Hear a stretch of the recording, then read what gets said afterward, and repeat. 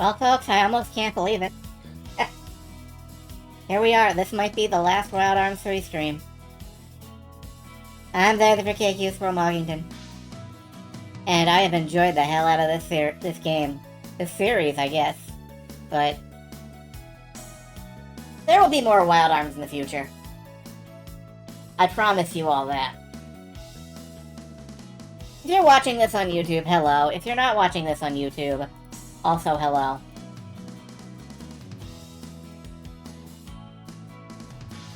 I got my stuff up on social media. Yeah, it has been many months, and it is been a good time. I have no regrets here.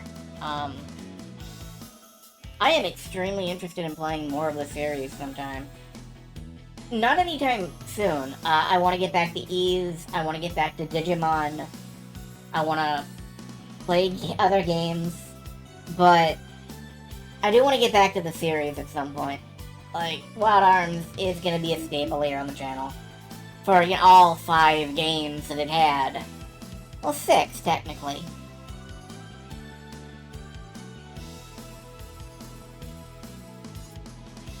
Don't know how I feel about Wild Arms XF on the PSP, but yeah, we'll find out one day. It's not gonna be not gonna be soon.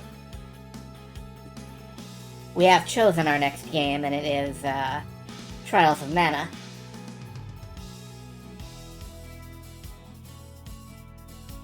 I do kind of wonder, like, what is the weirdest RPG I can get away with playing on here? Would it be like Final Fantasy Legend for the Game Boy? Would it be some weird RPG visual novel for the TurboGrafx 16? Would it be like Ultima? I kind of wonder what's the strangest, most obscure RPG I can get away with playing here. Knights and Fuckboys? You're kidding. That is not a real thing. That is not a real... Hold on.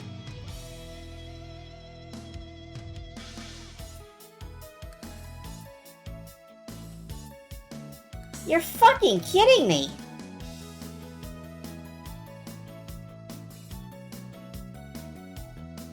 I don't think I want to touch anything related to the Five Nights series, because I think what's-his-face, the guy who makes it, is kind of an assfuck. But that sure is a thing. The Incredible Hulk text adventure. Oh yeah, that's like no problem. That's just your average Scott Adams text adventure. I could easily play that. Shut Up and Jam Gaiden, that's a maybe. It has some really edgy humor. I don't know if it... But yeah, I could play that. I have played that. I finished that. It uses the boss battle song from Blue Dragon for the Xbox 360. Staring off in your eye, showing you what you can't see. Something that I can't recall, stare into eternity. It is a fantastic fucking song, and I love it.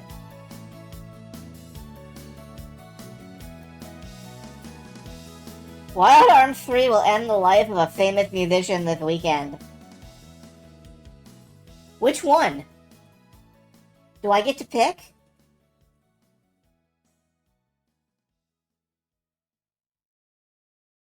Seventh Cross Evolution is on my list. I have no idea what I'm gonna do with that.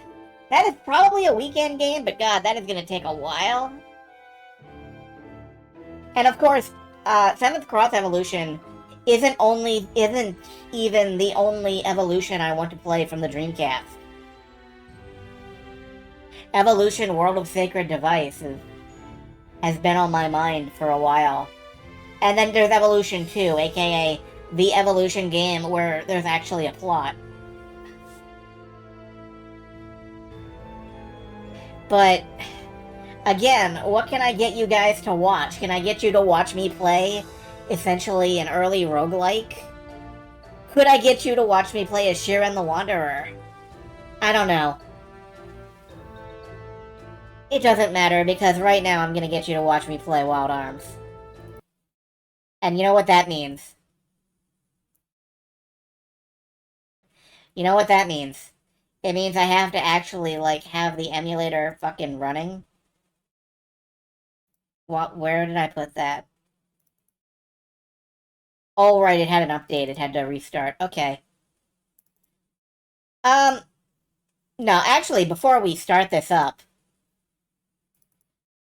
I do want you to look at the fact that Wild Arms 3 has 73 hours on record so far.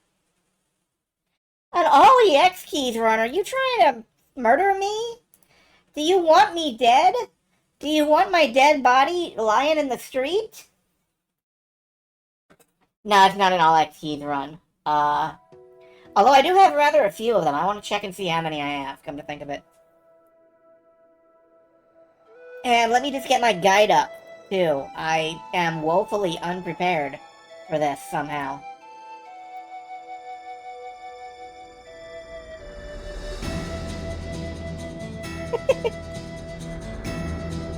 Alright,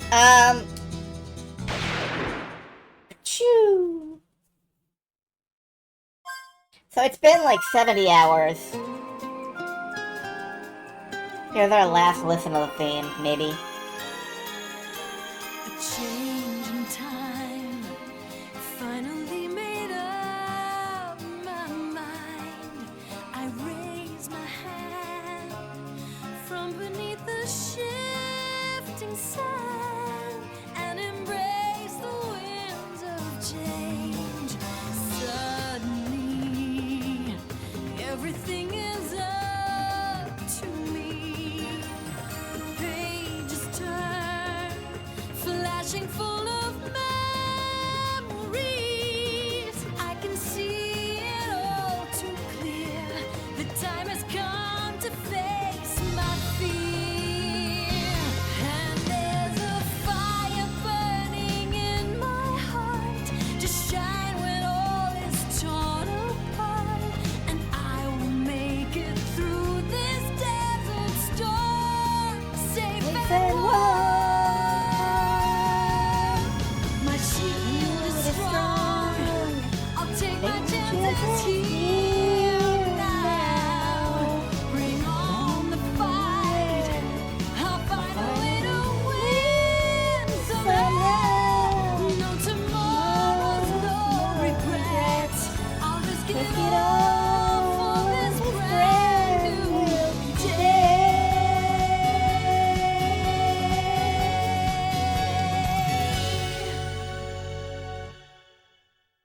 That's why I don't sing along with the opening theme. Ahem. So the first thing we have to do, honestly, is reconfigure my personal skills, because I have kind of a weird setup. Ice is frozen water. Yeah, you're welcome, thank you, I think.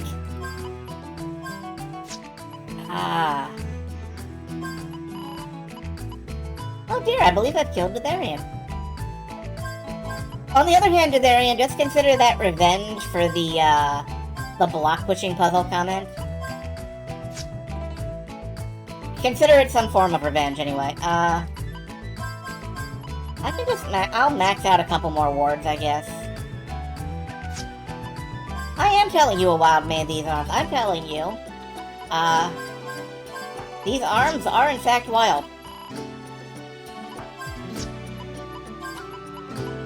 Anyway, I just have to reconfigure this stuff a little bit. We needed a full Dark Ward to cheese the hell out of a boss. And that's why we're at level 70 now. Focus. Yeah, focus. No, you know what? No focus. What did I do since last stream? I systematically hunted down every single chest in the game. Every one of them. I was exhausted. Alright, we need a quick rest. But the first thing we're gonna do is have the controller cut out. The first thing we're gonna do properly is we're gonna go beat up some pornography.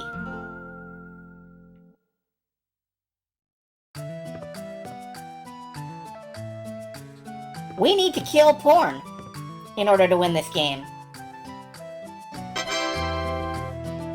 Thank you. So, we're headed to the Leyline Observatory. There is so much happening on this planet, and I'm sitting in this stone, and it's some sort of coffin. The same thing happened to me. The same thing happened to me. I too have been sitting in a stone coffin. Let's see, it's not a town, it's a dungeon. We're going to the Leyline Observatory, which is just north of here. Is that it? Maybe. Oh, here and... No, that's Doom to Obscurity. Ironically, Doom to Obscurity, I think was where I found one of the chests that I couldn't get to. Alright, here we are at the Leyline Observatory. We need to find a book.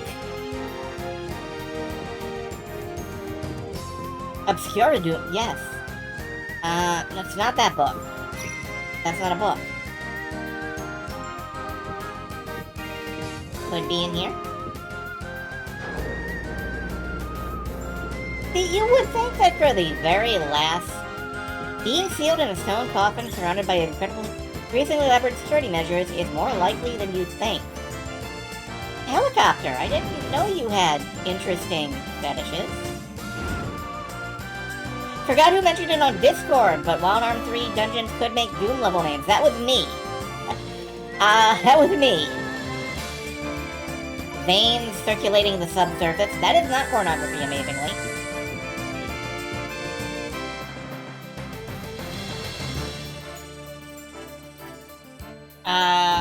We're looking for a book on a bookshelf, and I don't know where it is.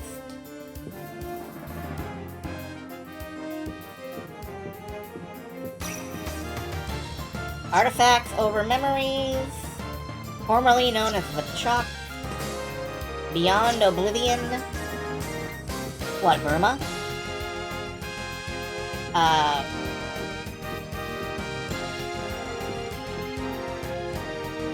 I'm so glad I prepared for this in advance, you know? Durin's Diary... Adult Magazine. Here we go. Migrant level 18 or above confirmed. This book contains stimulating material. The author takes no responsibility for the content. Enjoy at your own discretion. Do you agree to the above statement? I do. Let's show pornography on my stream.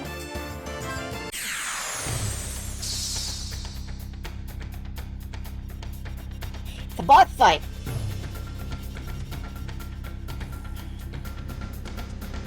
So...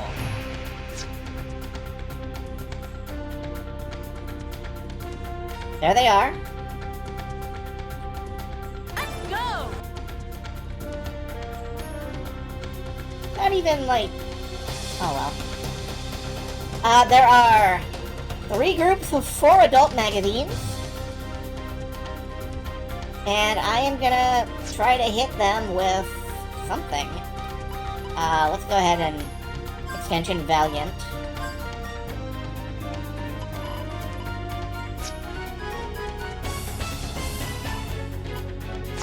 Yeah, let's go ahead and summon up,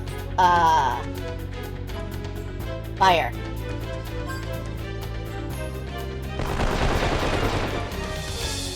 Sukubai. Too horny to pervert it. Oh, is that what Sukubai Mecha is about? Sukuban Deca. Anyway, to handle porn, you need a dragon.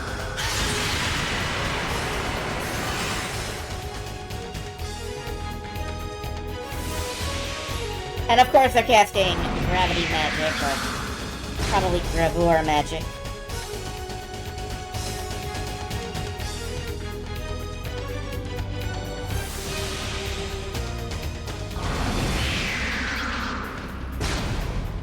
Oh dear, we're all gonna die, I think. We might all die, who knows?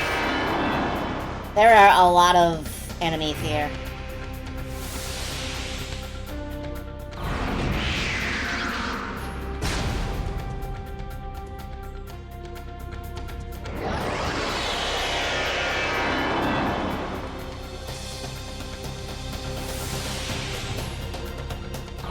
I was kinda hoping. Yeah, it's the weight of the situation.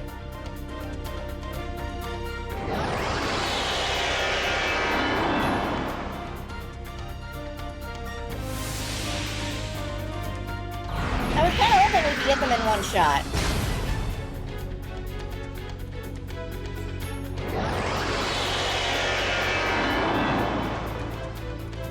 Unfortunately, it does look like we're probably gonna mostly die.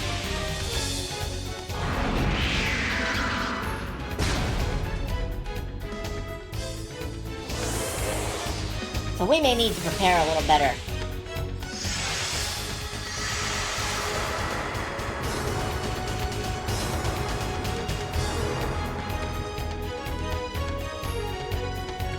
Alright,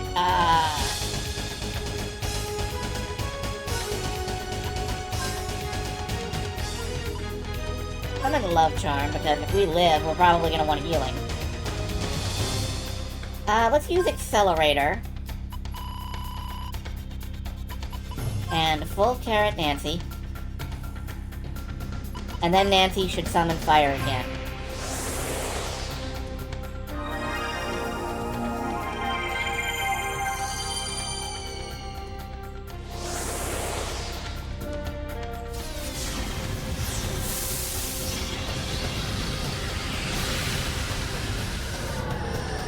If this don't work, I think we're fucked.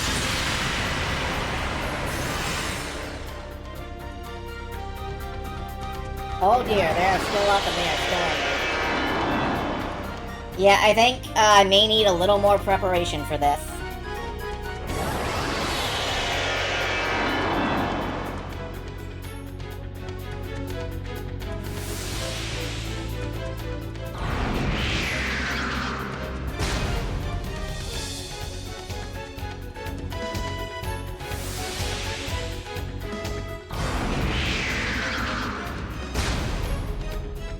And that is some ominous page turning.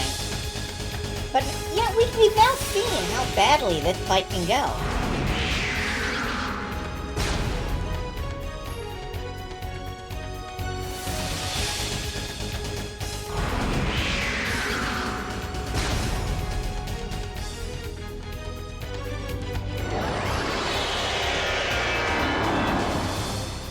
Yeah, it is 12 on 4.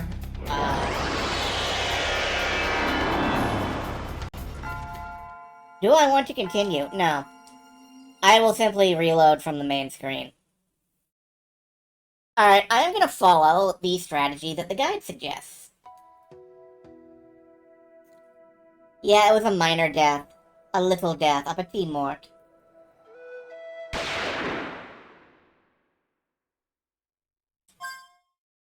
So, we got trashed. I'm just going to skip the intro song. Sorry, everybody. Alright. It suggests that we put Fiery Rage, Lust Jaw, and Aqua Wisp on Nancy. So, Lust Jaw, Aqua Wisp.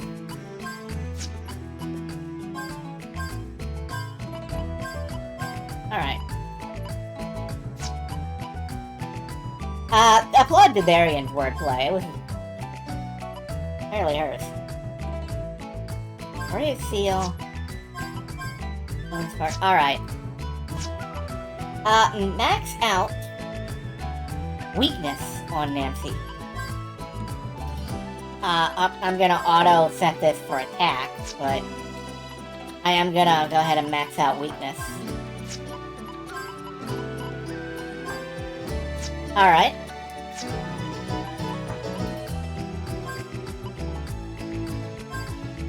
Come to think of it, I'll auto-set this for attack for everybody right now. We're gonna manually readjust it later.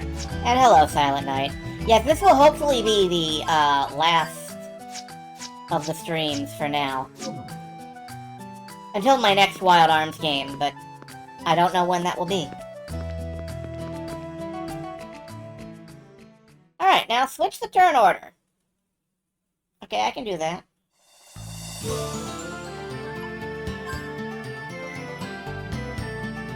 Can I have actually... No, I'm gonna have to switch the turn order, like, in battle. But that's fine. At least now we know where the damn book is.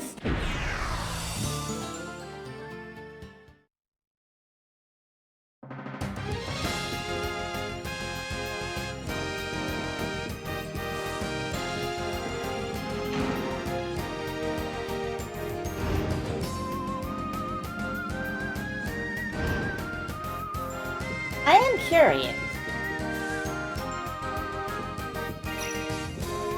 Yes, thank you for explaining the gag.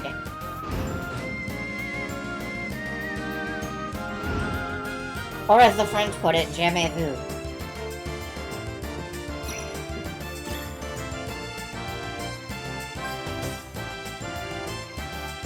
Alright. Let's fight the porn!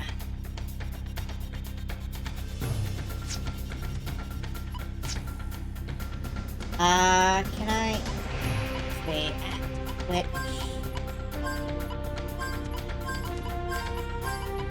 Action turn.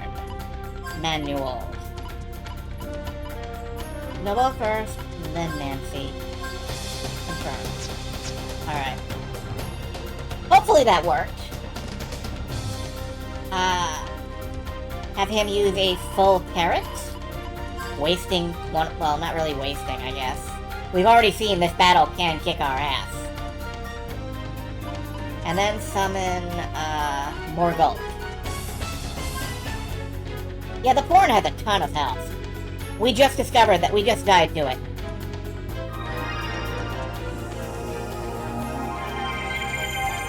So let's see if the weakness skill really helps that much.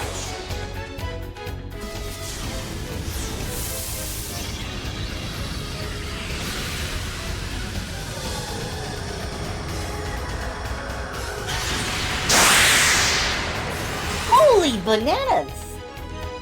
Alright. And that's how you flash fry pornography.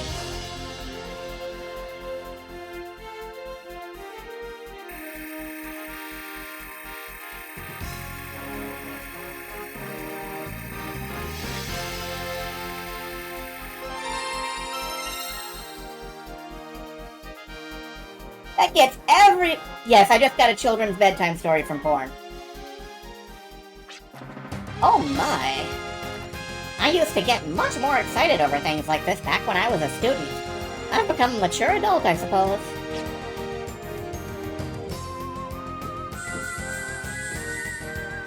And our reward is Torgo going, I ain't even hot over this. I got a wife. How many EXPs does that make for us right now? They are in here somewhere. Yeah, I was actually tempted to...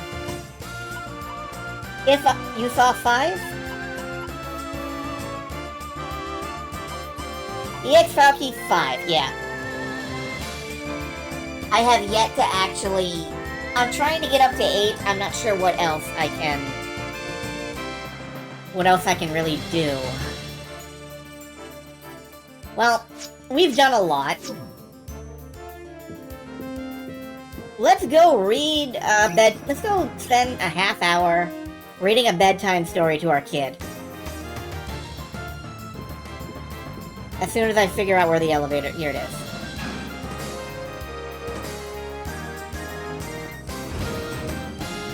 So yeah, I am not joking about this, by the way. I am not even joking a little bit. If you've got other things to do and you don't want me to be here reading you a story for half an hour, well, you know, you got other stuff. I understand. This is gonna be at least a half an hour, I think. I've got my water. I'm ready.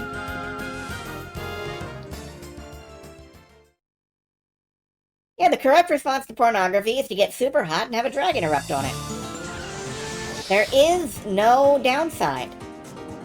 Anyway, where is... I forgot where town is. Hold on. Where do you live? Humphreys Peak, I believe. It's right up there. Ah, yes. Now go have a tea. Thank you all for participating in whatever nonsense bullshit this is. Does my dragon have autopilot? Why, no. You have to manually pilot your dragon.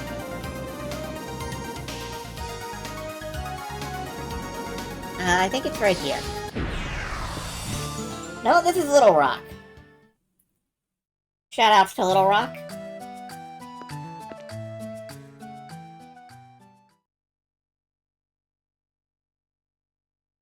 Thank you for the clip.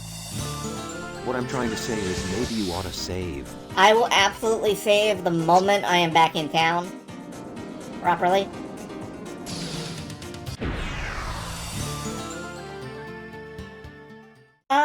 The Grav could be spun as that. I was thinking the Grav was a reference to, Gravor.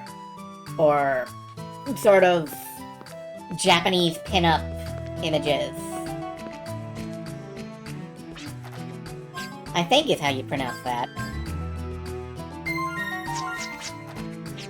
Now there is, before we go talk to Torgal's family, there is a little goblin man that lives under the bridge. Do you see that little door down there? Way in back? There is a little goblin man that lives in a secret tunnel under the bridge. It's exciting when you spread open a map, Gob Gob. It's also exciting when you cross off areas you've been to, Gob Gob. It's even more exciting when you complete the entire map, Gob Gob. Would you mind showing me your map, Gob Gob? You've completed 99% of the map. I wish I wasn't a goblin, so I can travel as much as you did, Gob Gob. Keep at it and try to cover the entire map, Gob Gob. Something good might just happen, Gob Gob. So if we fill out the entire map, so there are no little dark squares on it, we will get another EX key. The problem with that is,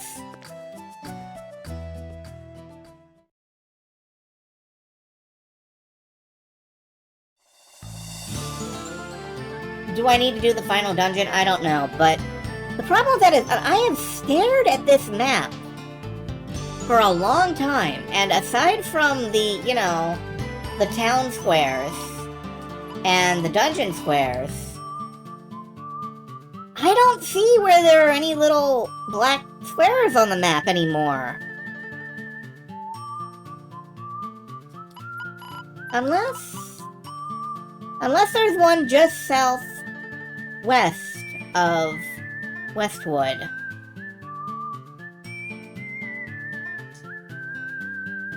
You know what? I'm gonna go look. Real quick. I'm gonna see if that is, in fact, a square of the map that we have not yet filled in.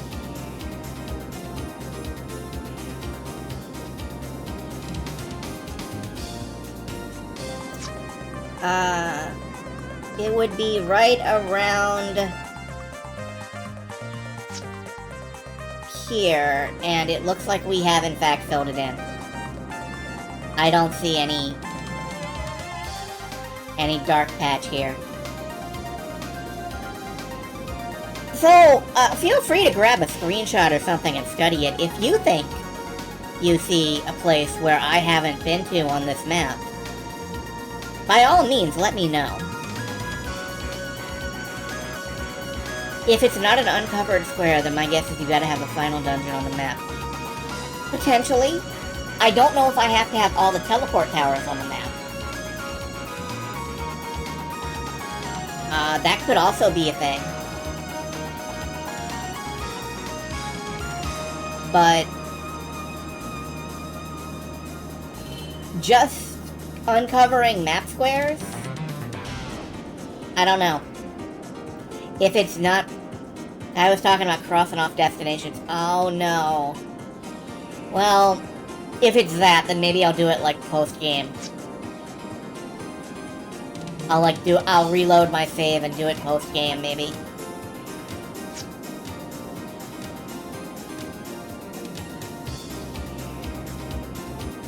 Anyway, let's go read a bedtime story.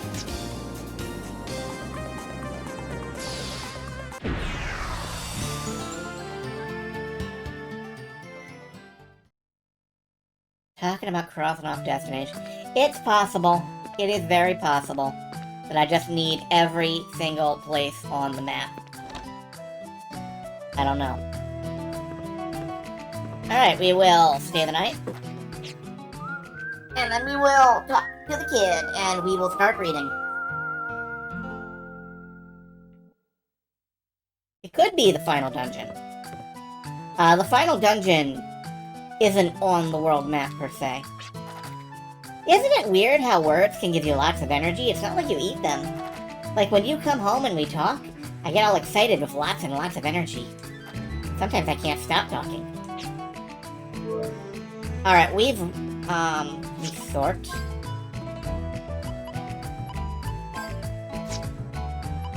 I believe we've read Adventure 1 to her. Can we do Adventure 2? A book! A book! Will you read it to me? Let's read her the story. Okay, but press the start button if you get tired. My grandma had a habit of saying, life is a strange thing, but it's very true. Just a recap. In the first chapter, Kid lost his toy airplane and discovered that it had flown into a vampire's castle. So he befriended this young vampire. My grandma had a habit of saying life is a strange thing, but it's very true. Even if the Crimson Noble legend is true that they are blood-feasting monsters, the castle library and the existence of Marivel was too tempting to resist. And the fact that all of this was my own secret made my heart dance. I couldn't help chuckling to myself while I read the basics of wind power. Are you reading something funny? Being caught laughing by yourself is quite embarrassing. No, it's nothing. She chuckled as I tried to compose myself in front of her. Jack, care for some tea? I would like to know what kind of lives humans live in this age. That goes the same for me. I'm interested in a Crimson Noble's life, too. Settled. Then let me call Red and Blue to set up the table. Marivel closed one of her eyes and snapped her fingers. These things are red and blue? Correct, are they not cute? Yeah. I just don't get what girls consider cute. I secretly sighed while watching a pair of spherical robots, one red and one blue, cleverly carrying a tray. Picking up a small marble-patterned plate of sweetness and a pair of teacups, they served hot tea for us. You've successfully immersed yourself in the story, Helicopter. We're having tea right now. Thanks. Their big eyes twinkled as if they said you're welcome. I guess they are kind of cute. Marivel took a saucer with a blue flower printed on it and gracefully carried a sweet to her mouth. Huh? Marivel, you're a Crimson Noble, but you can also eat normal food. Of course I can. Having tea and sweets is a lady's pastime. Is that how it is? Yes. Okay, then I'll go ask the girls in class about it next time. You do that. Blowing to cool off the hot tea, we engaged in a somewhat silly conversation. While taking in the sweet scent of herbs from the tea, I hurriedly bit into the sweet morsel which melted in my mouth. How do you like our sweets? Marivel asked with a smiley face. Close parentheses. Can I give you an honest opinion? Of course. It doesn't have any texture at all, and it's not that sweet either. I like it more sugary and crunchy. Hearing my answer, Marivel bristled and her eyebrows raised. No crunch? Not sweet enough? Of course not. We carry no such barbaric tastes in our blood. You said I can be honest. And I never said it tastes bad. It's really good, but it melts away in one bite. Don't you feel it should last longer? I have absolutely no idea what you're talking about. Then I'll bring some of our barbaric sweets next time. It's really tasty. I said with a dreamy face, remembering the taste of an old-fashioned apple pie the lady down the street made for me. Alright, I'll try it if you say so. Smiling bitterly, Maribel looked at the clock on the wall and then turned towards me. Isn't it time you should head home? Your parents will worry. Oh, it's alright. I only live with my grandma. Besides, she always says boys should be more adventurous. I tried to keep it cheerful, but her red eyes turned a little worried. I see. I'm sorry to hear that. Don't worry about it. I might have sounded rude, but I hated receiving sympathy. I know it's childish to think so, but I'm still at an age where I can have a little leeway, right? But I should probably go home now. Grandma shuts me out for dinner when I'm late. Very well, then I will see you out. That's okay, I can go back on my own. Using the soft, springy cushion on my seat, I stood up. Come back again! Waving goodbye to Maribel as she cleaned up the tea set, I ran outside. The north wind stings my cheeks. Shivering from the cold, I looked up at the sky and saw the thin moon between the mountaintops. Oh no, Grandma! I said with a whimpering voice. I left late at night to Crimson Castle again, but she already found out when I came back and gave me a spanking. I forgot that Grandma sleeps early at night, but wakes up even earlier in the morning. Call me stupid. Yee! As I fell flat on my desk, a blue satin ribbon waved in front of me. Good morning! Cursing silently in my head, I looked up at the cheerful voice. Just as I expected, there stood my only classmate of my age, Violetta Bubka. Bubka? Bubka, okay. From the outside, she looks like a cute girl with her blonde hair and a layered bob. In a layered bob, she gets mad when I say it wrong. I would get mad at me too, I just called her hair a blob. Matched with beautiful blue eyes. She moved from a big city last year to her father's hometown, Quartley. So she is way more elegant than other girls, but she had an attitude from hell. Good morning. What is it? Violetta widened her nostrils as I answered in a snotty tone. Well, you're in a bad mood. Not nice to someone who brought you big news. Let me guess, you brought a new ribbon or something, right? Violetta was a bit mad at my negligent attitude, but she said, hee-hee! A transfer student of our age is coming today. That is big news. I straightened up and looked at Violetta. No kidding. Is the transfer student a he or she? It's a girl, as far as I can tell from the distance. She's too cute a girl to be a match for a monkey like you. I never asked you anything like that. A girl, huh? I was a little disappointed. If the new student was a boy, I could have made friends to work on the craft together. Contrary to what Violetta said, the student called in by the teacher was a boy, but... Wow! I saw why Violetta mistook him as a girl. Pretty green eyes and a cute face, fair hair, hands, and skin that hadn't seen much sun. What can I say? Give him some skirts and he'll look like a girl. I'm really disappointed. That's sexist. I don't think he's the type that will understand my love for aircrafts. Glancing over the class, with all the girls blushing and whispering, Violetta blushed up to ears, her mouth wide open. I just felt dejected. He introduced himself with a tense voice. My name is Reese Farlane. Nice to meet you. Hi, Reese. What's your favorite hobby? Violetta raised her hand, still blushed. She's probably trying to impress him before the other girls snap out of their crush trance. I play violin and I enjoy reading. Wow, he must be straight out of a romance novel. Ignoring the buzzing class, the teacher tells Reese to sit next to me and starts the lecture. She even whispered to me, look after him, understood? I don't mind, but how does Reese feel about it? I shook my head slightly and placed my textbook between me and Reese. He shuddered briefly at the ruffling noise. Can I share your textbook? That's what I meant to do, I nodded bluntly. Keeping his distance as to not invade my space, he peeped into my textbook. You don't have to be so hesitant. Reese shuddered his shoulders again. Yeah, but this is my first time.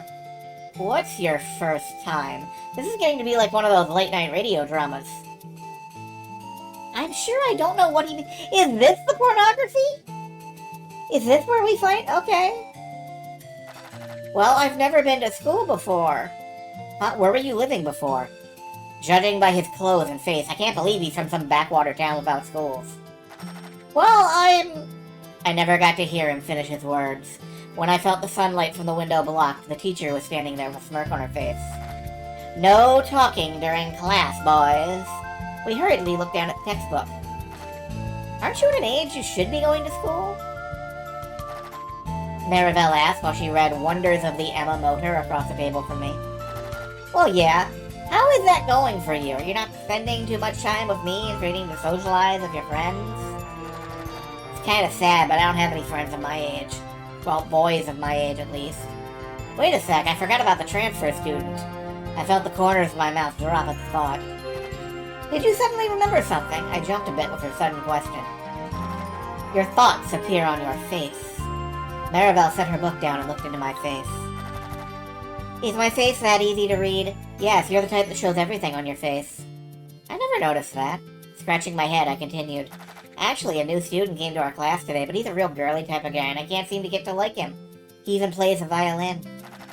That's a tender subject, answered Maribel, twirling a pen in her hand. But it is such men that possess a strong manly sign to appreciate the finer things in life, no matter how many call them girly. Is that really how it is? I don't think so. That's how it is, see for yourself. With that remark, Maribel laughed. That was fun.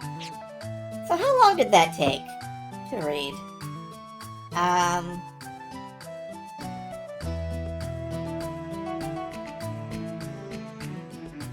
We're gonna be here a while if I read all 11. So, I'm gonna put it up to you guys. Read the entire thing, or get on with it already.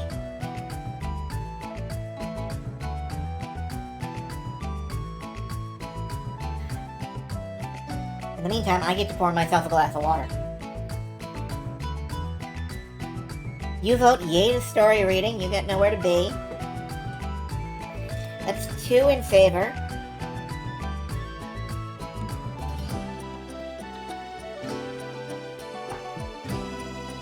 Alright.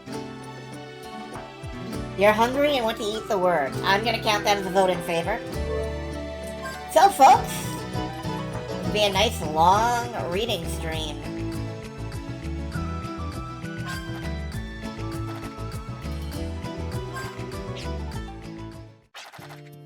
Class finally ended for the day. Reese, you really look like the pianist Karina Fairlane. What she does has nothing to do with me. So you're really her son? Hey, can you get me your autograph? I'll even pay you for it. I packed up my books into my bag as I watched Violetta and her friends surround Reese, wearing a helpless look on his face. I understood Reese's feelings about not wanting to talk to others about their mothers. I would have stopped them, but I'd already promised to meet Maribel today. Toting my canvas pack, I headed out the school gate. I think I forgot something. I stood there trying to think about it, but since I couldn't remember, it probably wasn't that important. With a light skip, I headed for the sweet shop. I was gonna buy that apple pie I promised Maribel. Counting my coins, someone pulled on my sleeve as I was about to take the steaming apple pie. Uh-oh, could it be my teacher? As I timidly turned around, Reese was standing there with his hands on his hips. You shouldn't buy sweets after school. Oh, it's you, Reese. Let me go, please. I playfully put my hands together and winked at him, but Reese looked at me with a stern face. No way, it's against school rules! Darn, why is he being such a goody-goody? I pulled my sleeve away from him. Don't be so picky, you're getting on my nerves. I just wanted to... You... He flinched away, but rebutted in a small voice. I can't hear you, speak up. I took the pie out of the lady's hands, who was taken aback by our conversation. Reese called my name as I ran away, but that voice was soon lost in the distance. The soft sunlight falling on the rooftop deck was clear as glass. The sky above us was as blue as a robin's egg. As I enjoyed the sun bath, Maribel cast a side glance at me. If it was winter, the sun would have set already, grumped Maribel, as she looked up at the sun through her sunglasses. She's also wearing a costume today to shield her from the sun. Yeah, probably, I answered passively as I held the craft in my left hand and measured the wing with my right fingertip. There's no sincerity in your words. Not answering that. I aim the craft at the sky. The sound of my heart pounding rings in my head. I heard Maribel hold her breath. A gentle east wind blew on my cheeks. Then, feeling a gusty wind coming, I let the craft go with a holler. Go! The craft sliced through the winds and flew down with great speed, down into the inner court of Crimson Castle. The autumn sun fell as I searched feverishly for the craft. Wandering around with a lamp that red and blue lent me, Maribel, who was out of her costume by now, called my name. Jack? We stood there silently as we looked down into the beautiful mosaic-patterned fountain where the broken craft lie. What did I do wrong? I mumbled to myself as I stepped into the fountain and picked up the craft. We'll look into that later. Jack, you'll catch a cold if you don't come out of the water, said Maribel with a kind and gentle voice. When I thought about it later, it was that kindness that triggered it, but at that time I was stupefied by the sudden tears gushing from my eyes. Jack? Maribel called me with a wondering tone as I stood still in the fountain. Seeing my face, she slightly held her breath. Thankfully, she didn't say a word.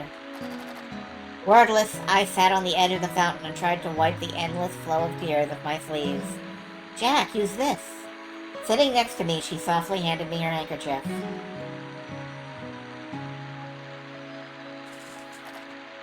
Will you listen to my story? She nodded quietly. I'm obsessed with aircraft because a long time ago, my mother, who's a migrant worker in Slayheim, bought me a model aircraft as a gift. Maribel's face was hidden from the backlight. So I was always playing with the aircraft. I started modifying it so it can fly further, and it made me feel as if I could fly with it to my mother. But I always fail.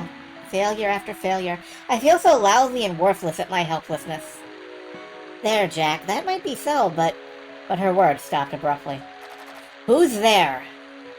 A small scream was heard from the shadows, surprised by Maribel's incisive voice. For a moment, complete silence fell over the area. Maribel stood in front of me and yelled, "Give up and show yourself!" Out from behind the bushes came Reese Farlin. I'm sorry, you've forgotten your homework, so I wanted to hand it to you. All the blood in my body rushed into my face. Of all the people, he had to be the one to listen in. You've been eavesdropping. My earlobes were hot from embarrassment. I didn't mean to. The pounding vessels in my head blocked his words. Reese continued to apologize, but I pushed him aside and ran to the transporter. A sudden rush of weightlessness struck. The next second, the world turned white. A week went by. I completely ignored Reese, who was giving me an apologetic glance every once in a while. I wasn't happy about the fact that he got to know Maribel after that, either. I thought to myself, hey, grow up. But I'm still just a kid. Today, Maribel promised to fix the noise on my grandma's radio. Tossing my textbooks into my pack, I saw Violetta coming towards me. Hey, don't rush so much or you'll... Hey, Jack, Reese is gonna come to my house and play the violin for us. Would you like to? Ah! Just as I thought, Violetta tripped on my pack, which contained my craft and the radio, and crashed loudly. Violetta! What's with the scary look, Jack? Fine, I'll pay for the damages. It's just a cheap toy. Why the nerves? Something snapped inside of me. It's not about the money. You know how much effort I've put into it. You know how much I treasure it. Hey, is it something to get that upset about? It's just a piece of junk, no matter how you look at it. That's not the problem, you spoiled brat. I continued in my head as I stuck my shaking hand into my pack. As I expected, the craft was broken into bits. Luckily, Grandma Dahlia's radio was undamaged, and its mahogany finish glowed in the sunlight. With both bitterness and relief mixed together, I stood up without saying a word. Maribel invited me into the underground laboratory today. Now this is amazing! There were many kinds of monsters inside water tanks lined up against the wall. It was an unearthly sight. This one can only live underwater. Can you see its lungs? The vermilion over there, contrary to its appearance, has a refined taste for good music, and will behave itself when you play some music for it. Boy, that's amusing! Maribel walked up to a metallic workbench and stopped. Dear me, I forgot to call my assistants. I'm going back to get red and blue, so stay right here. Don't touch any of the machines, Jack. I knew she was having fun showing me around, but to be so immersed to forget about her assistants? Okay, I got it. She gave me a worried look as I chuckled, but turned around and went up the stairs. I immediately touched some of the machines. This place is really something. I looked around again at the seemingly endless rows of specimen tanks. The moonlight passing through the water tank lit the whole place blue. It was unreal, even mystifying. Releasing my breath, I leaned against the wall behind me. Then, along with a small alarm, a plate full of switches came rising up. What is it? Did I push a button when I leaned back? Anyway, I better put this thing back before Maribel returns. I approached the panel and tried to push it back into the floor. Then suddenly, I literally jumped by the silent alarm. That's not a grammatical sentence. Oh well. Well, what's the matter? Maribel came dashing into the lab, holding a toolbox in her arms. Acknowledging what happened in the room, her face immediately turned blue. Jack, why did you release the monster? What's that? I just tried to push this panel back in and the vermilion is out of its tank. What? This is bad. If it gets to the transporter, it'll attack the town. Oh my god! I felt the blood draining from my face. Maribel, can't we do something? Jack, I'll activate the device to put it back in the tank with red and blue. I'll come after I'm done. You try to stop it from getting near the transporter. I got it! I ran up the stairs, skipping a step with every jump. The footprints in the court headed straight for the transporter. Despite its lumpy appearance, this monster is pretty darn smart. Darn it! Cursing, I followed its footprints to the transporter, a bad feeling brewed in my heart. Materializing at the outskirts of town, I ran full speed after the monster. Under the moonlit street, I found the monster confronting Reese and Violetta. Turning towards them, it opened its large mouth gleefully to feast on its terrified prey. As my brain shook with despair, the words Maribel said earlier struck me like lightning. It will behave itself when you play beautiful music. Reese! Play the violin! Jack, why are you here? Violetta, I'll explain that later. Please do it, Reese! Please, Reese! I clasped my hand together and prayed. Reese readied his bow with a flowing swing. A moment later, the violin started to sing. Yeah, not just music cues, bespoke illustrations.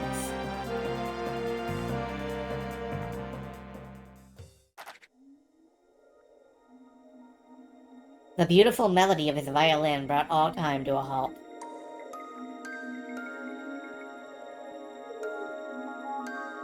His violin? Your violin sounds funny, Reese. Like a cat fawning over his master, the monster let out a small cry and crouched in front of Reese. At the same moment, balls of light like fireflies covered the monster. The silhouette of the vermilion slowly faded away. When I looked around, I found Maribel's blonde shadow by a tree. I pointed my thumb up. Returning the thumbs up sign, she disappeared into the darkness.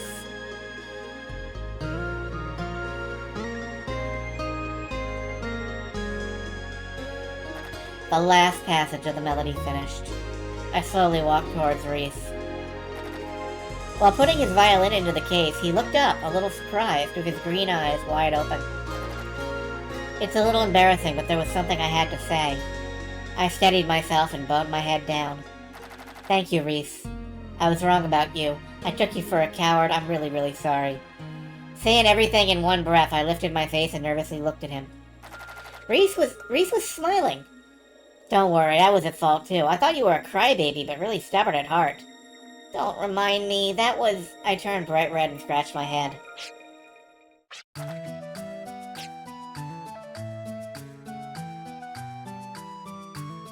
That was only like 10 minutes. Yeah, we can get through these. That was Adventure 3, here's Adventure 4.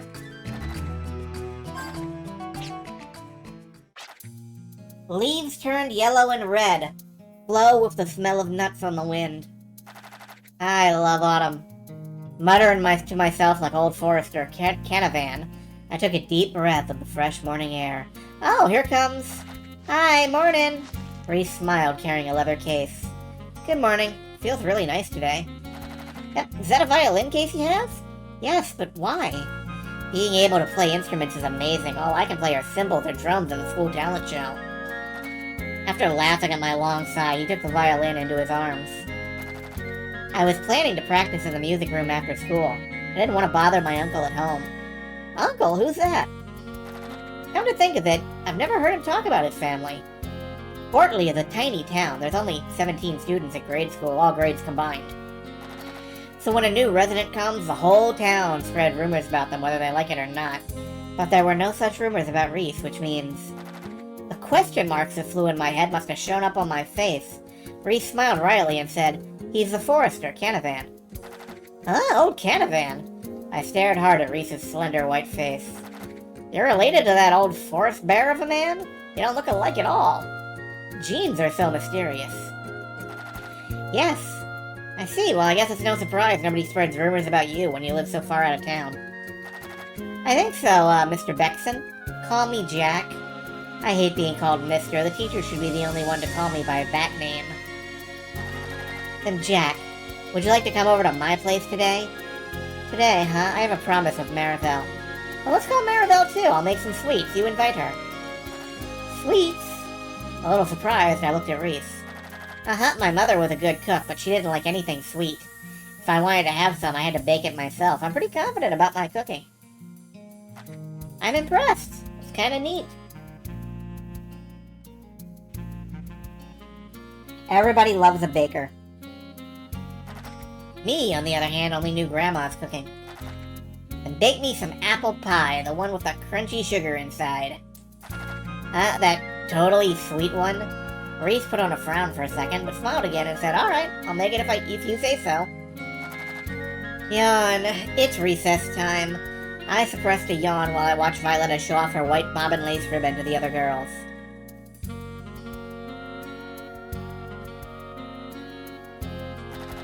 Does it feel so good to be envied by others? Grandma said all girls are like that, but I can't relate since I'm not a girl. "Violetta's cute, isn't she?" Reese whispered next to me while I rubbed my sleepy eyes. "Huh? What's so cute about her?" "She's kinda nice and innocent." "Innocent, her. You probably think so because she likes you." I gave a lukewarm response with chin in hand. "No, it's not that. Besides, I'm used to having girls liking me." You say the wildest things sometimes. I thought my jaws were gonna drop off. I had to admit, it's a pretty ribbon, though, I thought to myself as I watched the girls frolic.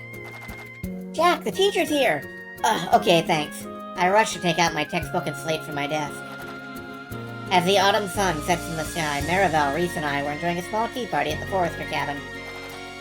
"Say, you told me before you'd never been to school, but your grades are pretty good." "My mother's co-workers taught me." "Co-workers? Was your mom a teacher?" I put my hand up to my chin. "No, she belongs to a band of musicians traveling across the country." "It's no wonder you're such a well-rounded young boy. Your apple pie was excellent, too." Maribel smiled, with whipped cream still on her lips. "Was it good? I'm glad. It was my first time baking apple pie, so I wasn't too confident." Reese's face brightened up. "Aye, the sourness of apples mixes well with the sweet brown sugar," said Maribel as she asked for seconds. "Thank you, I'm delighted." As Reese tried to slice a new pie, the door opened with a loud crack. Under the moonlight stood Violetta. "Violetta, what brings you here at this time of night?" Violetta answered as Reese panicked. "My ribbon was stolen, so I was looking for it and heard a stranger was seen at Reese's place." "Wait, you're telling me my guest is the culprit?" "Well, I can trust the people in town, but Violetta, that is way too rude." Calming Reese down, Maribel stood up without making a sound. "I have no need for such a thing. I seek not what is inferior to what I already have." Ooh. That's gonna start a fight. Then she took out a ribbon from her bag. "That's so..."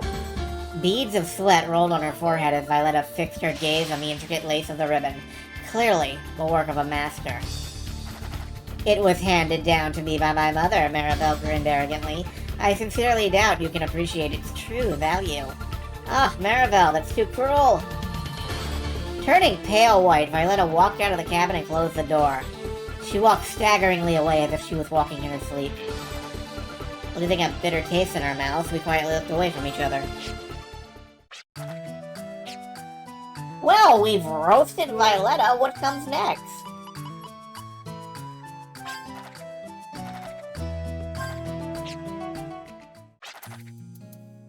You get the feeling that it's deep into autumn when gelatin flowers bloom. I looked back at Reese's voice as I walked, picking the fallen leaves. Yeah, it's gonna start snowing soon. They even say November is snow waiting month. Is that so? Sure are smart. No, it's nothing like that. I've never seen snow, so I'm really looking forward to it. I just thought of snow waiting month because it seemed appropriate. When it snows, Grandma makes me shovel the snow off the roof. I don't look forward to it that much. I guess living in snow country has its own problems. Reese laughed and shrugged his shoulders. Then his smile suddenly froze. Huh? What is it? I tracked his line of sight as his lips trembled. Focusing my eyes on it, I gasped. Reese was looking at the headlines from the station newsstand. The headline read, Popular pianist Karina F. in love with Slayham Orchestra violinist? You look exactly like your mother, Karina Fairlane. Violet's words from some time ago crossed in my head. Could it be? I quietly peeked at Reese's face. His big eyes were all misty. I couldn't stand watching him so sad. You want to go see the snowplow that's inside the station engine house? Mission failed. I didn't want to make it seem like sympathy, but it came out too blunt. As I clicked my tongue looking off to the side, Reese rubbed his eyes and smiled gently. I've never seen a snowplow. Alright then, good timing, although it would have been better if we could see it moving. It's got a pointy head and it shoves all the snow off flying like this. It's really cool. I kinda over-exaggerated it. I'm not good at explaining, okay? But continued to describe it to Reese. Really? It makes me want it to snow even more. Oh? Reese stopped walking again. Hey Jack, isn't that Maribel? Reese pulled his hands out of his pocket and pointed towards the station platform. You sure? Why would she come here?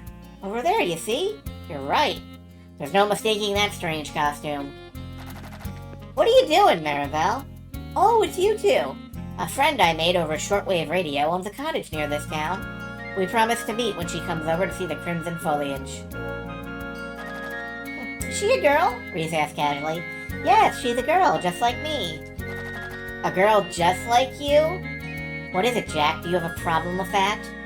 Well, I continued to say no, but the steam whistle blew over my words. Maribel waved her hands at one of the passengers getting off the train. You there! You must be Anastasia. Hearing her name called, the lady turned around slowly. Her long black hair gently swayed, and I smelled a nice fragrance. Wow! She was a beautiful young lady, about 3 years older than me. The beauty mark under her eyes makes my heart thump. I tried to hold myself while my heart beat loudly.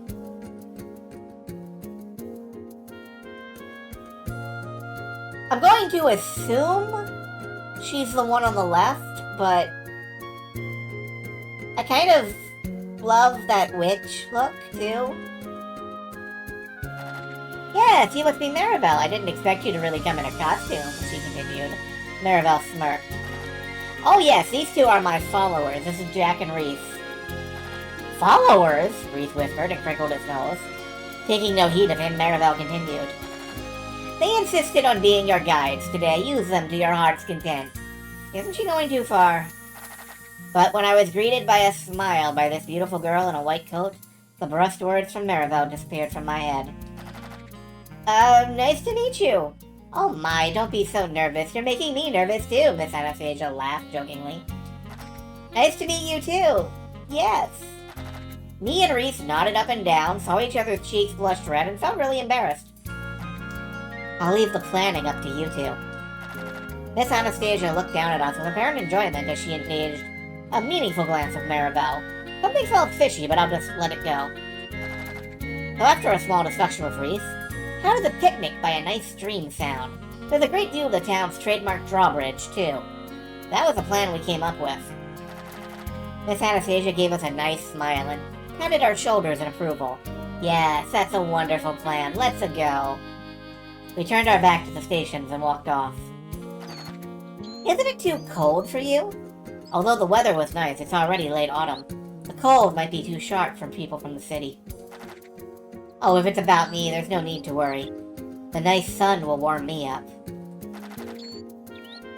Scones, sandwiches, and apple pies arranged on the mat looked luscious scents. Rolled luscious scents that increased our appetites. My, they look delicious, Miss Anastasia laughed appreciatively. Maybe Miss Anastasia is, in fact, the witch-looking lady. I don't know. Either that or they're about to... They are hungry looking. I'll just say that.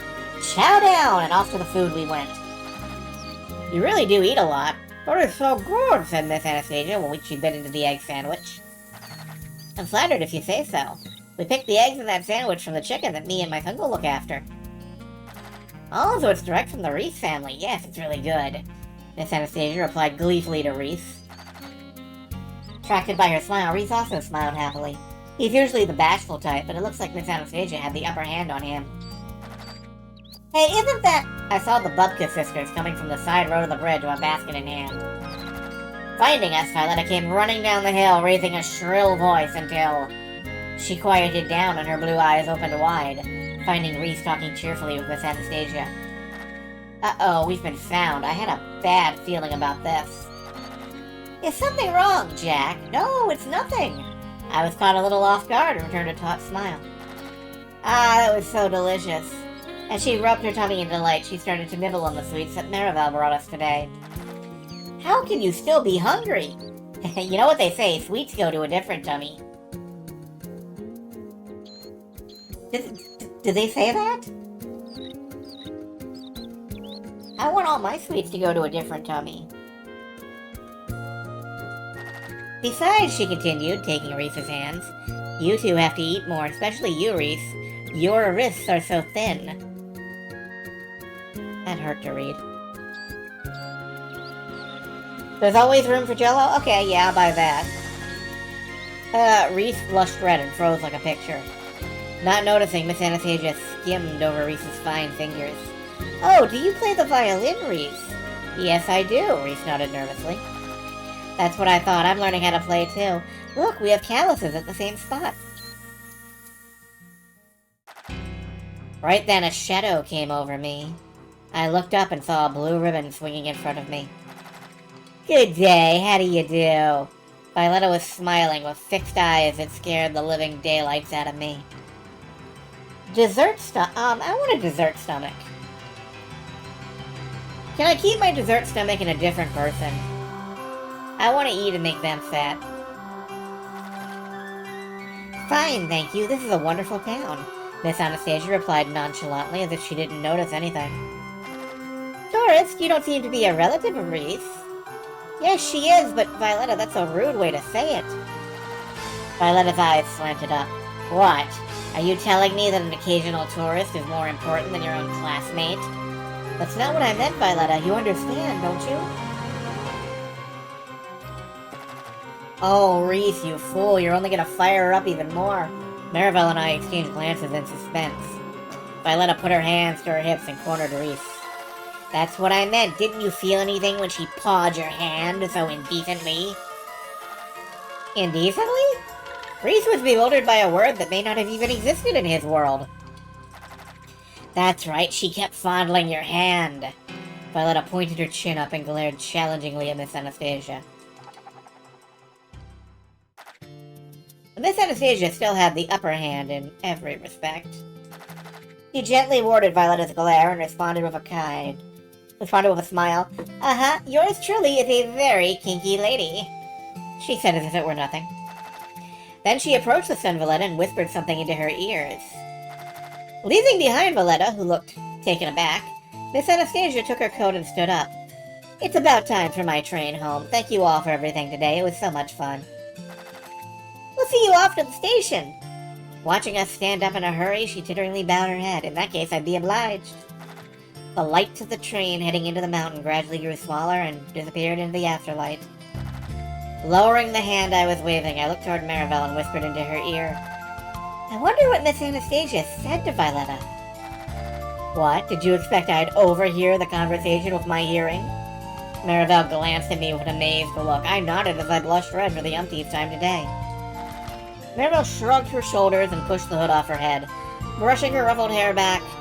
Well, I guess I can tell you. What she said was, if you really like him, be more honest with yourself. Oh, that explains it. As I nodded deeply, Maribel sighed and left me with riddling words. I wish she would have said those words to you as well.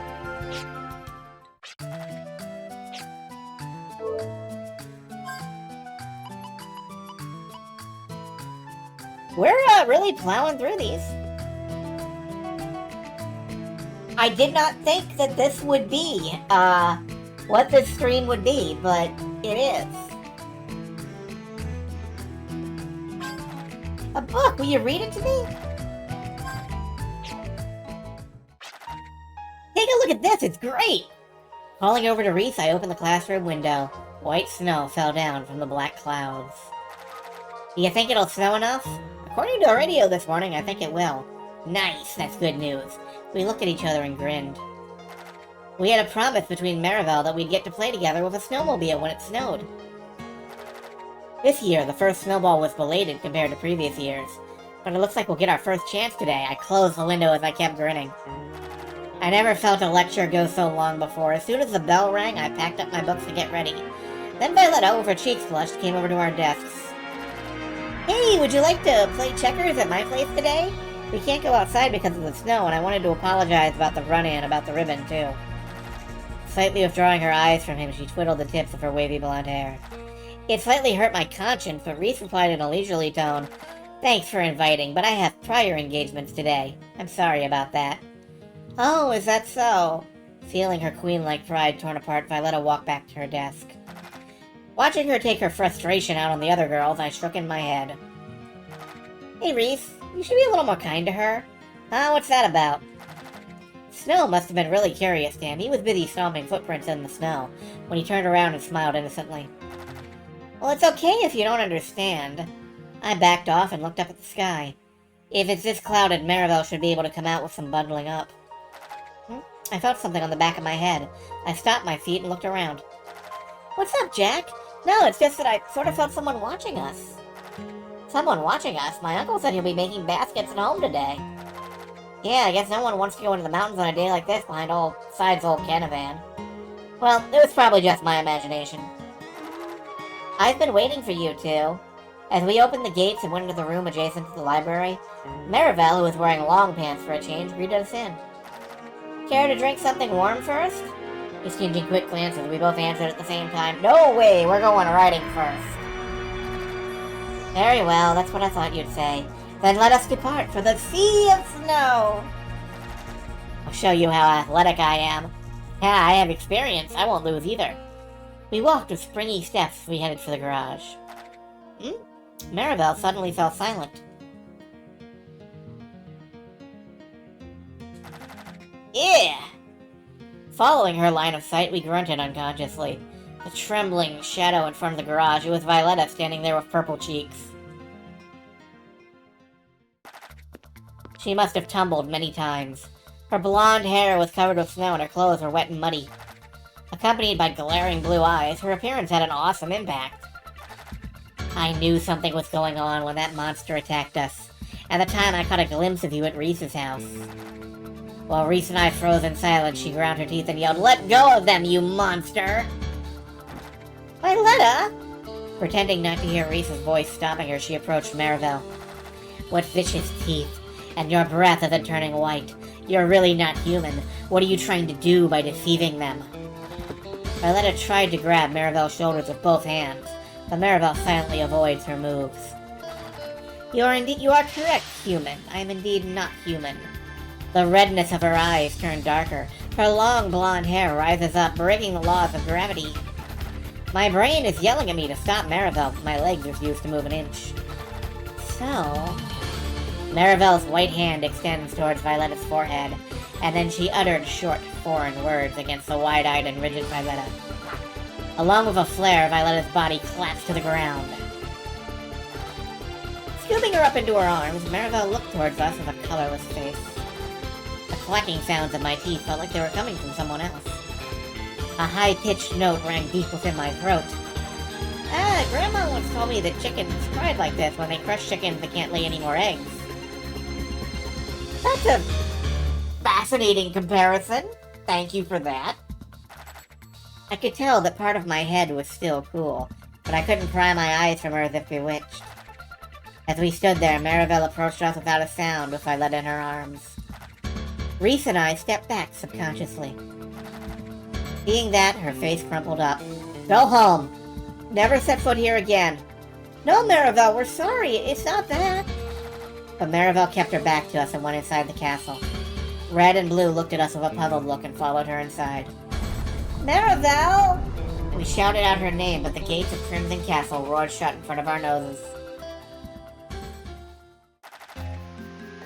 The noise of sleet rattled the roofs in the afternoon. Did you finish writing? Reese, wearing a blue apron, came peeking in while stroking his neck. Hey, cut it out! I dived flat on the table to cover the letter from Reese's eyes. Don't worry, I didn't see it, but is your aircraft really strong enough to fly over the castle wall with a letter strapped to it? That's not nice. Have more faith in your airplane specialist, the one and only Jack. You say faith, but can't you fly a plane with a message on it through the openings of the castle fence? I guess that would be easier. As I went into deep thought, the sweet smell of roasting apples and cinnamons came trickling into the room. Roasting cinnamons. I've never heard anyone use cinnamon plurally that way before. Did you sprinkle a lot of brown sugar for me? Those are your tastes, Reese said coldly, and started to whip the cream. You're putting whipped cream on it? Ah, it's the best! As I drooled at my thoughts, Reese looked at me with an appalled look. Hey, weren't you going to show Maribel your sincerity? Yes, Maribel refused to meet with us after that incident. Reese and I racked our brains together to come up with a way to apologize to her. His plan was to bake her an apple pie. My plan was to write an apology letter and fly it to her with my plane. I took my teacher's advice. Do what you want others to do for you for others. Do what you want others to do for you for others. Yeah, okay. For this plan. But I honestly had no idea how Maribel would feel about it. I guess she hated us thinking that she's a different thing from us, too. Your place feels really cozy, I said, as I calculated design patterns of a long-distance, flight-capable paper aircraft on grid paper. You think so? It smells great. The cold from the snow doesn't come in either. I agree. I like the smell of moist cypress logs, too. Reese replied while peeking into the oven. Just then a loud noise came from the door. What's that? As we watched the door in surprise, the door creaked open. Crash, apparently. There was Mr. Canavan, owner of the cabin, standing with his hands on his head. Ow! My leg slipped on the sleet! Old Canavan growled like a bear as he shook the water off his fur overcoat. You slipped? Are you alright, Uncle? Tapping Reese's head as he brought over a towel, Canavan gave a hearty laugh. Oh, I'm alright. The door might have cracked, though. By the way, Reese, where's that good smell coming from? Canavan sniffed his nose and grinned. No, it's not for you. That's for a gift I'm taking over today. To the little lady at Mr. Bubka's? Not knowing how to answer Canavan, we lowered our eyes. Violet has been cold to us ever since that incident. It seems her memory of Crimson Castle has been erased. But it's no wonder we've made her mad because of it. What's the matter? Was I wrong? Yes, it's someone you don't know. Say, Uncle, you're home early today. Ah, the sleets have been falling down. It's melting down the new snow from yesterday. I packed up early before an avalanche starts up. For real? Is this house safe? Jack, you're a worrywart. Avalanches start far deeper into the mountains. The snow forest here will stop the snow long before it can reach here. Reese and I faced each other. Say, would a big avalanche be dangerous even if it were a great castle? Let's see, it depends. Avalanches have great power. There was a 300-yard wide snowpack that slid down across a 2-mile perimeter before. When a big one like that comes down, no building is safe, said Canavan as he took out some sherry from the cabinet. So that means... I think she'll be safe with all those advanced technologies, but... Is it... We grit our teeth and run out of the cabin. Hey, wait, what's up with you guys? Canavan yelled with a bottle in one hand. Reese replied back, still wearing the apron. Sorry, Uncle. Don't worry. We'll be right back. Running through the muddy mountain road, we ran, slipping into the transporter to the castle. Lucky for us, the gates were unlocked and we ran into the castle and stopped. Maribel! Where are you? Our voices echoed through the creepy stone walls of the hallway. Whoa! Jack, Reese, Maribel was there holding her forehead, blinking her eyes in astonishment after crashing and landing on her rear. Red and Blue hovered next to her, holding a ladder. Why did you come here on a risky day like this? Maribel was mad, with her long hair brisked up. Canavan told us an avalanche was near. We thought you might not know, and barriers to stop avalanches are standard issue for us Crimson Nobles living for thousands of years. That's true. Sorry, Maribel. I guess it was nothing for us to worry. We're sorry. She stared at us with her face red from anger. What I'm angry about is why you two came all the way out here, putting yourselves at risk. Her red eyes, which glowed like red flames, were fixed on us as we shrunk even further. But we were so worried. Yeah, we thought if we lost you, we got scared and... Fools, Maribel said with a small voice. Fools, both of you!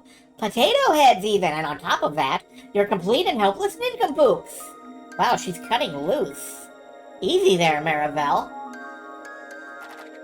Contrary to her words, her face blushed red and looked away. Continuing to speak in a tiny voice, so there's no way but to guide you to myself. Maribel?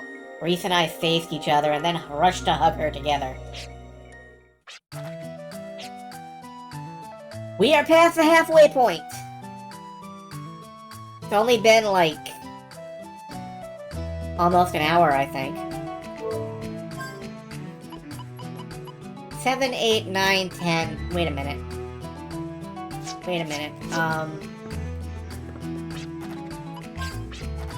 While I was cleaning your room, I found this book from the bottom of all your research material.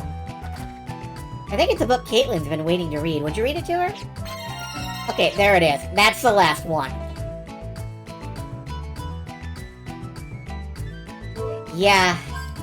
I'm glad you're all enjoying this. It gives me faith and hope and optimism for when I play visual novels. Because I will play visual novels at some point.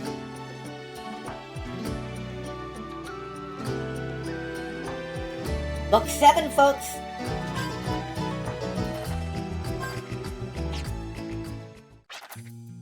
Man, I need some sleep. Rubbing my eyes, I jumped out into the sun. Yeah, I'm sorry, you did what? Okay. We came to Slayham by carriage to cheer for Reese at the violin contest, but... my internal clock is out of sync. Maribel, wearing a costume, also got out of the carriage, wobbling. Are you two alright? Reese's deer-like eyes opened wide with concern. I'm alright, don't worry. Maribel waved her hand slightly.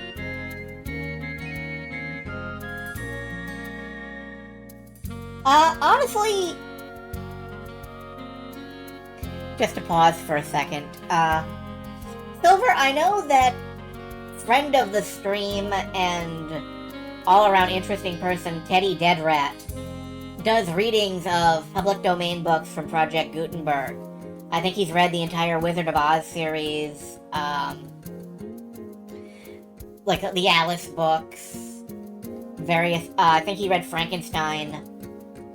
And I mean, if that's something you folks are interested in, I too would be happy to do read-alongs. I'm just, you know, I'm always concerned when we get text-heavy around here. I know that more interesting stuff is right around the corner. You could always click away and go watch something else. Anyway. You shouldn't have stayed up so late. Please try to at least keep awake when my turn comes around. I told you not to worry. You're not too convincing when you're about to get run over by a carriage, Maribel. This city is always so noisy. It never changes. Reese frowned as he supported Maribel's back. My impression is a little different. When I think about my mother who lives here, it pains my heart. It makes me want to ask why my mother abandoned us to live in this city. Really? There's nothing good here. I like Courtley a lot better. Maybe so. Oh, is that the concert hall? Alright, let's go. Seeing Reese's face shine, I smirked.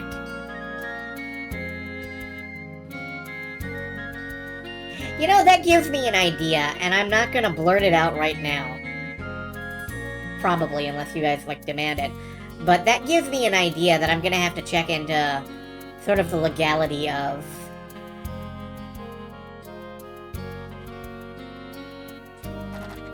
Shrugging my shoulders, I start to follow him when I notice Maribel looking at me. What is it, Maribel? Reese usually acts more mature than you, but it's the opposite today. That's why watching humans in their growth period is fun, she said. I didn't know how to answer that, but I could predict the expression hidden under her costume. I hastened to my feet. Finding Reese and Maribel after signing in and dressing up, I called them over to where I was saving them seats in the waiting room. Hey, isn't she... Violetta! The shoulders covered by a blue chiffon turned back. Reese? Are you here for the contest? This is an easy contest, so like the view can win. You're still mad, right? I'm sorry. Don't give me that false modesty. You're just making fun of me, aren't you? No, I wouldn't do such a thing. Liar. Like the time about the ribbon, or I don't remember much about it, but about the day of the first snow. That's not true. Glaring at Reese, fumbling his words, she got right up to her ears and yelled, That's enough! I hate you! In the strangely tiring air, Maribel opened her mouth. You're almost up. Yes, oh? Standing with the violin in one hand, Reese looked around. What's the matter? My music scores are gone! Reese turned pale and looked at Maribel.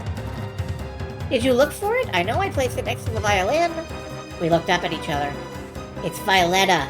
She took Reese's scores. So she's the one. I am at fault. She never should have gotten away with it. Reese, Jack and I will retrieve the score. You stay right here and wait.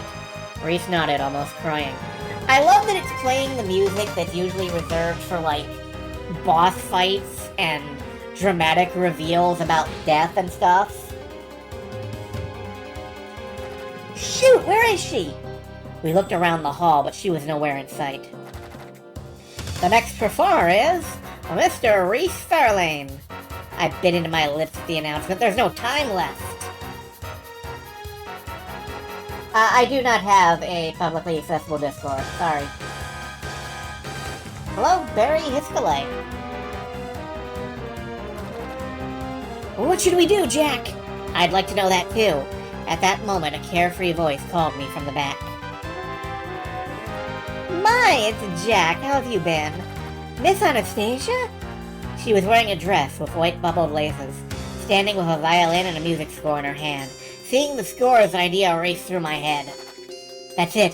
Maribel, Miss Anastasia, I need your help. After I explained it, Maribel put on a wry face. Isn't that too flashy a performance? Doesn't it suit your taste, Maribel? Alright, let's go with that plan, Miss Anastasia said with a chuckle. I guess it will have to do. We have no time left either. Okay, here we go. We dashed out of the waiting room and ran towards the back row seats. Securing some space on the spot, I took out the scores.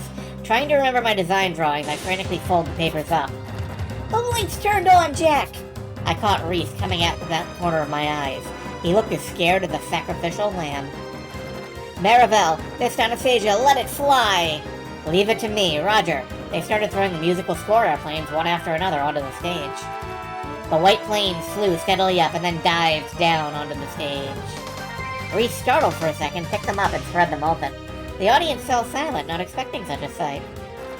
In the midst of the silent hall, Reese finished spreading all the scores and readied his violin. Tension ran through the hall. After a moment, a decorous tone flowed from the strings. Feeling eased, I fell back into the nearest seat. Sorry, Reese. It's probably my fault you didn't get to win. I apologize as the carriage clanked its wheels. I'm happier for what you all did for me than for getting an award. I'm really grateful. Caressing the trophy he received as a special award, he moved his eye onto Maribel, sleeping quietly next to him, and gently smiled. But don't mention it. I'll make apple pie when we get home. Let's celebrate then. That's a good idea. Let's send one to Miss Anastasia, too. Reese laughed at me as I recalled the taste of pie in my head. Yeah, that was a really...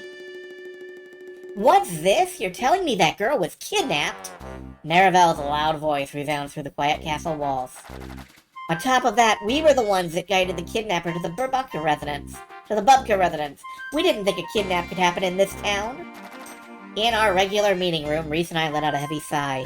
It's a heavy responsibility, and besides, she's our classmate. We want to help her out somehow. Marivel looked at us amused. You don't have any hard feelings about the contest? That doesn't matter. Reese bristled and his face turned red. I don't like holding grudges for every little thing.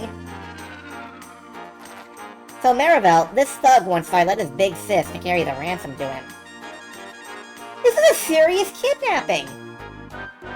We just went from like a violin contest, tossing paper airplanes up, to like a real-ass kidnapping and ransoming.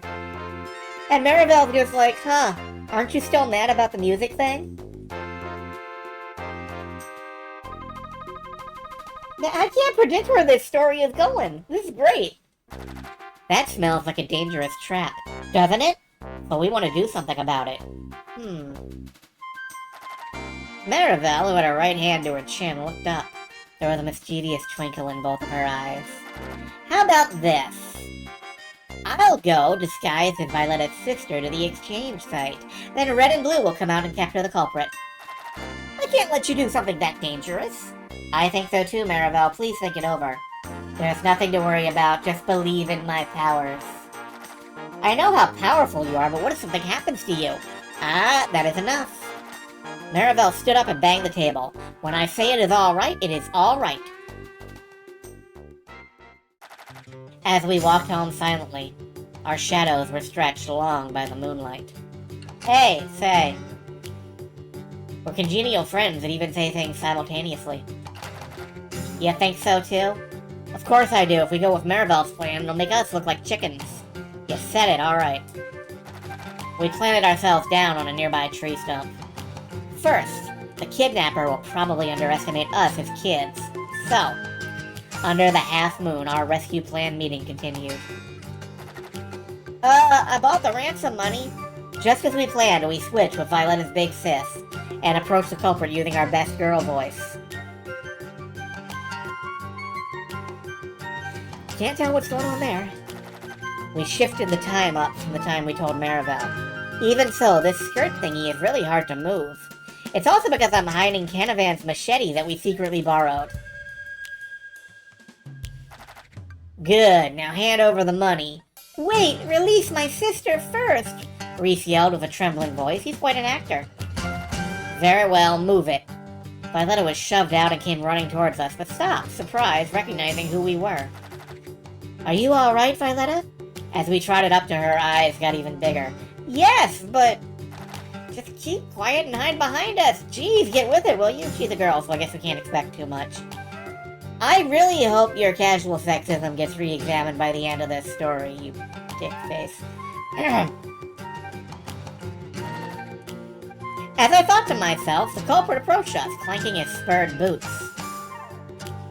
Machetes sound like they will be fun to try to hide in skirt. I kind of want to know how you would do that. You'd have to strap it to your leg or something, I guess. Okay, hand me the money now. Yeah, here it is. Reese hands out the bag of money. I stealthily fingered the machete through the hole I cut out inside the pocket. You know, little missies, you look quite cute for being a daughter of Bubka's. It's turning out just as we thought. I looked over and nodded at Reese. Yo, will sell for a hefty price. Now! I charged the back of the thug as he gleefully fondled Reese's chin. I took out the machete at the same time and pinned it at him as he rolled on the ground. You brat, what the hell? Don't get any nearer than that or else. If I let her run away from here now, Reese yelled as he got in front of her and covered her mouth. Okay, I'll call Papa for help. Violetta gathered her courage and started for town. I'm finding it hard to envision this scene as written. The translation's a little wonky on this, but I really respect that they translated 11 books. 11, like a full chapter book worth of text anyway. You stupid brats! How dare you ruin my master plan? You're gonna pay! Wiping off his cut lip, he pulled out a knife and stood up. In the same motion, he came charging towards us. No, I can't. I'm not ready to do something that might kill a man. It seems Reese had the same feeling as we both stood frozen with a naked blade in our hands.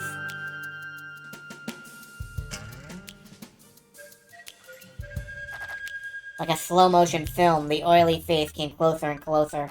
Along with a great impact, we were knocked into the ground head first. That was a bad stunt you pulled, brat. As my head spun around in circles, he pulled his knife up above his head. Darn it. As I closed my eyes, a familiar voice came into my ears. Quibbly! Simultaneously with the voice, the ground under the thug mounded up. The giant metallic pillar that grew out of the ground opened its eyes. Yeah! A strong shockwave flared from its body and blew the culprit into the air. I was stunned at the sight. I watched the culprit stagger away, looking all beat up. Looks like I made it just in time. From behind the metallic pillar arrived Maribel in a jumpsuit, taking off a semi-cracked pair of goggles from her head. Maribel, what is this?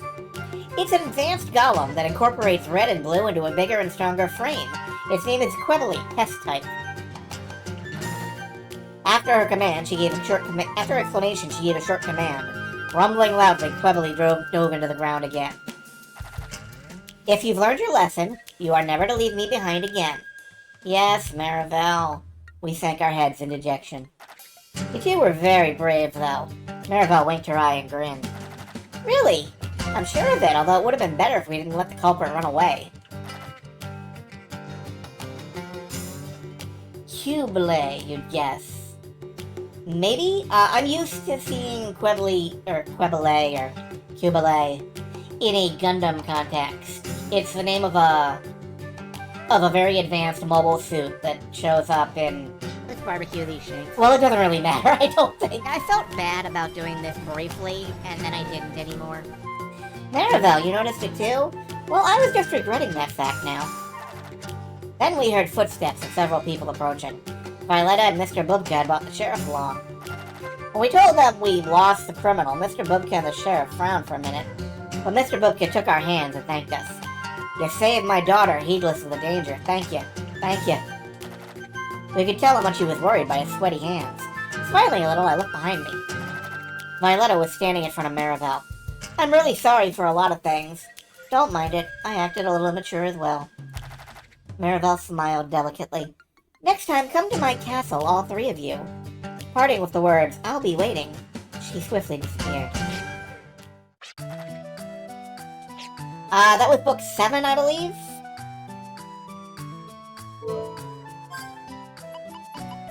Eight, 9, 10, and 11 will be down here, yeah. Alright, book 8. When I found it, only the name Clementine Bexon gleamed out at me from the ashes. When was it I learned that Grandma burned the letters coming from my mom? And when was it that I realized that Mom went away to live with a man in the city, just as the villagers said? I think there's a missing I in there. Darn it! I was awakened by my own voice. My annoyance, traces of tears were on my face. I no longer cry thinking about her when I'm awake. But why is it my heart saddens so when I'm asleep? Putting my thoughts away, I got dressed, feeling irritated. You're pretty late. Violetta was already at the cabin, looking a little nervous. Yep, today is the day we promised to make Violetta to meet with Maribel. Sorry, where's Reese? He was making pudding to bring with us, but he was out of vanilla extract, so we went into town to buy it. I wouldn't mind a little smell. Reese is a perfectionist. You got that right, I said, and I felt a small presence by the door. Something wrong, Jack? I thought I heard a knock. We looked at each other's face. No one bold enough to come visit old Canavan's cabin ever knocks. Yes, who is it? I was puzzled, but opened the door. Good day. A beautiful lady with green eyes and black hair was standing in the doorway. She seems very familiar. Hi, who are you? I racked my brains thinking. Violetta let off a cheer behind me. You're Miss Karina, I presume, the pianist. As Violetta talked excitedly with a higher-than-usual voice from Miss Karina, I made some tea. I knew Reese's complex feelings, so I hesitated in getting too social with Miss Karina without him around. Here you are, ma'am. The scent of apple tea rose up from the steaming cup. Apple tea? That sounds great. Excuse me. As I listened into their conversation quietly, Miss Karina addressed me. You must be Reese's friend. You wouldn't mind if I asked how he's doing, would you? Her pretty face resembling Reese's smiled tenderly. Of course, he's really good at violin and even his grades. I answered haphazardly, not knowing what I should be saying. I'm relieved. I haven't let him go to school before, so I was a little worried. And it looks like he has good friends, she added. Yes. She looks like the model mom type. Feeling embarrassed, I strolled my eyes. How do you put them on a leash and just take them out for a walk? What are you doing here? Please don't make me picture that.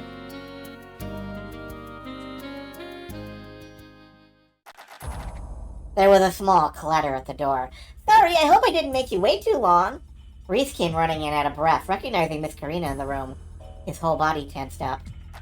Mother, why are you here? Responding to Reese's hoarse voice, she stood up. Congratulations placing in the contest. I heard your performance. You've gotten very good. Thanks. So I asked you once, but what brings you to this cabin? Reese returned in a cold voice. I'm here to take you with me. If you intend to keep playing the violin, it's better to join the band now and get to know them. The bag slipped from his hands. The breaking sound of its contents rang through the room. What's that all about? Reese, please listen to me, Miss Karina said quietly. It does not look like this remains a quiet conversation for long. No!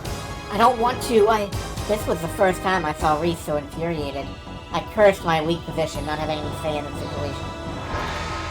Violetta was also looking wide-eyed, not able to say anything. Reese, I'm sure what I did didn't come out the right way, but I sent you here because I thought that would be the best for you. That's a lie, because... Reese glared at Miss Karina like a cornered, wounded beast. His lips opened and closed like a goldfish out of water. Did you really think I don't know anything? What's he trying to say? Is it that? Reese, no! But I was a moment too late. Then what's with the gossip? Reese screamed out. That gossip, Reese, you didn't. I thought I heard Miss Karina's blood flush down from her face. You've already forgotten about Father and you thought I'd get in the way of your new life? A sharp sound was heard. Reese's cheeks became red. You thought of me that way? Uttered Miss Karina as she bit into her lips. I'm not sure I'm entirely following 100% what's happening here. It sounds like there's some rumor that we're not privy to. I was concerned about Reese, but I chased after Miss Karina as she stepped out of the cabin.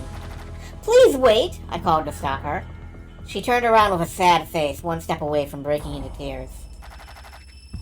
There was something about her manner when her back was turned that prevented me from stopping her. All I could do was watch her walk away.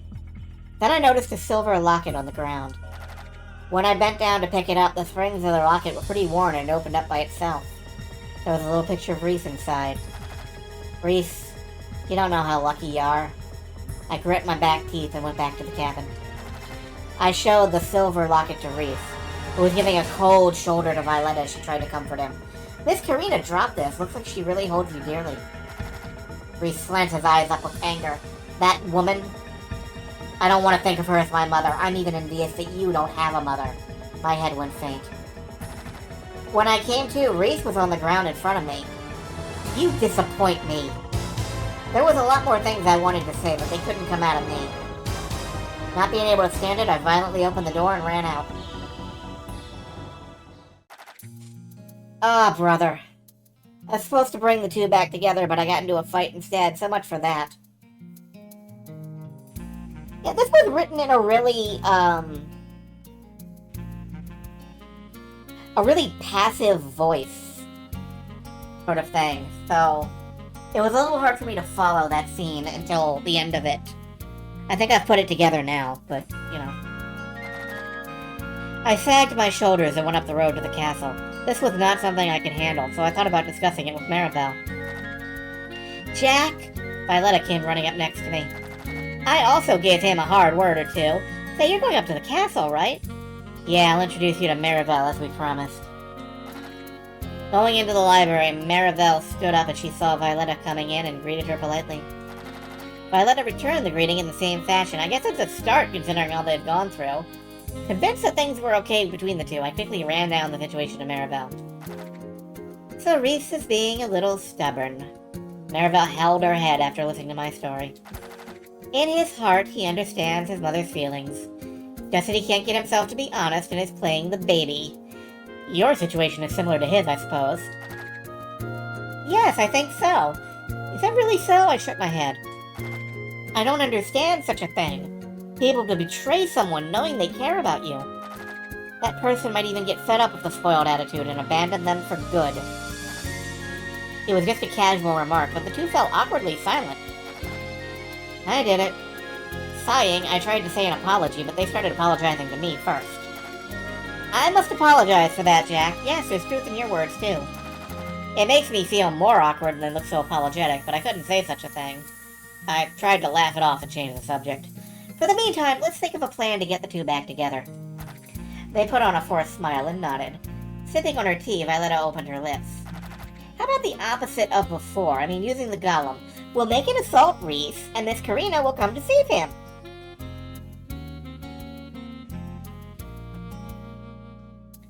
Mom, help! I'm being attacked by a giant robot. Maybe? That will be a dead giveaway. I thought it was a good idea. Violetta frowned her lips. I know. How about we say the locket Jacket has right now was lost? It'll get Reese to worry and to feel he's lost something dear. I think that's more of a prank. Marivelle tilts her head and points her lips. I think it's better not to use any cheap tricks. What are you saying we should do? Violetta blurts out, but Marivelle smiled in agreement. No, I think Jack has a point. Reese should have recovered his cool by now. Okay then, let's go back to town. If we don't hurry, Miss Karina will be gone before we make up for Reese. Nothing brings people together like attacking those golems. You know, you're right. Golems are the ultimate social function.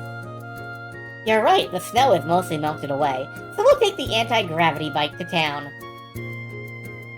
We will? What? We will? Okay, cool.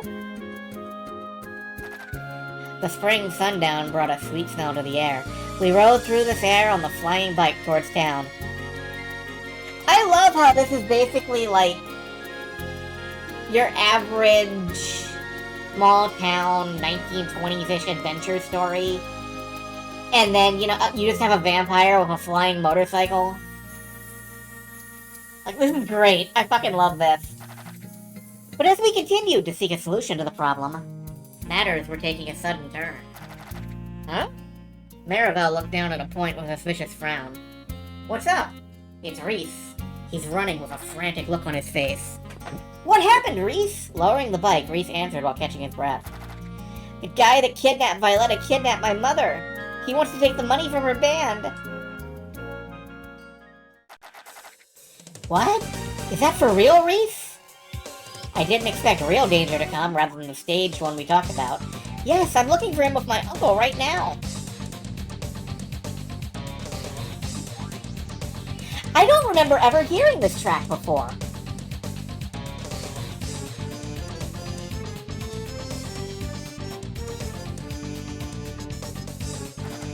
And I thought I taught him a lesson. Marivelle got off her bike and sat down on the rear seat of mine and said, Reese, take the handle of that bike. I will use all my powers to search for the bandit. Reese nodded and quickly got on the bike. We paired up, me and Marivelle on the first, Reese and Violetta on the second, on the bike, and started to chase at full speed. There he is, I found him! At the place where Marivelle pointed, there was a man threatening Miss Karina with an arm in hand. What do you think you're doing? Reese yelled. The man looked up, surprised by the voice, his face slowly covered with a color of hatred. Well, it's no miracle he's mad, being stopped by us kids every time. But there was no time to think such gibberish. The man pulled out a pistol and aimed the barrel at Reese. No! Karina screamed and tackled the man. Losing his balance, he irritatingly smacked his lips and kicked Miss Karina off. Whoa, she could have been shot. Reese grit his teeth as I was awed next to him. Darn it! Snarling unlikely words, Reese turned to me with a decisive look. Jack, let's go. Roger that. Recognizing his intentions, I returned a big nod. Making a plan in the blink of an eye, Reese charged from the rear and I charged from the front towards the culprit. The man's debased face wrinkled in fear as we zoomed in. Go! We called out in chorus and crossed horses in proximity, almost brushing the man's clothes. When the man sat down weakly, the bike shook wildly. Marivelle jumped off the rear seat and saying, "You're done for," cast magic on the terrified man. Violetta also got off at the same time and ran up to Miss Karina. We make a good team. We tied the man's wrist with handkerchiefs chained together as the man continued to snore in deep sleep. "That's the end of it," said Marivelle, brushing the dirt off her sleeve, but I shook my head. For us, that is. With my hand stuck in my pocket, I turned towards Reese. Nodding shortly, he stopped momentarily and muttered as he looked down. "Everyone, thank you for everything. Jack, I'm sorry for what I said." I smiled wryly at his apology. "You can keep that for later. Hurry up and get over there." Reese nodded and rushed over to Miss Karina. She smiled gently and carefully brushed Reese's hair. The touching scene stabbed my heart painfully. I really hated that I couldn't rejoice for them either. Holding back my tears, I turned away. Marivelle showed a look of concern at me, but I can be forgiven, right? Because Miss Karina was the image of the mother that I always longed for.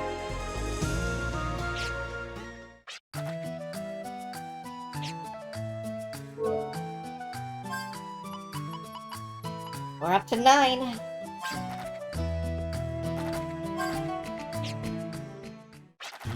Grandma, I'm home. The usual Radio 9 that runs at this hour isn't on. What gives? Grandma Dahlia, are you there? Casually looking into the kitchen, I dropped my pack in surprise. Grandma was in the kitchen, both hands grasped and crying uncontrollably. Her bony hands held her white apron tightly. Grandma, what's wrong? It's nothing, Jack. Hurrying to her, Grandma hastily shoved the white object in her hand into her apron. A rustling of paper was heard. Grandma, is that... By intuition, I realized what it was. It's a letter from Mom. I won't let you burn it this time. I grabbed the letter from Grandma's hands and ran outside. Jack, stop! You shan't read it! I'm sorry, Grandma. I left Grandma in the dust. A 50-year age difference is big. You fucking whippersnappers. Get off my lawn.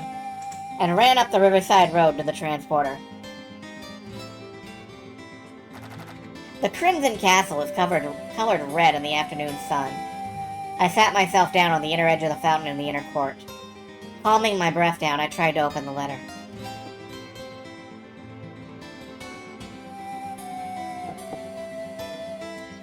Oops. Looks like the front and back of the letter got stuck together because of the sweat from gripping too hard. Restraining myself from ripping the thin paper, I carefully peeled open the last crease of the letter. That should do it. Letting go of the finger that opened the letter, I nervously read what's inside. I felt a hammering shock running through my head. Notice of death, Clementine Bexon. The mechanically typed letters slipped out of my hands. The lie! I thought. I screamed out loud, but my tongue was tense, and all that came out was an indecipherable utterance. No! An incredible amount of various emotions invaded my whole head. I'm trying to take this seriously, but an incredible amount of various emotions invaded my whole head is a line that is very difficult to take seriously. Darn it, what? I have no... Repeatedly cursing to something or anything at all, I falteringly walked inside the castle. Upon reaching the usual room, I opened the cupboard. Holding back my pulsation and suffocation, I pull out the design plans of all the planes I've made. There were more than what 2 hands could carry, and it made me feel miserable. Returning back to the fountain, I violently slammed the load down. Placing dried branches on top of it, I twisted a plan sheet to make a fuse. Strangely, I felt no grief or sorrow. A very pure and lucid feeling filled inside of me. Farewell, Mom. I took out a match from my back pocket and lit it. I moved the fuse up to the small fire. But at that moment, a white arm extended to stop my right hand. Turning back, Marivelle was standing with a calm complexion. Let me go. No, I won't. I said let go, I yelled as my voice turned into a snuffle. No, I won't. Just as the red match flame burned out, my emotions snapped. I can't stand it. There's no more use to any of this. Yelling, I slammed my palms down on the ground. What are you doing? She shook as she tried to stop me. These hands, they're so powerless. Even in the end, I couldn't hold Mom back. I was left behind, just like when Mom went away. The same way. The last part didn't come out. Maribel came by my side in silence. Your hands are not powerless. He was looking at me with a kind face. Come, don't cry so much. You're a man. She opened my hands that I gripped so tight the nails almost dug in. And then she wrapped my muddy hands with her own hands. Jog your memories. You've accomplished much with these hands, haven't you? The way you folded the paper airplanes at Reese's violin contest, saving Violetta from the kidnapper, you did all of this with your own hands. See? Maribel smiled as she looked into my eyes. I know it's hard to be left behind, but don't blame yourself for it. She spoke as if half of it was aimed at herself. I looked up and felt my eyes get heavy with tears again. But those tears were different from the ones before. Actually, I already realized it, that my dream of one day making an airplane, regardless of what started it, had deeply rooted itself into my heart. Yes, I'll do it for myself, not for someone else. To fly the sky for my own dreams. The spirit handed me a handkerchief smelling of sweet pansy perfume. She smiled the most beautiful smile. Next time I'm going to attach a simple motor to the craft, I said as I stuck my leg into the transporter. That sounds interesting. Maribel smiled behind the rising curtain of light with her hands crossed. Okay then, I'll see you tomorrow. I'll be waiting. The transporter activated. Even after I reached town, I felt the sweet scent of pansy flowing from the transporter.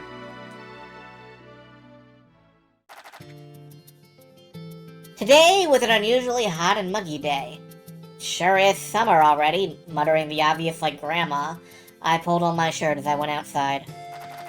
Drawing water from the well into the watering pot, I was watering the half-shriveled rose bay when I heard a light metal crank. Jack! Wearing a flower-patterned vest, Violetta was waving her hands from a bicycle. Waving. Hi, Violetta, what's up? You know, we're having a big party together at my house. It's my big sister's birthday, but I wanted you to come as part of my saying thanks to you. Tilting her head as she asked, I raised the watering pot. You've got good food, right? I'm there. Can I invite Reese and Maribel, too? Of course, I was going to ask you to do just that. Violetta laughed and went back up the road after a short goodbye. I guess she's still too embarrassed to invite them herself. Is it a girl's way of thinking? Oops, no time for deep thinking. Yeah, no kidding, no time for deep thinking here. Since I live clean but poorly, another sad story, I don't have any decent clothes. I'll have to go borrow some from Maribel. I threw the watering pot back and ran off to tell the others about the party. It's good to air my dresses sometimes. Doing her hair up into a ball, she said it's to hide her pointy ears, Maribel wore a simple blue sleeveless dress and had a wine glass in one hand. Good for you, it's not for me though. Wearing the outfit that I absolutely wanted to refrain from, a bow tie and shorts, I munched on the smoked salmon on rye wheat crackers. A, that sounds delicious. B, are you wearing anything besides the bow tie and shorts? Don't be so sulky, it fits you well. I'd rather have you say I don't. Jack, do you hate it that much? Lucky for you, Reese, you're wearing a tuxedo. You say that, but if I wear shorts, it'll fit me so well you'll get disgusted. You have a point there, but... You two, Mr. Bubka's greeting is about to start. Well, I guess I'll listen since he invited us. Yeah, I love rye crackers and rye bread and such. I love sardines and anchovies. I haven't really done much with salmon. How admirable, Reese. Answering listlessly, I at least looked toward the stage. Mr. Bubka wiggled his large body up to the stage and cleared his throat. Not betraying his appearance, he spoke out with a thickly voice. Everyone, we are honored to have you all gathered here tonight for my daughter's birthday. Please enjoy yourself to your heart's content. Doing so will become a memory of her happy birthday when she grows into an adult and act as a seed of kindness towards all. I want to bet that, in the Japanese version, happy birthday is in, like, English, and it's in those Japanese quotation marks. He said some nice things. I don't want to bore you with a long speech. Everyone please hold your glasses up. Cheers. A boisterous chant was raised. Pleasant clinking sounds echoed everywhere. You're here! With a flower in her lightly curled hair, Violetta walked up towards us. I gratefully accept your invitation. Violetta looked surprised by Maribel's archaic manner. Yes, I'm honored to have you here. Her words came out a little awkward following up to the archaic speech, so we unconsciously laughed. What's so funny? Violetta splashed out, looking a little embarrassed. Reese calmly parried her. Sorry, I'll play the violin with you to make up for it. I used to think I was allergic to salmon. I think I just got some bad salmon once as a kid. I've eaten it since and it's fine, so, no. Huh? You have the piano out, right? Or did you not want to play with me? It's not that, but are you sure? Reese smiled gently at Violetta, who was now bright red. Of course, I love your piano. Thank you, said Violetta in a small voice, as she smiled like a blossoming flower. Maribel, it's getting awfully hot in here. Maribel and I exchanged glances and went out to the terrace to cool off. Oh boy, that Reese. He's got talent as a player. I griped and rested my chin in my hands on the rail. Maribel twirled her long skirt around towards me. There was an impish smile on her white face. Don't be so jealous. You'll find a good girl in due time. It's nothing like that. I couldn't dare say I felt sad that Reese is growing up faster than me. There's no reason to rush and become an adult, is there? Startled by her words, I found Maribel looking at me with a mysterious color in her eyes. Sorry. It's alright, I'm used to being left behind. She tried to act strong, but the air of sadness coming from her was so painful. I walked away towards a small shadow. The sonata of Reese and Violetta's duet flowed from the window. Doesn't this remind you of something? It's very similar to the night I was on the terrace watching the moon, when you came in and broke the silence. That's right, it seemed like it happened years ago, but it hasn't even been a year yet. There are a lot of things since then. Maribel narrowed her eyes and looked up at the night. Something smells really nice. It's the smell of black lilies. The season's already come. It's a wonderful scent, Maribel turned around, swinging her wound hair. What is it? Jack, look up there.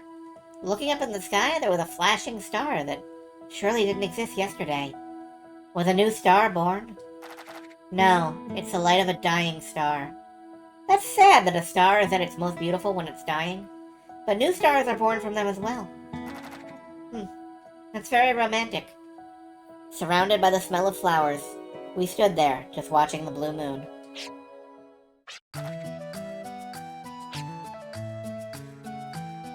I feel like this is trying to hit every cliche of a Japanese coming-of-age story.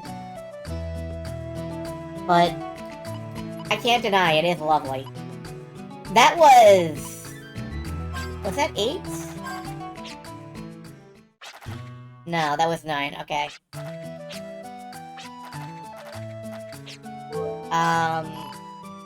So this is 10.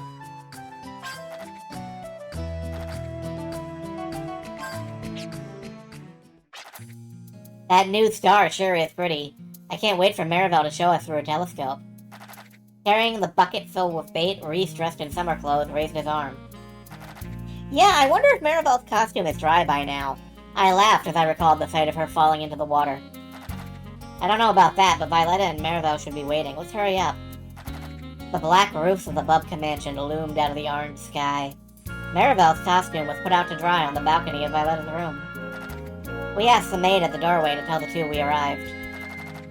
We leaned against a brick wall and waited for them. After a while, Violetta came down dressed in a white lace summer dress, accompanied by Maribel, dressed in a delicately laced embroidered red dress. Costumes do not dry well. I must admit it was rather careless of me. But the fishing was fun, added Maribel as she sagged her head down. I would love to know what term they're translating as costume here. Well, summer's just begun, so let's go fishing again when the costume is dried up. He's right. By the way, that dress looks really good on you, Maribel. Did Violetta arrange that for you? Yes, it's my big sister's dress, but it contrasts well with her white skin. Of course it does. I belong to a race of beauty. It's good that she's back in a good mood, but she's such a queen. Then, my lady, the sun has fallen. Shall we start for our new star observation party? I said as I shrugged my shoulders. Maribel snuffled shortly and said, All right, everyone. Are we ready? We helped Red and Blue carry the telescope into the inner court. Hand that to me. Maribel peeked into the eyepiece and adjusted the fine adjustment dial. Then she gasped one big breath. What is it? She had an unusually serious face. It's nothing.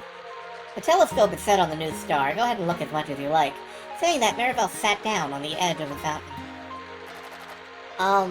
Yeah. Feeling perplexed, we nodded and took turns speaking into the lens. It's a beautiful light, yeah. Reese and Violetta smiled at each other. I quietly snuck away, trying not to bother the two, and sat next to Maribel. Maribel was touching the embroidery of her fingertips when she looked up and noticed me.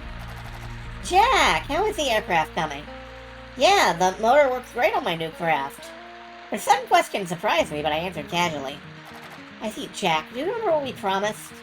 Of course I do, that's one of my biggest motivations. I'm glad if it is. What's wrong? You don't seem to be yourself today. It's nothing, said Maribel as she combed her long blonde hair. It's probably just my imagination. Is there something troubling you? I'll do anything I can to help. I'm thankful if you say so. She dusted herself up and stood up. It's late now. Everyone go home for tonight. Her shadowy expression bothered me, but I didn't want to trouble Maribel, so we left the Crimson Castle. The swallow, nesting on the window roof of the music room, flew by the window. Nesting on the window roof, it flew by the... Okay, sure. Watching the evening primrose waving in the wind, I suppressed a yawn. Ah, it's a great day. Rubbing my sleepy eyes, I looked in the direction of Maribel's castle. Huh? I saw an out-of-season sand cloud on the outskirts of town. It came closer and closer to town along with a small shadow inside. I only know one such vehicle. Maribel's anti-gravity bike? It can't be. It's the middle of the day. Even her costume is still at Violetta's place. Wiping the sweat off my forehead, I squint my eyes to look more closely. Two small round objects followed right behind her. Her long blonde hair blinked in the sunlight. A rolling of a pencil ringed inside the quiet classroom. It's really Maribel! Jack, what's the matter? Ignoring the teacher's call, I opened the door and ran out into the courtyard. Maribel! Seeing her burnt red skin, I ran out of words. I lent her my shoulder and led her to the shade of a tree. Red and Blue circled above her worriedly as she laid down on her back. Ouch! Maribel's face crinkled in pain. It looks like the cloth of the dress rubbed against her burnt skin. Sorry! Don't worry. Beads of sweat formed on her forehead, but she managed to answer me. When I laid her down trying to comfort her, Reese and Violetta finally came out into the courtyard. As each of us laid words trying to comfort her, Maribel glanced over at us with a strange and kindly face. For some reason, I felt my heart freeze. She licked her cracked lips, looked squarely into my eyes, and said, Listen to me closely. That new star is a large meteor. According to my measurements, it's going to hit this town around midnight. What did you say? Somewhere a skylark flew off and let out a big chirp. The sun flared white in our eyes, and the same lazy shine illuminated the day. Taking over the broadcast room, we looked at the townspeople gathered in the courtyard under the afternoon sun and sighed. Looks like no one believes us. Ms. Dahlia and my uncle are trying to rally them, but... Oh, what are we supposed to do? As I flustered around, Reese raised his voice in surprise. Jack, Mr. Bubka's here. Handing our noses to the window, Mr. Bubka faced the town people. Violet turned pale and ran toward Mr. Bubka, but she's too late. As we watched, holding our breath, Mr. Bubka sat on the stand. With his thickly voice, he announced, I believe in what my daughter said, so... Pausing his word, he glanced over everyone's face. Everyone, can you help me take all my riches to the mountain? If there really is a monster at the castle, I will give you all the money you helped carry. When he finished his words, a commotion ran through the people. The townspeople gathered around Mr. Bubka like wolves. Mr. Bubka, are you sure of that? Yes, I promised in front of this many people. I, Bubka, never break promises. Mr. Bubka nodded deeply, then one by one the people went inside Mr. Bubka's house. Watching everyone greedily carrying out all the valuables they can carry, Violetta's sighed. Thank you, Papa.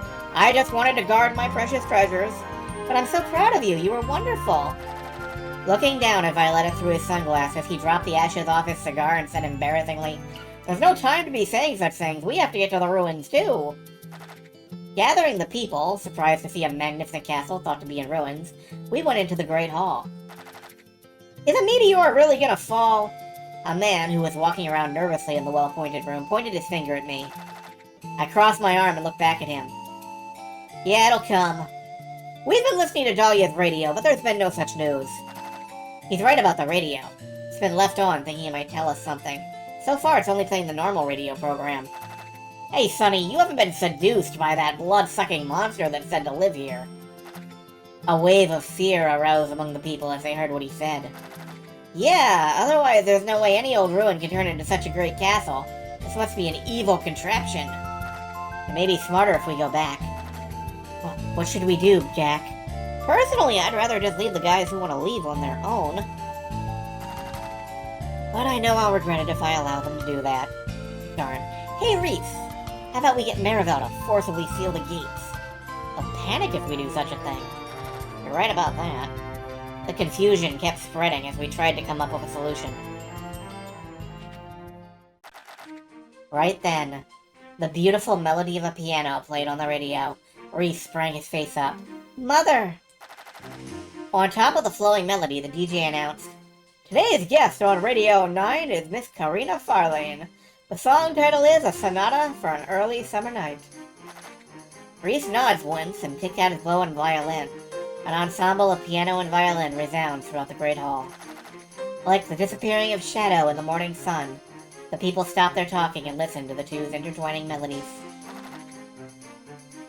Rubbing my chest down in relief, someone pulled on my sleeve. Glancing back, it was Violetta who had taken Marivel up to her chambers. Jack, Marivel wants to talk to you. Okay, thanks. I walked quietly out of the great hall. Laying inside her coffin covered with velvet, Marivel looked smaller than ever before. Marivel, she quietly laughed as I called her name timidly. There are two things I need to ask of you. I grasped her hands as she added, Will you do this for me? The first one is to contact Anastasia, who's in the neighboring town. Inform her of the situation and request for help. She is the daughter of a minor nobleman. She will be of help for sure. I got it. Shortwave radio. That's correct. Red and blue will tell you how to use it. Marivel's chest heaved up and coughed. Marivel! No worries. I will not die. It's just that I burnt too much skin. Oh, the poor baby. She had like a terminal sunburn. She has to rest for a week. I mean, I can't make too much fun. I went to the beach once and it was terrible. Are you really, really sure? Aye, but I must go into deep, deep sleep for a while. Don't give me such a look, Jack. Will you listen to my other wish? She looked satisfied as I nodded up and down. My other wish is that you will not break our promise. You may use the fruits of my research of the Emma motor as you will. Emma motor? It's one of the lost technologies. It works by returning a higher output energy than its input energy. It should serve useful for your plane. You have a perpetual motion engine? Thank you, I'll put it to good use. Truthfully, I wanted to solve its mystery with you before. Marivel laughed weakly for a moment, but quickly went back to a serious face. You have a perpetual motion engine and you don't know how it works. Okay, well, that's actually more realistic, I think. This is the first time I'm on the side of leaving someone behind. Jack, now I understand your sadness. Maribel held my hands and whispered, "It's strange, I'm not afraid of the falling darkness, but your pain makes my heart sorrow." Don't say such an ominous thing! Are you gonna break our promise of our first flight? Scared and agonized, I grabbed her hands and yelled, "Jack, With trembling fingers, Maribel pulled my hand close. My eyes blurred from the tears as an ear-shattering roar came falling from the sky. And then her mouth moved faintly. Not able to hear it, I pulled my ear closer when a white light colored the world.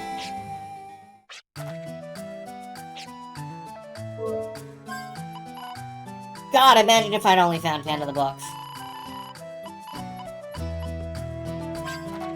Let's resolve that cliffhanger.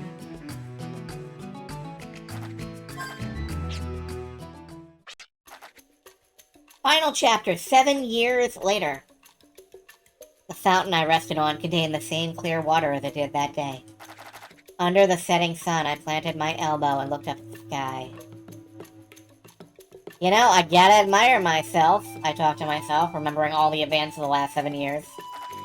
Jack, the final check is okay. Hey, you're still shooting the breeze? Sorry about that, I'll be going now. Waving to my assistant, I stood up with a little wobble. I stepped inside the castle. The cold, dry air surrounded me. Everything's the same. The commotion in the inner court seems like a different world. Talking to myself, I walked down the spiral stairs to Maribel's chambers. Just like before, red and blue guarded her doors. They opened their eyes at the sound of my footsteps. Long time no see! When I called them, they glanced at each other as in discussion, and stepped back from the door. I took a deep breath and fixed my hair, then opened the door. What if she's not there? I shook the stray thought out of my head and took the lid off the coffin. There she was. Just as I saw her laugh, she laid there with her eyes closed. Maribel! I called her name so nervously I almost made myself laugh. Her eyelids quivered and then her sweet red eyes appeared. I peeked into her eyes, still a little unfocused. Look, mornings are hard for everybody, okay, Jack? Shut the fuck up. Good morning! Slowly, her eyes regained a soft light. You're earlier than I expected. Maribel sat up and smiled as she added she expected I'd be a grandpa. Thanks to the Emma motor. As I winked at her, Maribel bent her lips, looking a little sour. You've grown mighty big. Sit down, you're tiring my neck. Oh, sure. Sitting down as told, she stood up. When Maribel stood in front of the mirror to brush her hair, I told her everything that happened until now. About Canavan and Grandma getting remarried for Grandma, but then they had gone away. About Reese and his mother putting out a record together that sold really well. About Mr. Bubka becoming mayor and successfully rebuilding Courtly. So what about Reese and Violetta? Those two are the same as always. They're in the inner court right now, so it's better to see for yourself. I can't wait to see them. Maribel, who had a ribbon tied, smiled inside the mirror. Aren't you cold? Her small shoulders shivered as she walked up the spiral steps. Well, yes, I am. The season has changed since I started sleeping. I put this jacket over you. I took my jacket off and handed it to her. It reeks of smoke, and it's way too baggy for me. Maribel wrinkled her nose. You used to be small enough to disguise as a girl. Don't remind me of that one. Coming up to the inner court, Reese and Violetta came running up to us. Long time no see, Maribel! Oh, you two look well. You too, Maribel. You're the epitome of beauty, as ever. Violetta laughed with red lipstick on her lips. Violetta, you've become a fair lady. Thanks, Maribel. I was thinking I've gotten a little attractive myself. Reese doesn't seem to have changed much. Well, I was thinking Reese has become a fair lady. Surely his good looks like a cameo actor haven't changed, and his build is thinner than that of Violetta's. Reese has such an economic body. He never gets fat, no matter how much I feed him. I feel I'm getting fatter in his place, added Violetta as she bent her brows. Eating as much as you do, everyone gets fat, Reese answered leisurely and laughed. Violetta uppercutted him across the courtyard. You two haven't changed. Are you two living together now? Yeah, both of us had a volunteer spirit, right? Reese answered for Violetta, who turned all red. By the way, Jack, shouldn't you be going now? Your assistant has been minding the clock. It's all over when you get an easygoing guy like Reese minding your time. Yeah, I guess so. Getting on from the pilot side, I lent my hand to Maribel, who was getting on from the other side. Oh yes, I've almost forgot. I've baked you some apple pie. Please eat in the air if you have the luxury. Checking the meters, Reese poked his head in the window and handed us a nice-smelling box. Thanks. It's been a long time since I had your apple pie. I appreciate your wonderful in-flight meal. You're very welcome. Shaking hands with Maribel, the two stepped back from the plane. Please be careful. I'll be praying for your safe return. Replying to the waving to with a military salute, I closed the windshield. Going down the final checklist, I opened my mouth and asked, So Maribel, I've been meaning to ask you for this for a long time, but when that meteorite fell, what did you say to me? You remembered. When I returned, of course, Maribel turned to the window, her blush red cheeks reflected in the glass. Just forget about such a thing. No, I won't. It's been on my mind for 7 years. Pretty please, I beg you. You've become quite ill-natured. You think so? Confirming the machine condition turned out all green, I flipped the switches one by one. Putting on the goggles I handed her, she pouted her lips and muttered, Don't you have any self-consciousness? Do you really want to know? I nodded to the eyes behind the goggles. I said I'm glad that we were friends. What? Her eyes caught me as I blinked my eyes. I am glad we were friends and I'm proud of it, that's what I said. Maribel grumbled, don't make me say such things, but I couldn't help myself from grinning uncontrollably. Hey friend, will you pull this lever with me? I put my hand on the control stick and urged Maribel to do the same. She turned round-eyed for a second, but soon softened her gaze. Very well. Let us pull together. Maribel's cold hand wrapped over mine. Synchronizing our breaths, we start the countdown. 3, 2, 1... Take off! Our flying machine blasted off with an explosive sound into the sky of the evening star.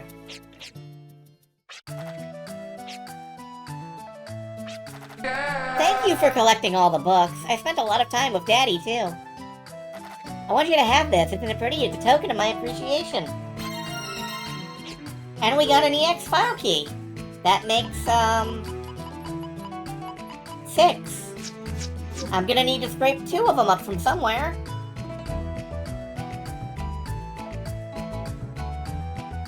How long did that take? Oh my god, wow. Okay.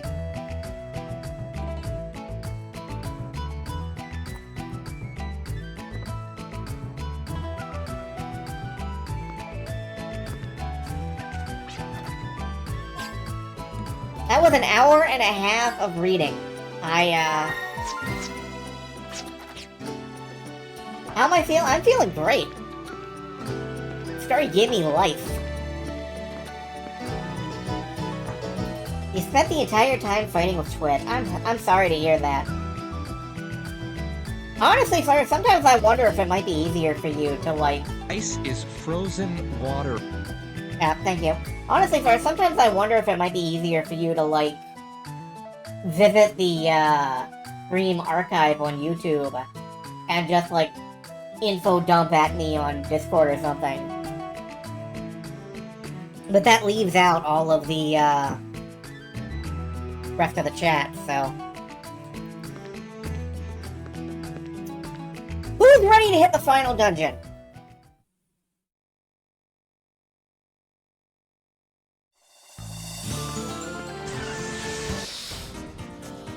I, for one, am ready. So, we're going to the Fallen Sanctuary.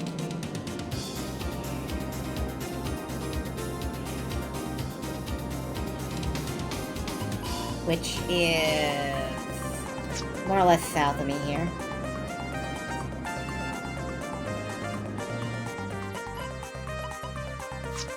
Right over here. We're going to the Fallen Sanctuary. Actually, we might have to go to Baskar first. We might have to actually go to Baskar first. So we're not going to the Fallen Sanctuary yet? Okay. Baskar is, like, straight south. I think.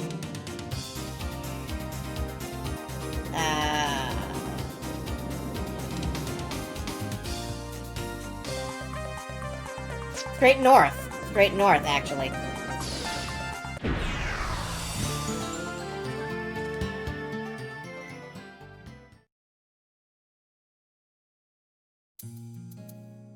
Yes, it is anti-Thal.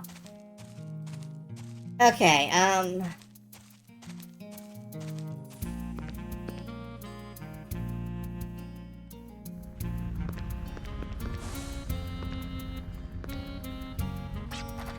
nothing's more important to me than family. To me, family ain't about people you're related to. It's about people you share a bond with. It's about everyone who tries so hard to stay together. That's why I want everyone to take good care of themselves.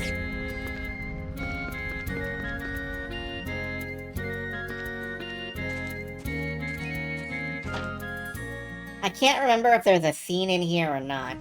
Yeah. Okay, hear me out, guys. Beatrice went to the sacrificial altar and used an acolyte, Shane, to try to extract the planet's life energy. But that energy is most likely much too huge and impossible for her to utilize. But even still, Beatrice came empty-handed when she tried to obtain the energy. Which leads me to believe she must have already had a means of utilizing this energy. And the secret to that is the sacrificial altar itself. What do you think of my theory? Ow! What gives, Granny?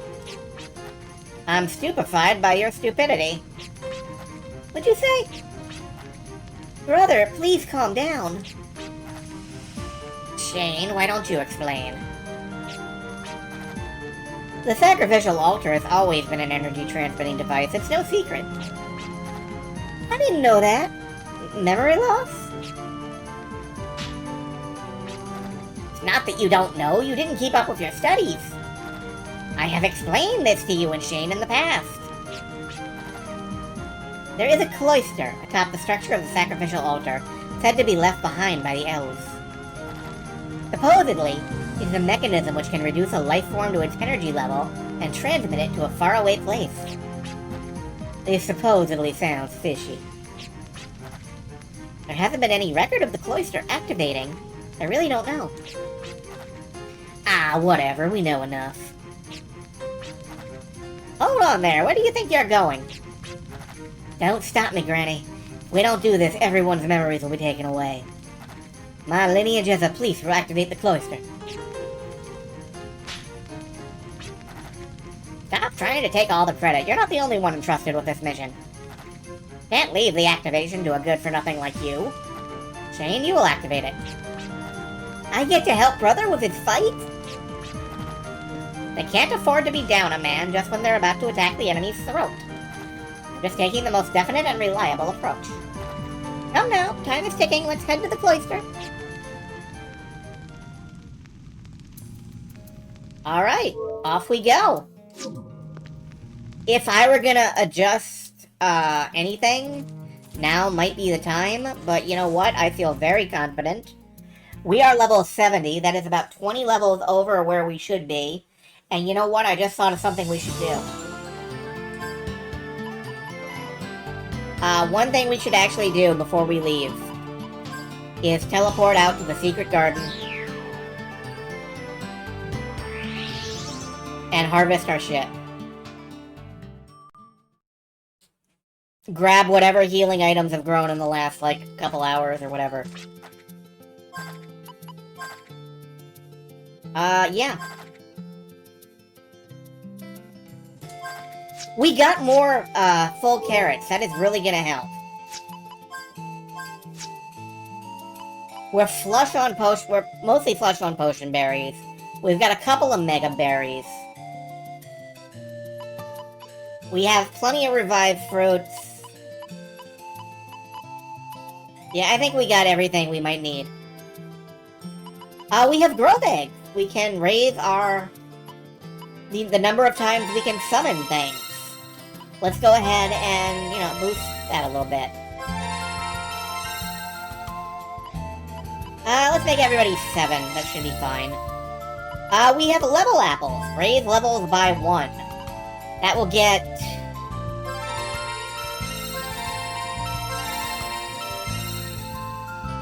everyone up a little bit. Let's Let's make Nancy level 75.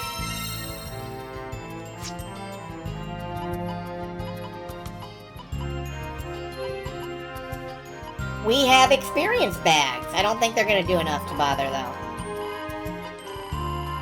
Yeah, I think we're good. I really think we're good.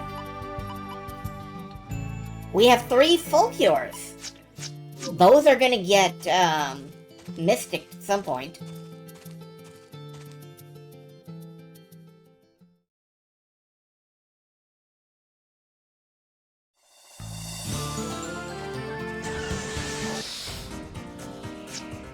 So we are more or less set up. I hope. That's the wrong place. Yeah, okay. I think I'll clown the boss, I hope so. To the Fallen Sanctuary. To the roof.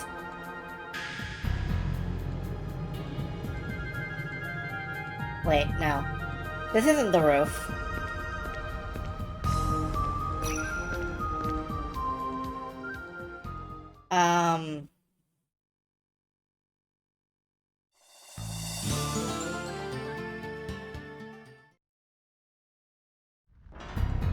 Okay, I think I'm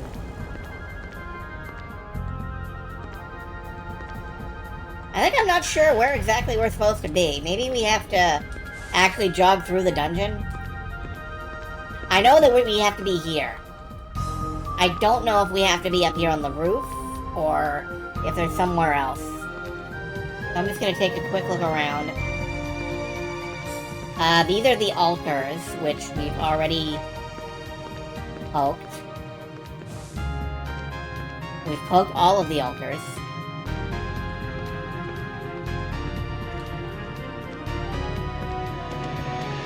Are there any doors? No? Alright.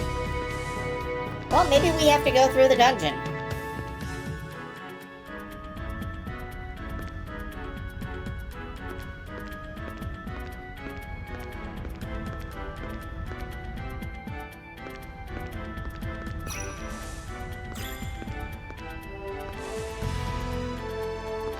If this is not the way we go, then, I'm gonna have to look up a different guide and find out what we do.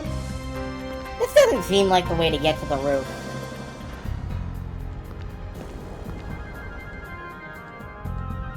A door I never opened way back in the intro. You know what? That is very likely it.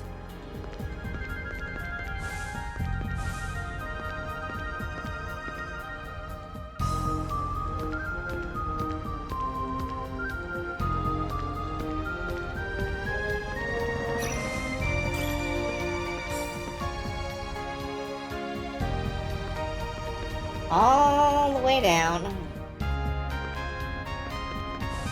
I said all the way down.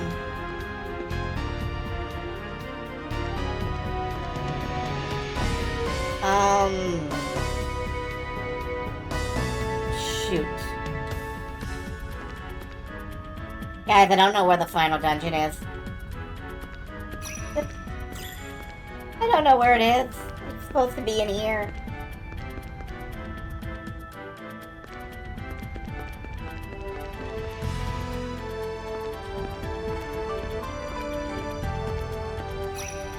The one I opened with the cube. Is this about my cube? Getting lost is a time-honored tradition here on Xythofer.com, and, it's only fitting that we indulge in it one more time. Folks, if you're watching this on YouTube, you must be feeling pretty blue-balled right now. Is the sacrificial altar a different dungeon? I don't think so.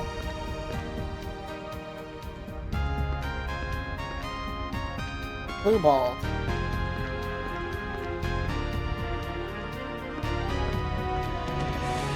I don't know what that means.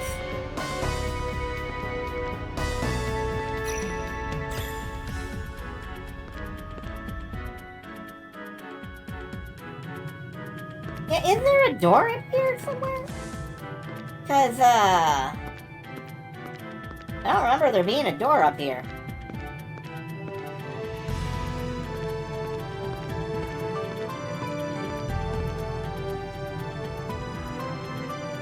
No, everybody watching on YouTube is feeling blue-balled right now, not cute clue-balled. I don't know what a clue-balled would be. That sounds adorable.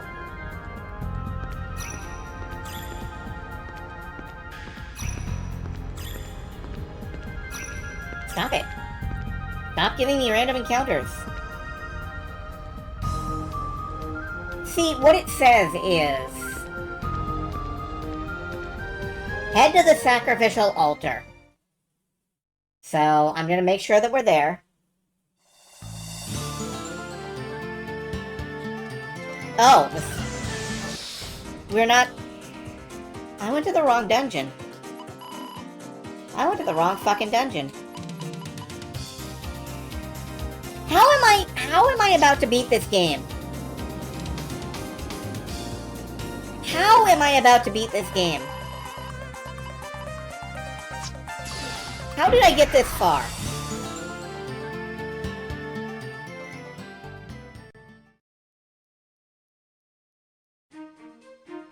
Okay, don't go through the door.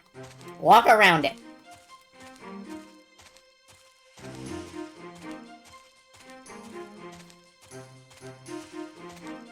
Okay.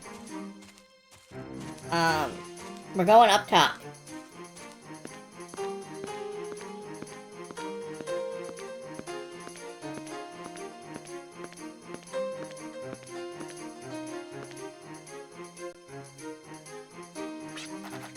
Even if we are able to activate this shrine, do you really believe it will take you to the enemy stronghold? You would risk your life over my good-for-nothing grandchild's silly little speculation? Hmm? Well, I don't think we have any other options at this stage. We have to believe, or else there'd be no point in doing this. And I think we're the only ones capable of defeating this intangible dream demon, Bernice. I see. What makes you so confident you can beat this dream demon? The four of us have been bestowed the power of the Arc Scepter.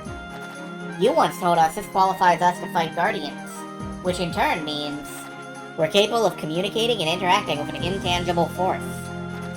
We don't have a plan or a scheme to defeat the Dream Demon, but all I know is we're the only ones who can fight her. We're gonna fight her based on vibes. Like, we feel like it's probably cool if we do this. This key is like an invitation from Beatrice. I'm sure this will take us to her.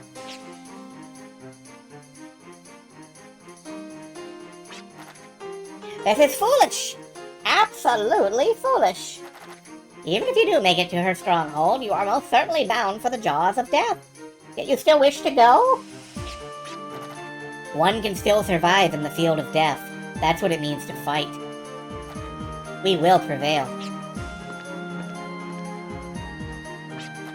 Brother, take this.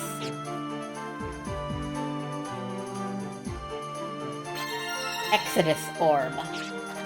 It's a sacred artifact of Baskar. It allows you to escape from any labyrinth or dungeon. Oh god, I would have loved to have had that about Lycan out. No, that's fine. I would love to have had that when I was looking for chests. Whoa, awesome! I'll take good care of it. And when we're all done here...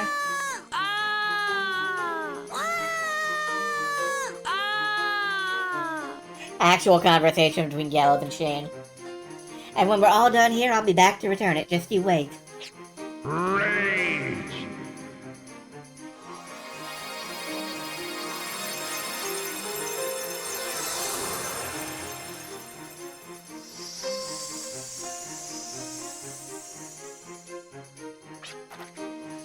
They say a fool may go to any extreme, but that may just mean it takes a fool to do the extreme.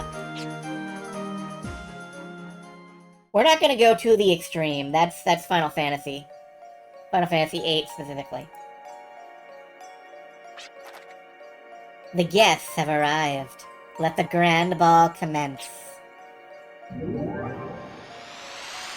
was a pretty grand ball. I am the Fortress of Seven. No one shall penetrate our Fortress of Disasters. I have confidence in you, my disasters. You know, that's something I'd like to say to all of you in chat. I have confidence in you, my disasters. I need a sacrifice to carry out my plan. My Filgaia needs to draw energy from the sacrifice in order for it to exist. Now go and help me create my planet, but do not underestimate their abilities. They have invoked Guardians. Guardians. They will meet their match when they face the disasters. Please witness the power of our destruction! Yes, the grand ball is proceeding according to plan. Everyone must perform their own dance. Everyone, including the rowdy gang, the disasters, and even... that man. That man? This is a Guilty Gear tie-in!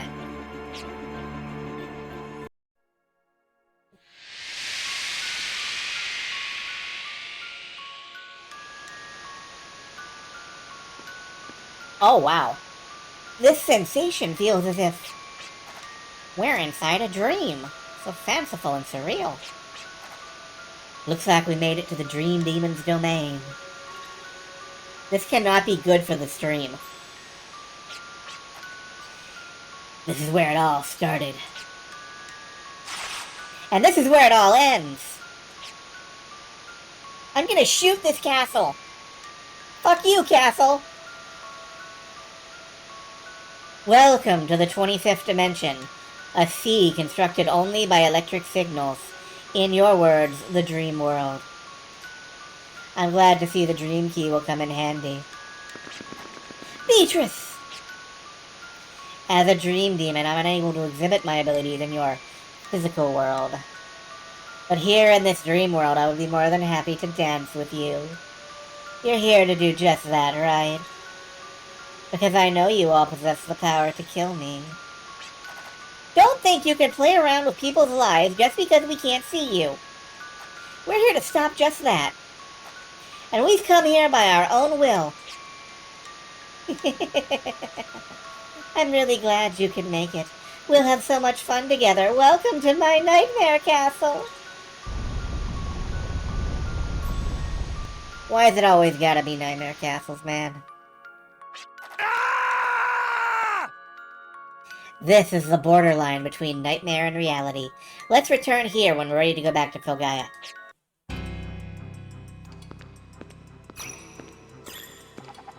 So, according to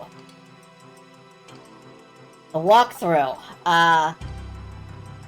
the path splits off into 7 different paths here. Does it really? I guess. Not really. To get to the final boss, all we have to do is walk north. However, this is not recommended. We have to beat other, we have to beat other monsters first. So, let's see. This looks like it's bombable.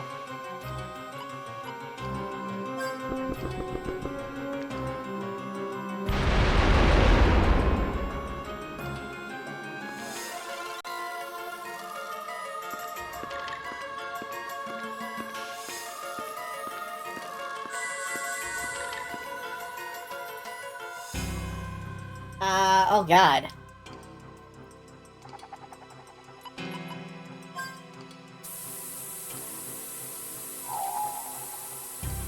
Wait a minute. That showed it very briefly.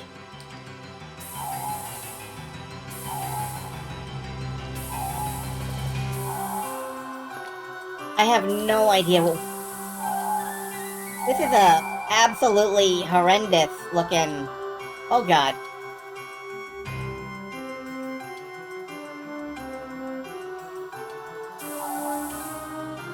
But yeah, I hope the stream is holding up okay, because...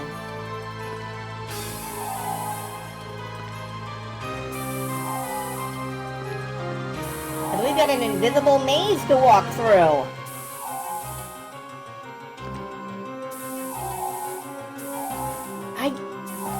Am I at a dead end? I think I'm at a dead end.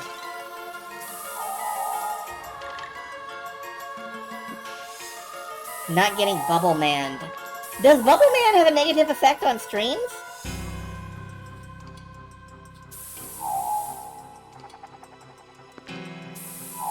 Okay, down this way. Stop here. No, wait, not there. Here.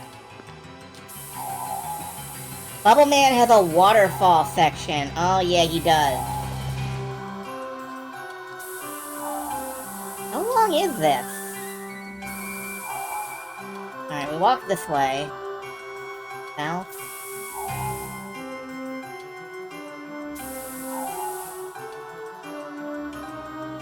Changes waterfall effect destroys bitrate. Yeah, that makes sense. I'll have to remember that when I play Mega Man 2, which I guess I will someday, maybe. Okay, we made it through.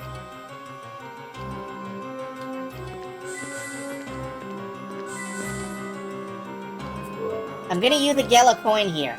Or a Gimmel coin.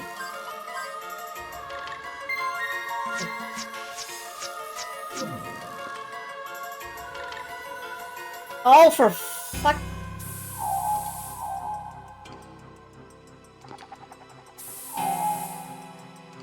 It's no use! It's no use! We've got to do another terrifying maze! Solve my deadly maze, Superman!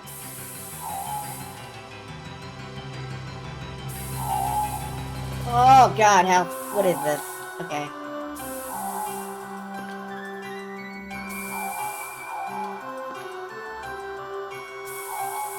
And there's no time to waste. Isn't it there is no time to lose? Or am I thinking of something else? Can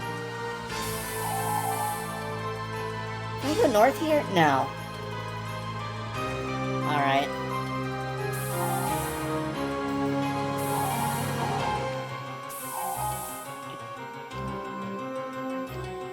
Do you look like someone who enjoys Superman 64? Do you honestly want me to answer that question?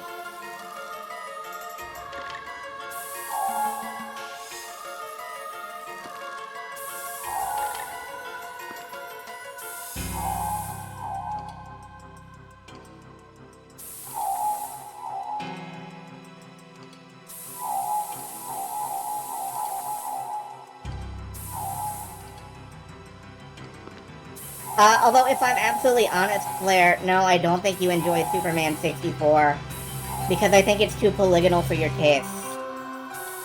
I think, if it were a 2D game, you would enjoy subjecting people to it a lot more.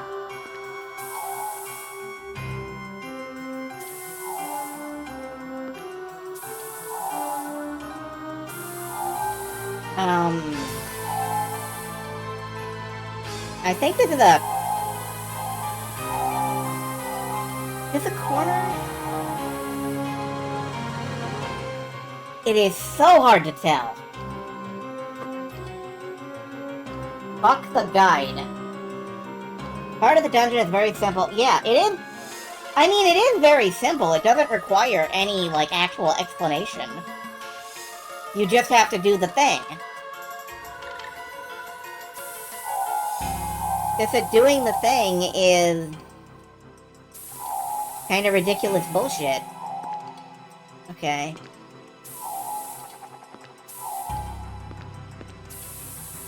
Like, there's a difference between complicated and difficult. Fuck. You know what I did, though? I saved the stage. Yeah, I felt bad about doing this briefly, and then I didn't anymore. I have no idea why, I have no idea why you redeemed that, Kupo, but hello.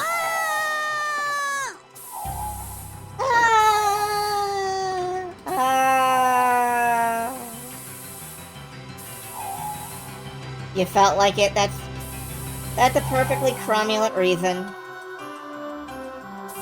You can go right from that save state. You know, I'm gonna reload this. You didn't just want to do rage again. You know, that's fair. Alright, can we in fact go right? Does not look like it. Honestly, I don't blame you. Patients are all going insane, and you're trying to fool me. That's not nice. Wait, can I? Wait, yes I can. Jade, you are collectively a genius.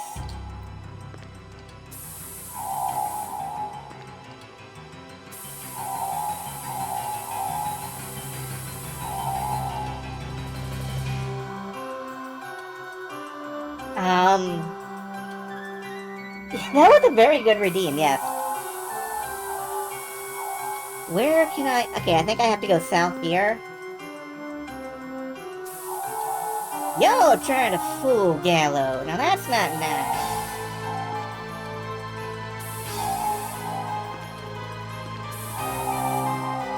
Anyway, we're gonna push through. We're gonna end up, challenging a boss. There are several elemental bosses, and the gimmick of the main boss is that they get to use all of the elements from bosses that we haven't beaten every single turn. So if we don't beat this boss, for example, we'll be hit with, oh, shit.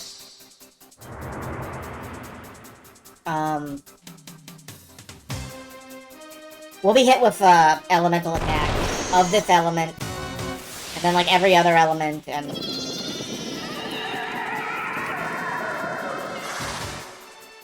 so on.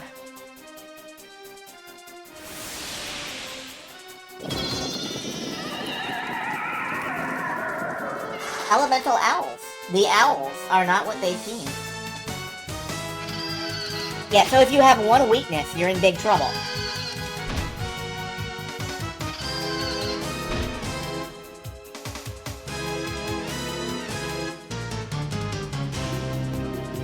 This kind of sucks.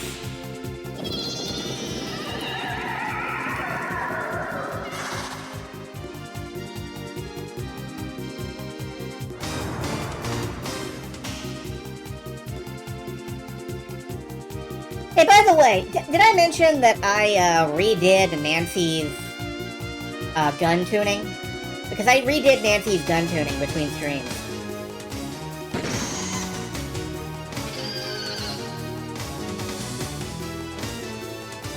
It's just that I apparently changed off one of her... Oh, I did. I changed off Attack Plus, I think. Hold on. 1 second, I need to check the skill lineups real quick.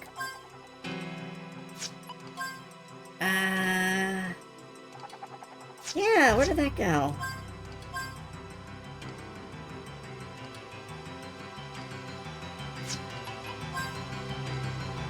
I traded off one of her skills, apparently.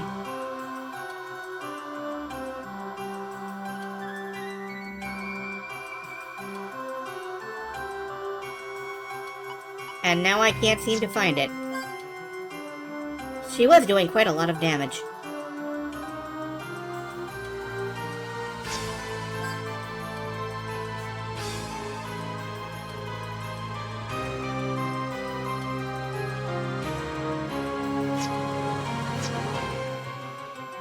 What did I trade off?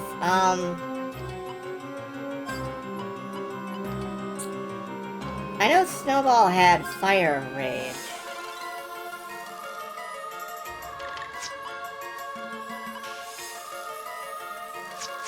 Well, you know, I'm not actually sure. I think I may have, boned my setup, too.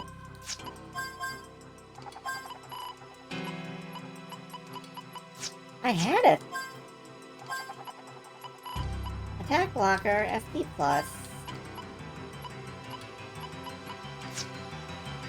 Mumble.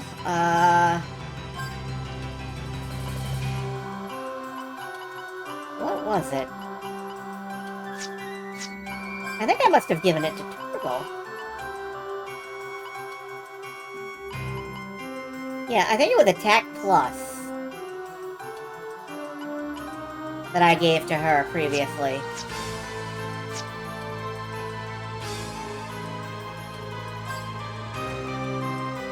Well, I guess she really doesn't need it, as such. I am gonna reset, like, all skills here, and set him up for, like, highest damage possible. I rearranged the Guardians for the porn fight, and I don't remember how I had them arranged, so I am gonna go ahead and, just set up for this.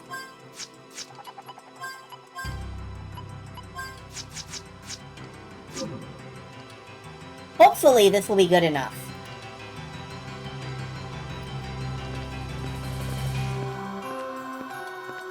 I'm reading everything on the internet on this planet, and there's so much happening. I am Disaster, the power that guards the Nightmare Castle. Let it be known to those who trust in the power of the Guardians, your life ends here. The moon spark blackens the night. I am the power that eclipses all and awakens the blood of beasts. Hi. Okay.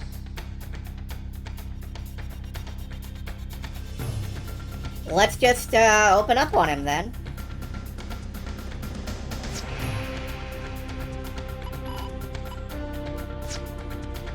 Extend, Valiant.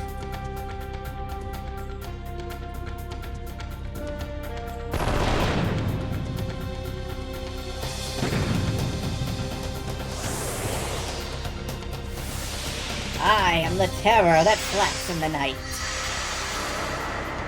I am the strange-looking biplane that glides over your house at 3 a.m. I am Deathwing Dork. Yeah, so Attack Plus had Nancy doing a not inconsiderable amount of damage. But Torgal is now launching basically missiles.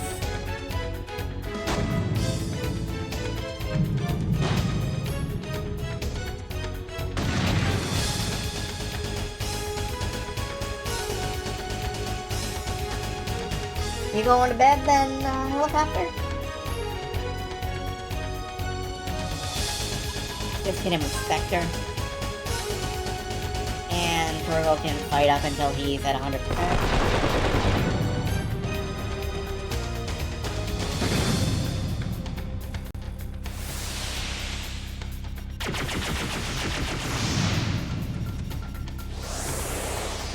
Merciless Queen. That concerns me.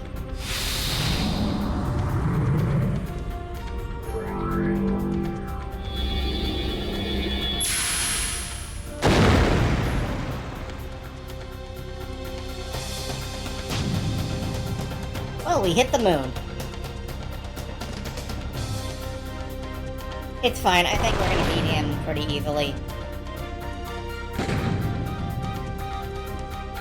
Oh, now I know what I was doing.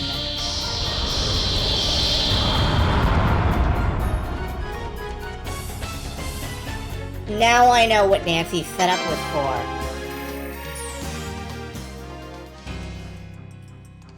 Nancy's setup was... she has 10 bullets in her gun. And I had her with Attack Plus, which made her do, like, a few thousand damage a hit. And I had her Gatling, so she did a few thousand damage a hit 10 times in a row. Or so.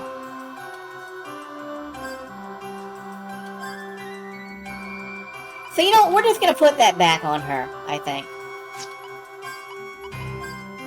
Which one is that? That's down on Brave Seal.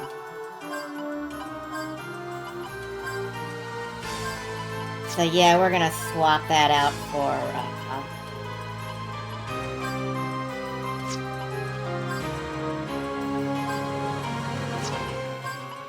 Fire, I think.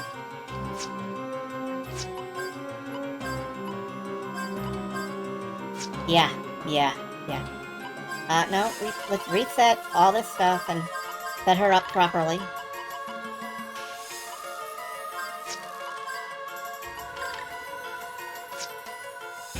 Yeah, okay.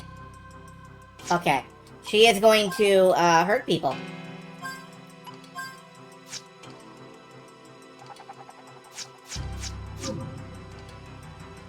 Now let's use the orb. The Exodus orb. We're back at the start of the castle. We could... Now let's go ahead and leave. Could this be Shane's doing?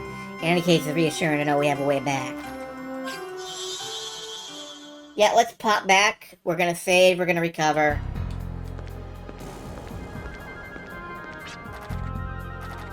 Heal me? Save my game? Alright, that's one down, and we have several to go. You're all tougher than leather. Be sure to prepare meticulously before you set out. Oh, believe me, I am prepared.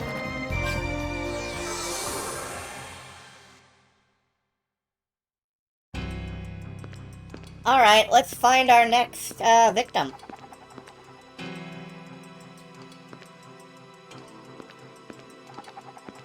How do I open the doors over here? Well, do I just...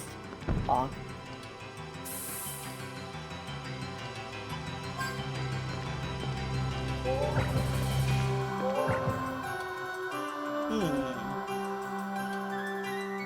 Let's see...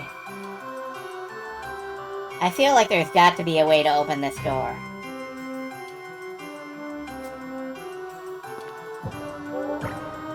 There we go.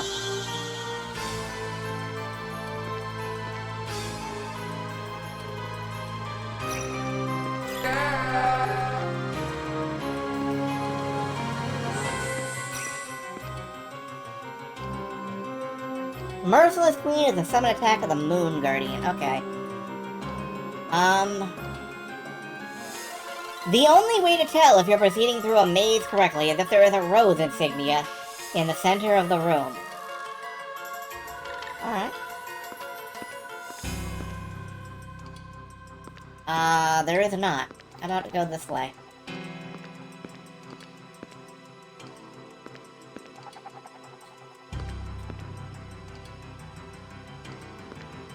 Aha! A rose! So it was... I don't remember.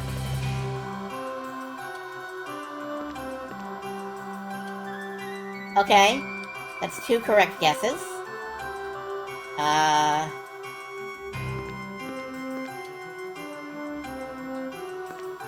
3 correct guesses.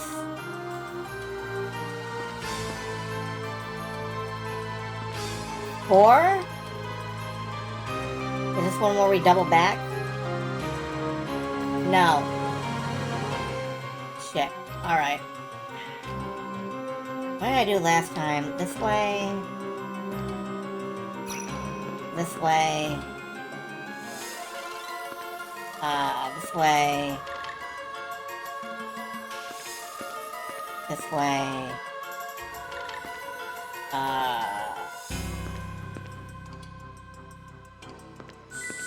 Aha! Okay.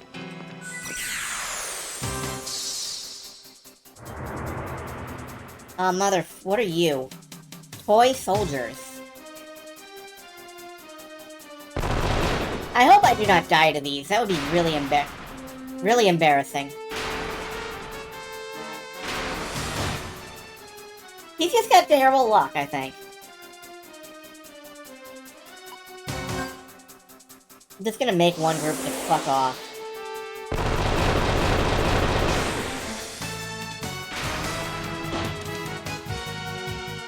Suffer by my invincible claw! It is a great thing to yell when you're attacking people.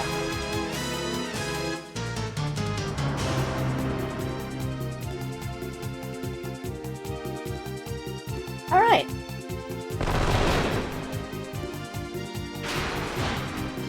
Ow. Yeah, Why is Nancy doing 3,000 damage? Casually.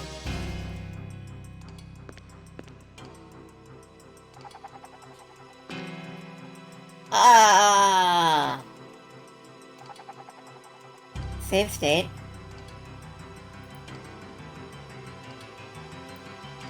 What the fuck is this? Alright, well we gotta pick one.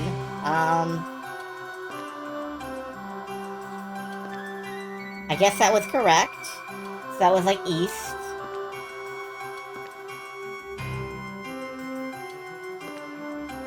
That was incorrect. Is it scrambling the directions? There, no, that's north. Okay, so... This one?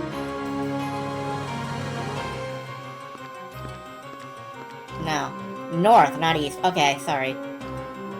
North. Maybe it is east. West. That would be west. Oh man, the static dissolving is... That was a thing.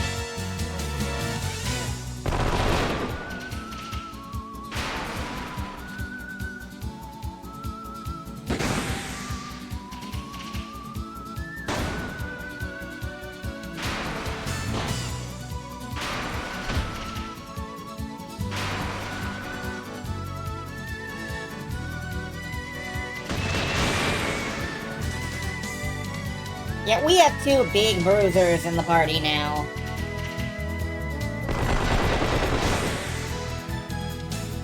And I admire that.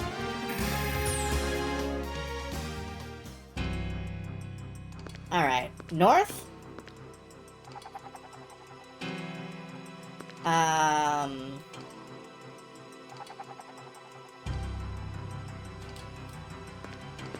Well, let's see, we tried...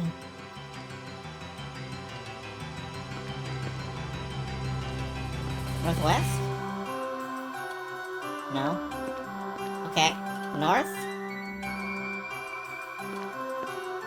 North? No. North. Northeast?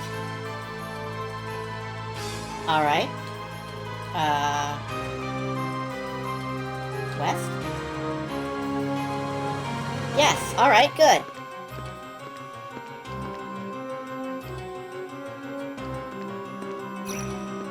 No. I am disaster, the blah blah blah blah. Blah blah blah blah blah. The Gale Claw tears up all hope. I am the power that whirls away all.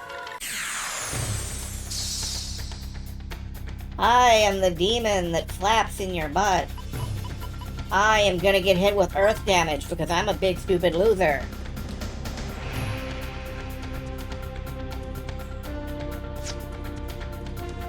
Fuck it, let's just Gatling. Drop a Gatling on him.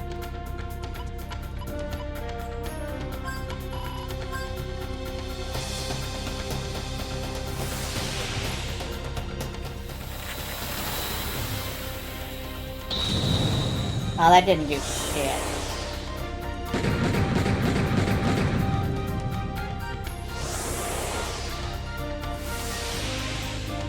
That did, though. Andy's scary now. I love her.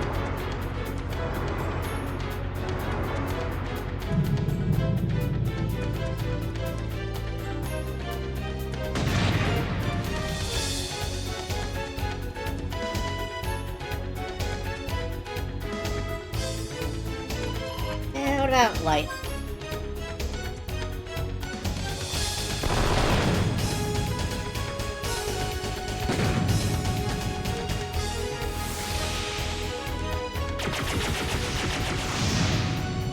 Light's doing a lot.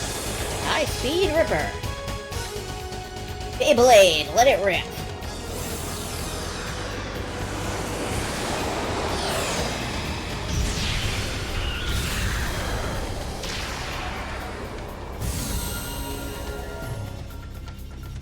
Snowball is kind of dumb. He doesn't magic so much.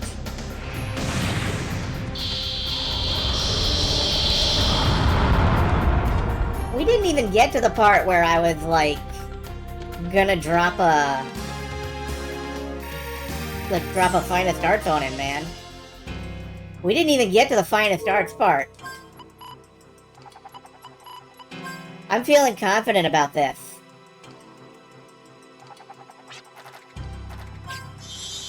Drop back, save, recover.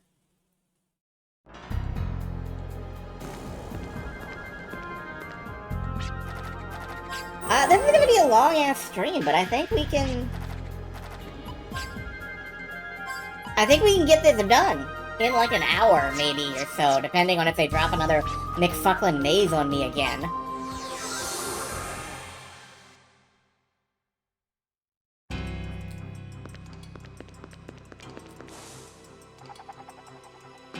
Alright, what's next?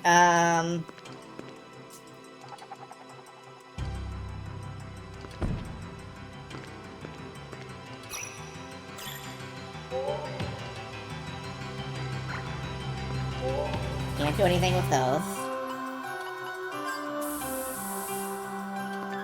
Not that I'm aware of. Bomb, glow, hook. Boomerang? No.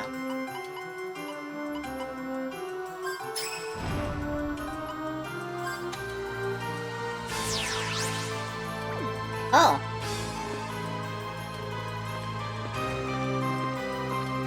I got anything to do with these?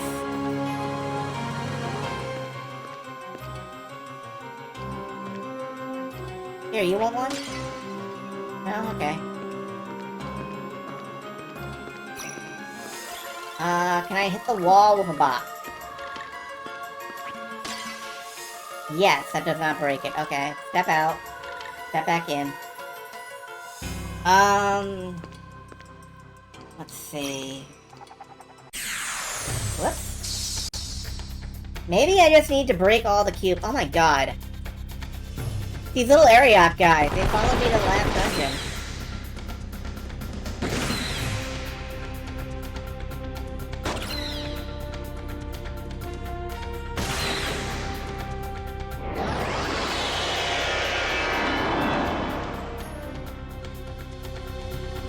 They're doing nothing. These are the guys you're supposed to kill 100 times in a row. Or 100 times, by hunting them down throughout all the different dungeons. Yeah, I didn't do that. This is like my 6th or 5th, 7th time seeing them, ever.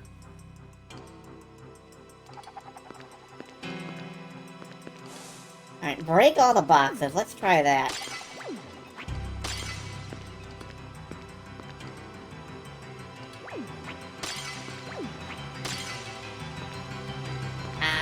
Not seeing anything. That's an EX key? Oh, I see.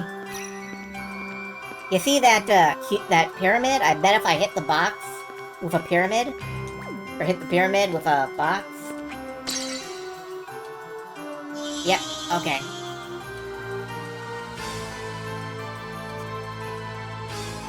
Let's go.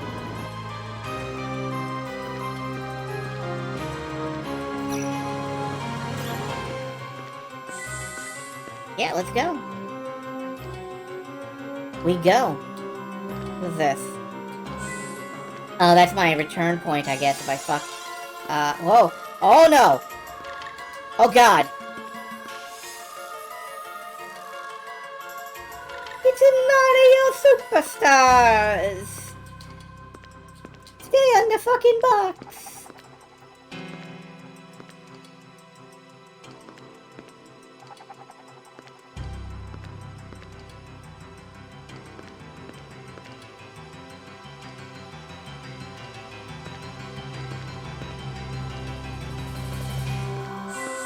Alright. Did that. Do it again!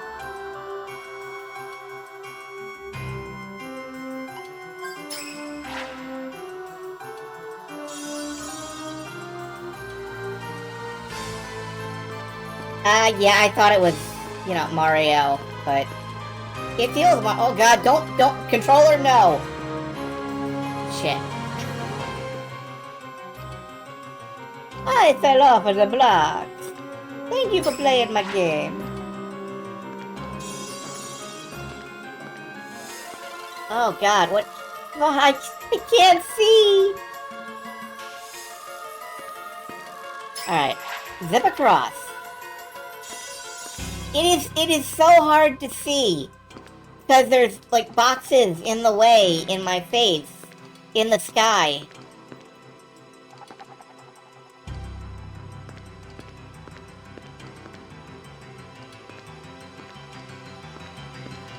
Where are we going? Where? What? Where? Dicks!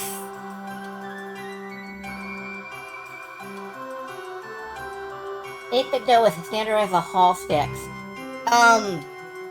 It's not my sticks that's doing it. It's Bluetooth or something. I don't know. Whether I've plugged it in or not, every controller I've ever owned has just stopped.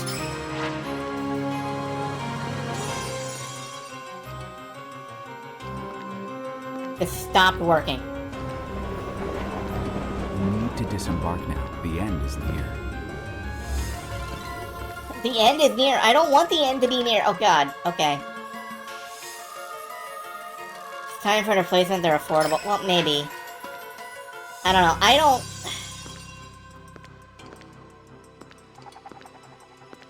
I was gonna say I don't trust third-party controllers. Because... But what I really don't trust is... I went the right way the first time. I need to change crest again? Oh, okay. And I don't know. Does 8-Bit Dough make an Xbox 360 controller? Does 8-Bit Dough make a PlayStation-style controller? I don't know these things. I need to change crest at the end. That means I need to rotate the camera to where I can see the change crest. There it is. Fuck. Okay. Yeah? Okay, good. They do. Good to know.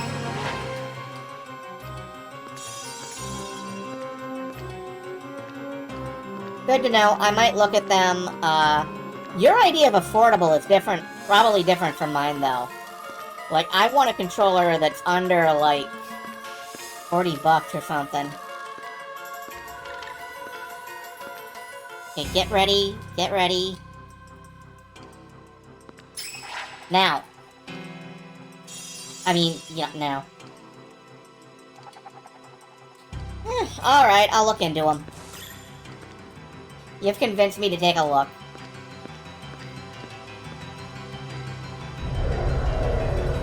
I am the great cosmic butthole, blah blah blah. The Aqua Wisp summons your death. I am the power that washes away and engulfs all. Alright, let's kick his ass. Let's kick his ass.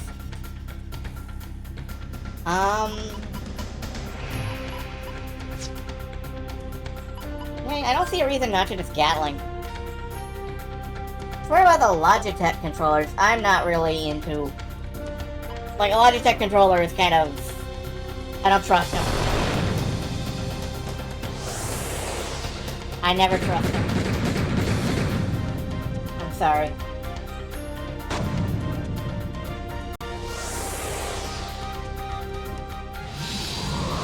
I'm very particular about controllers. I really like the official Xbox controllers. I miss the Xbox 360 controllers, though. I don't think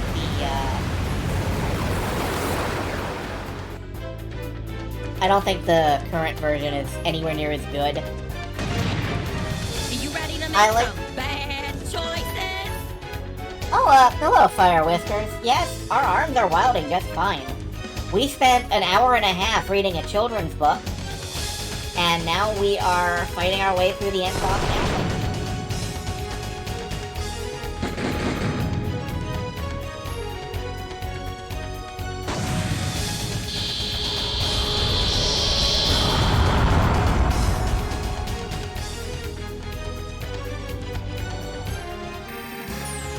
The hardest thing here is the navigation, honestly. Alright, let's exit us out.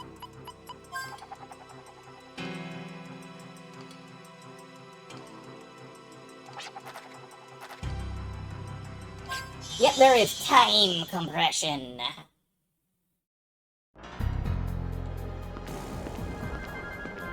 Shane? I need you to heal me. I need you to save the game. Alright, so we've done, what, 3 of them now? 3 out of... how many elements are there? I don't remember.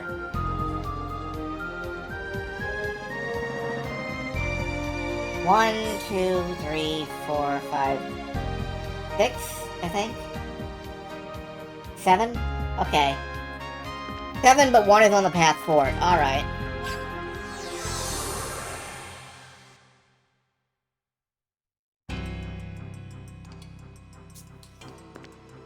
Let's see if we can open any of these other, doors.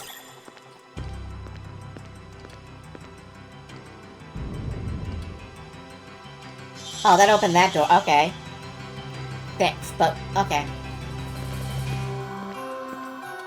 Do any of these other doors open if I... Apparently I can't pull. No. All I can do is ram my face into things. We haven't been in here yet.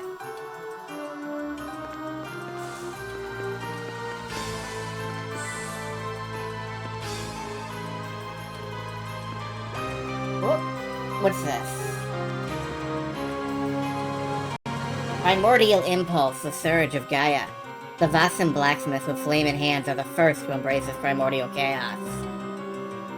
So, flames come first. Got it. The other reason that I don't think it's the controller is because my headphones can't maintain a signal either. I think something about this setup is just shitty for Bluetooth. Is there such a thing as like a Bluetooth antenna I can just plug into the outside of my computer? Maybe strengthen my signal strength? As time goes by, the demons descend to benumb the humans and elves with their cold power. A man comes forth seeking change. Entrusted by the people, he becomes an advocate of the future. The demons use the dragons to devastate the planet, causing grief to many.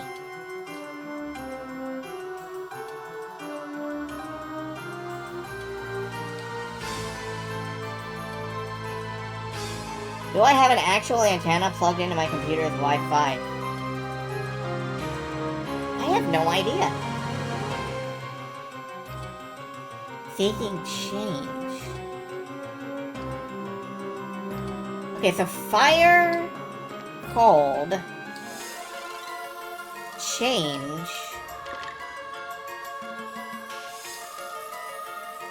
dragon, grief? I don't know.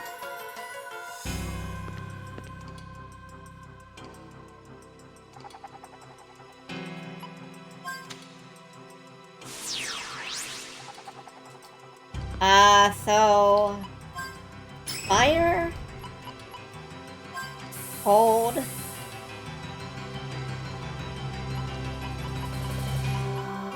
change... dragon?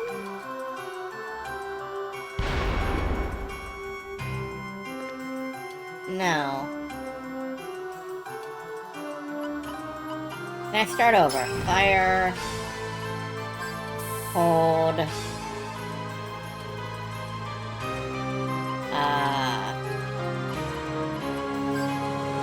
flying thing?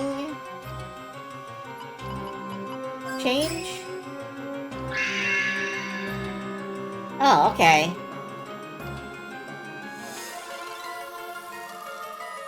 I was trying to solve a puzzle.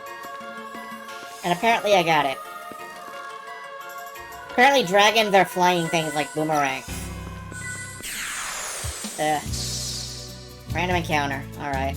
Oh, hi!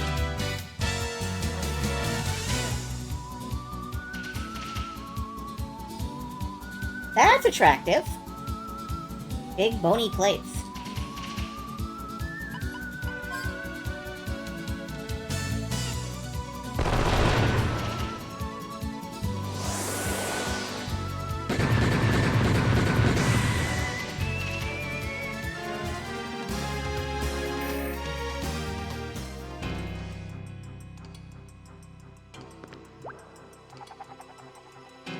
Alright, now we've got,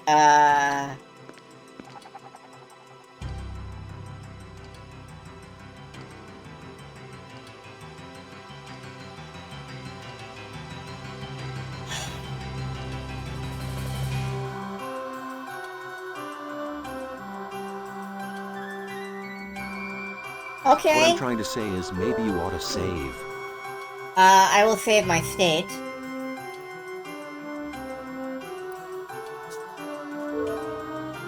Alright, we're gonna...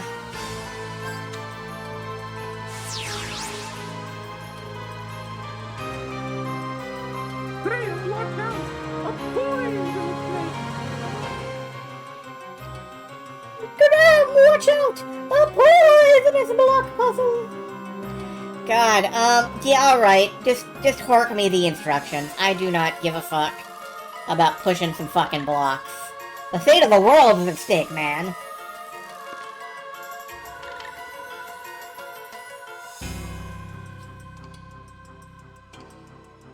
To complete the rose block puzzle, start on the northeastern block. Hopefully I don't have to actually be standing on it. And lift every block and put it north. Then, stand on the west side and move every block one space south. I can't do that. Stand on the west side. Oh, wait, I'm on the wrong... I started on the wrong side. I started on the wrong side. My compass was wrong. I'm glad I caught that. I would have been puzzling at that for hours. Lift every block and place it north.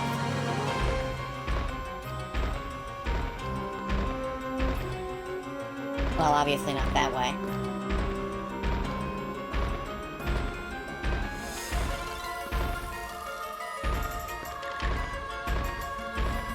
Oh, because you rotate as you fucking do you rotate! That's mean! That's fucking mean! Then stand on the west side and place every block one space south. Uh-oh.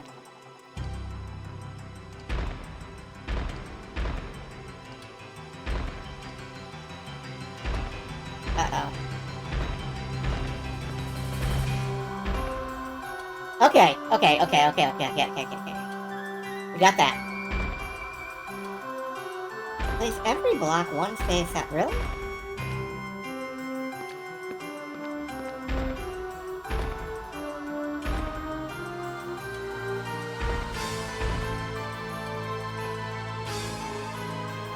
I rotated a row when I was undoing things earlier. You know, you're probably right. Which direction does that have to face?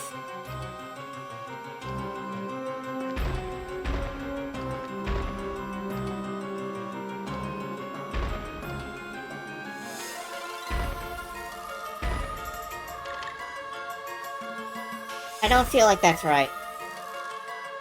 I feel like it has to be facing that way.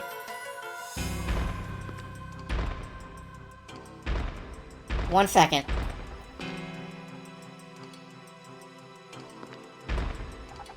Yeah, I don't think the road's center is quite right. I don't know how to fix that.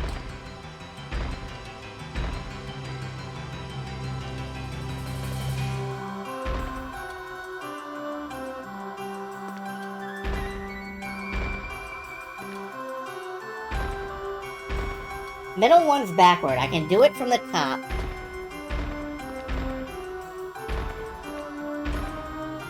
You're right. Thank you. Thank you. I knew that was backward. Now, how do I get these right? That is correct. I come around. And you're backwards, you fuck. How do I get this one right?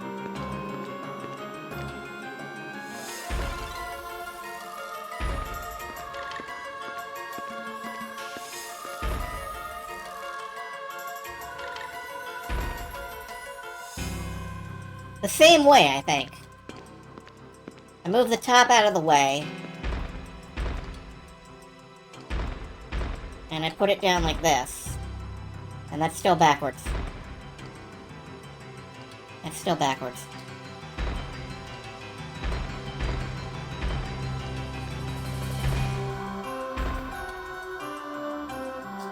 How do I...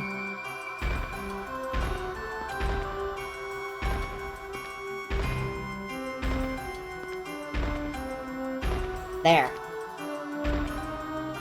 No. There.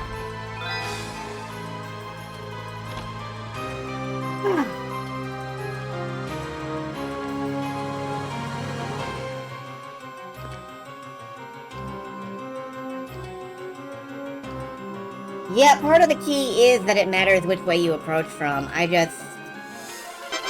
My brain was not in the correct position for...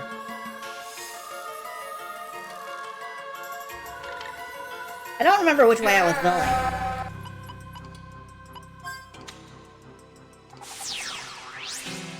This way, I guess. Rotate your brain. Rotate your brain for science.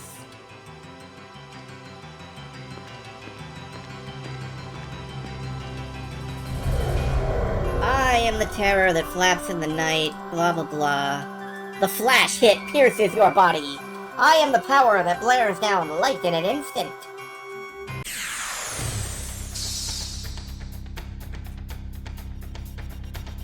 Yo, what are you gonna do, Helicopter? Lay it on me.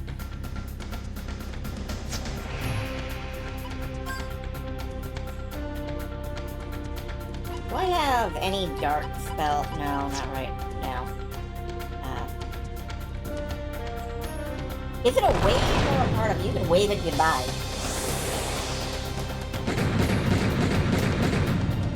Huh. I've never been inebriated in my life. I am perfectly coherent, despite my slightly inebriated state.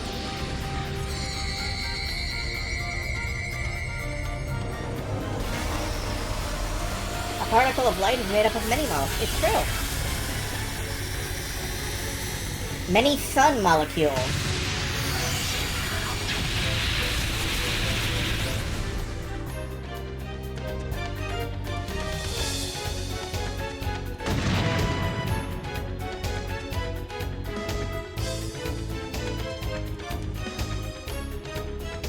You people of Earth and your stupid minds! Stupid! Stupid!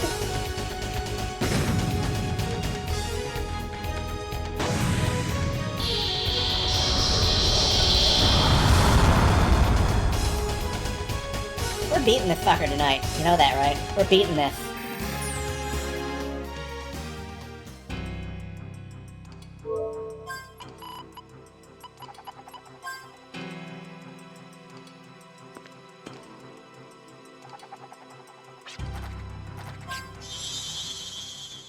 I wasn't sure. I was wondering if maybe we should, you know, just get partway through and save the rest for tomorrow. But no. We're going to town. And by town, I mean the boss. And by the boss, I mean we're gonna blow him up.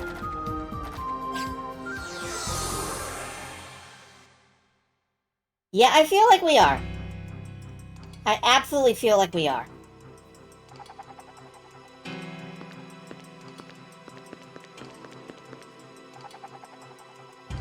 May the boss... I hope the boss isn't a cute dragon.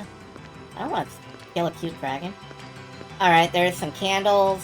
There we go.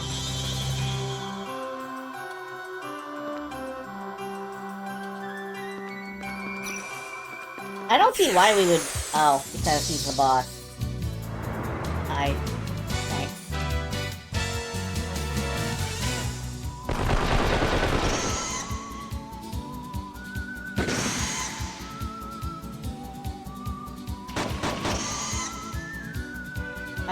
I'm not sure if I'm killing these birds at all. I have concerns. Yeah, I am. Okay.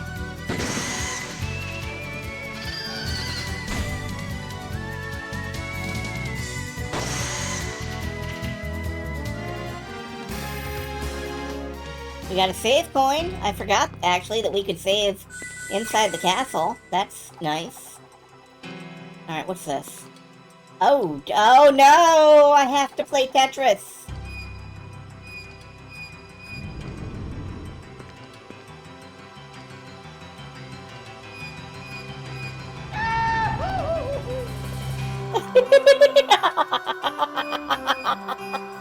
Thank you for the goofy scream.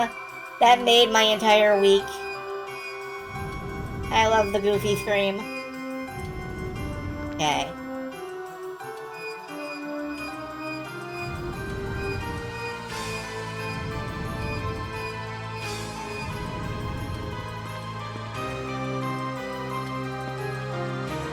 Yeah. That one felt obvious to me. Because if they were all L-shaped, then I could just snake them across the thing. Oh,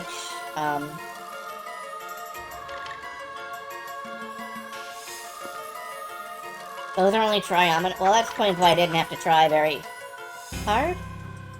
You want me to what? No, I can't. It can't be like that. I gotta,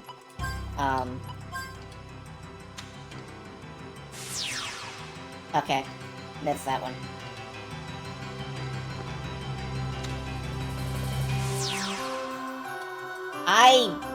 Do I have a time stop? No, I have a thing that teleports me, but gotta time it just right.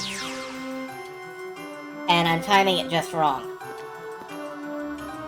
Wait until they're all out. The patients are all going insane, and you're trying to fool me. That's not nice. My patients are going insane, and I am trying to fool you.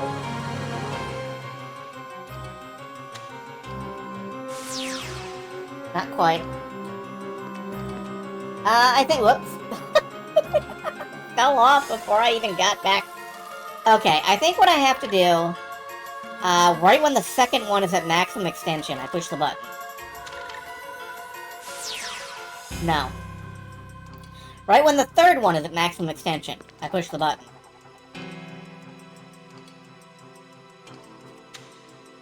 Whoops. That was the wrong time. When the third one...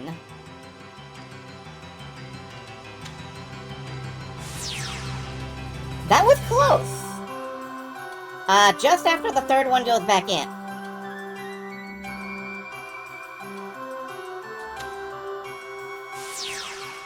Yes! What now?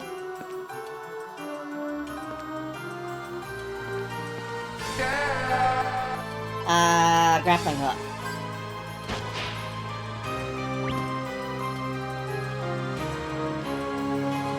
And then the shoes.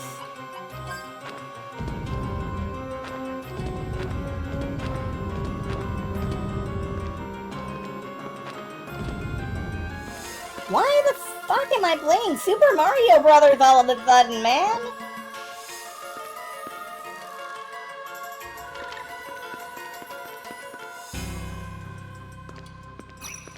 Yeah, no.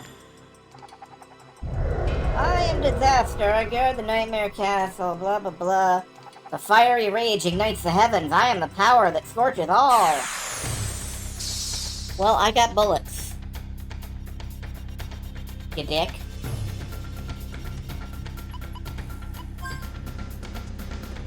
There was a ladder. I don't know what it was for. We'll go out and look when we're done here.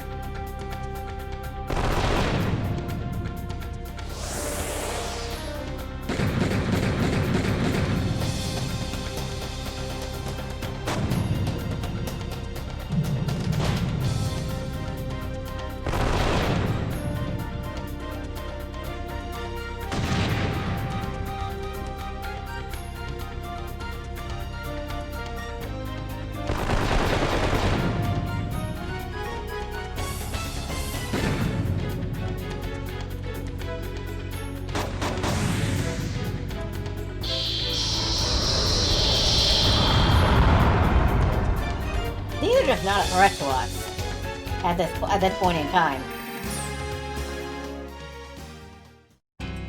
Alright, let's step back and look at what that ladder does.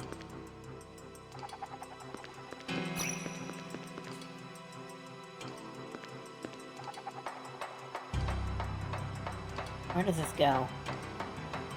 Well, it goes up, right? It just takes me back up to the top in case I want to walk out of here, I guess. I don't want to walk out of here, though. Alright, we go down, we save, we recover, then we do the next. What do we have left? We've beaten Light. We've beaten Moon. We've beaten Wind. I think we just beat Fire. Can't be that many left. Water, I guess. Did we do water yet? I don't remember. Did we do Earth? Maybe we didn't do Earth. We did water. Alright, let me look and see, like, what's left. Yeah, Earth is definitely left. I don't think... We did do water. Water was the, snake platform. We did light. We did wind. I think we're down to Earth, and that's it. It looks like that's all. No, I think there's... Nope, it is. Pretty much it. So, let's,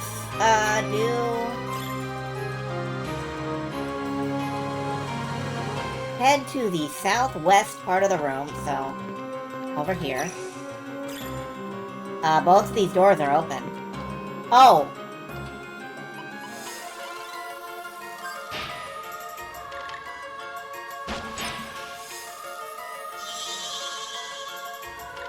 Okay. Stop it. Alright, what do we got in here?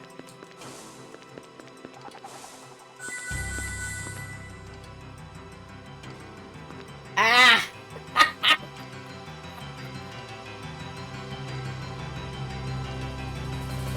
Of course it is!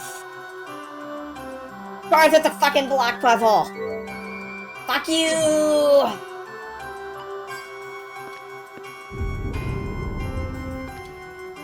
Just get out of my way!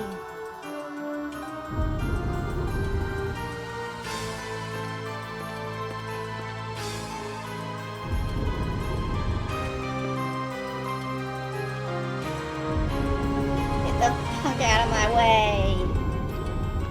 Damn you!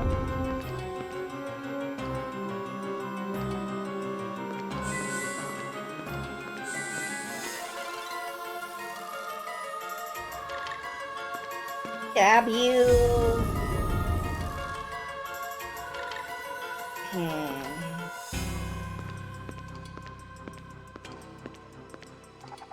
Yeah, alright. This one isn't hard.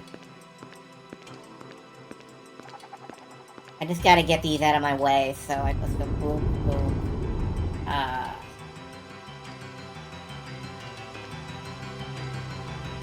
No, I think I pushed that one too many times. Reset. Well, these are massive blocks. One. Yeah, I think I pushed it once. And then I can shove this down here.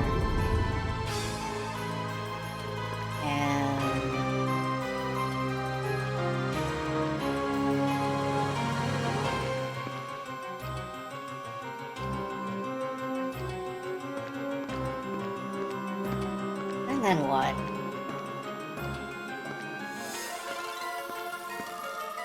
Well, if I move this, and then I move, this one, I can just walk around. Okay, yeah.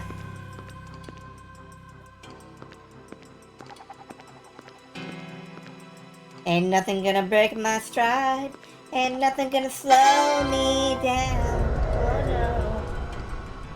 The terror roar blusters. I am the power that pounds and crushes all.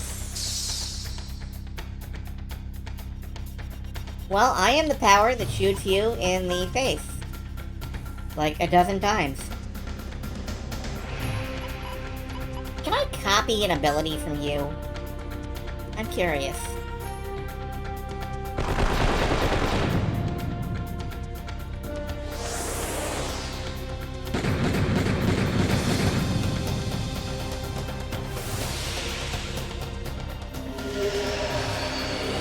Yeah?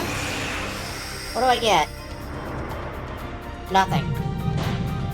Cool. I love it. I love it. Let's just shoot him down.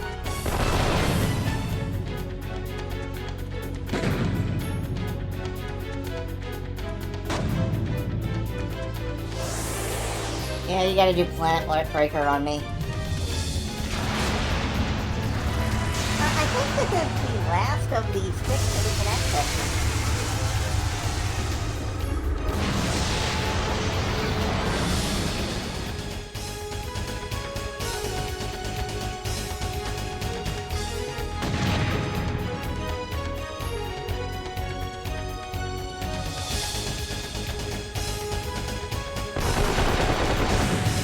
Has a little more hit points than the other one.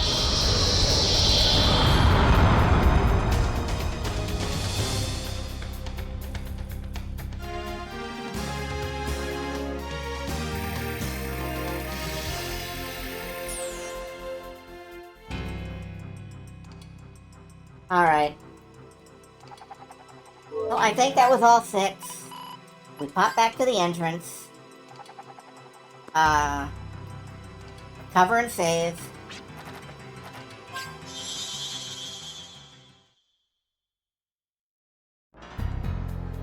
If I missed one, I'll know when I'm fighting this boss coming up. You know? I can go back and look again. Yo, take me up.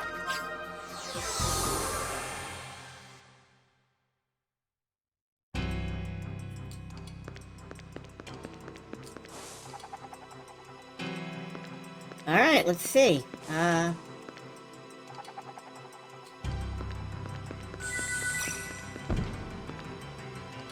powerful, wicked aura is oozing from beyond the door. The source of this evil aura seems to stem from beyond this door.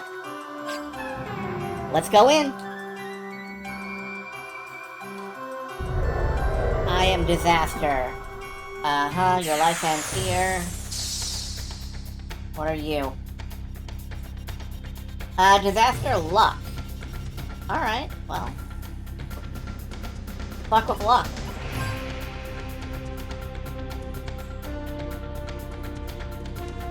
Let's go ahead and extension the Valiant. Just in case we actually take some damage.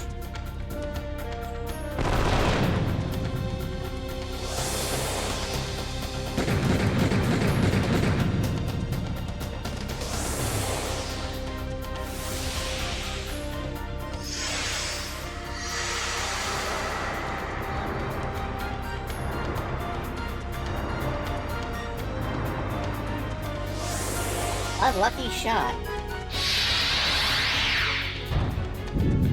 Great, he's gonna Ultraman at me.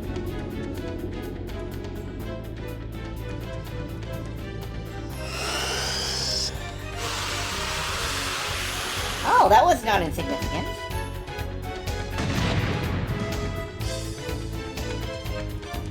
Alright, that was... I guess a thing.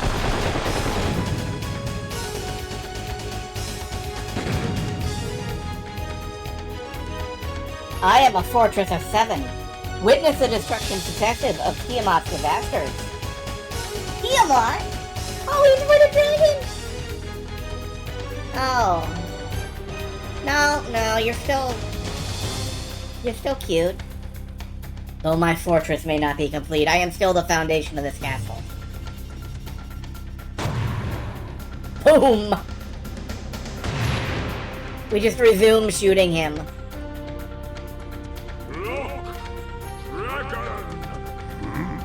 It's a respectable enough dragon. Dragon, be strong.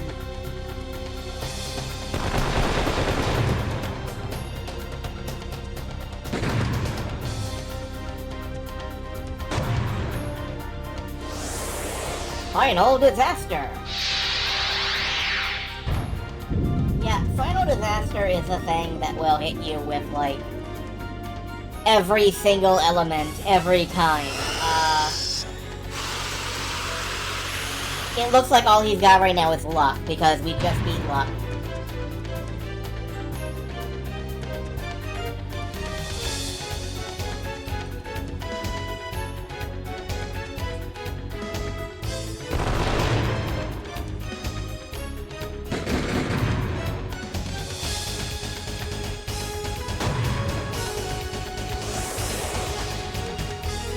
Final Color Blaster!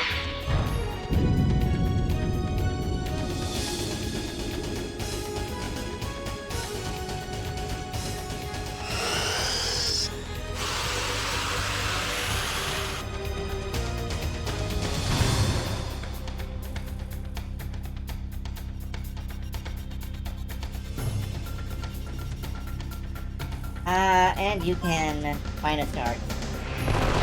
Assuming he's left alive to find a start with.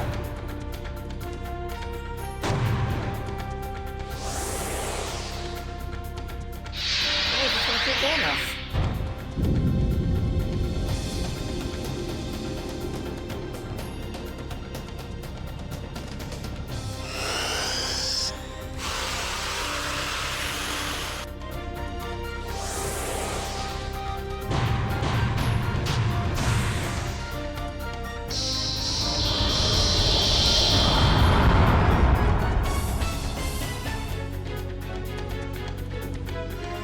Alright.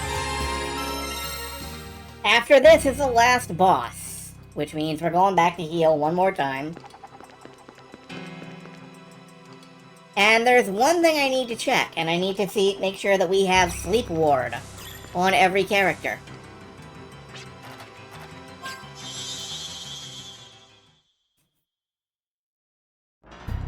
This final boss battle is going to be very long, folks. And I mean, I say that. This is going to be my longest stream ever, I think.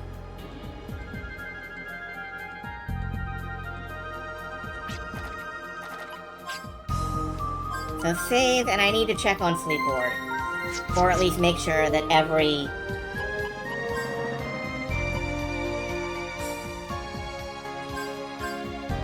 Okay, sleep. Do have sleep status ward.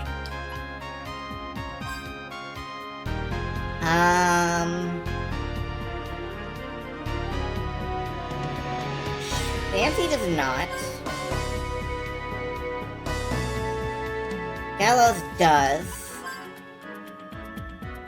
Torgal does not. Alright, do I have alarm clocks? Snowball already has it. Yeah, Snowball already has it. Nancy does not. Do I have room on Aqualist? Yeah, I have enough. Nancy and Torgal. Okay. Yeah, the yeast streams were long. And Torgal, let's put it on Cosmic Cog. Let's not put it on Cosmic Cog. Let's put it on Hope Shard. Yeah, alright. I mean, I could put on Total Ward. But... alarm clock. So, Nancy, dial down some of these other personal skills.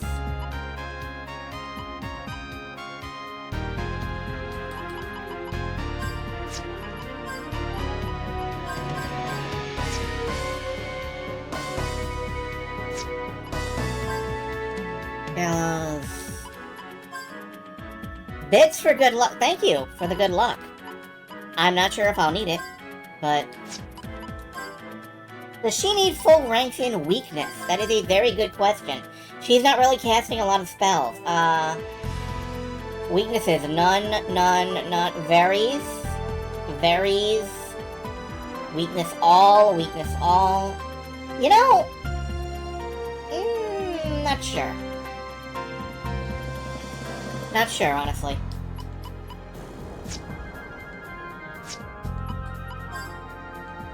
Yeah, you can have, the FP boost. Light ward, I guess. Alright, I think we are... Oh wait, Torval.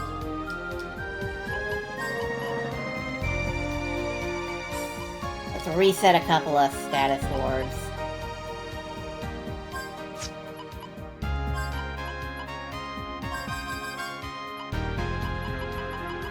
Maybe put 1 point back into them. Okay. We're probably ready. Let's go confront the last boss.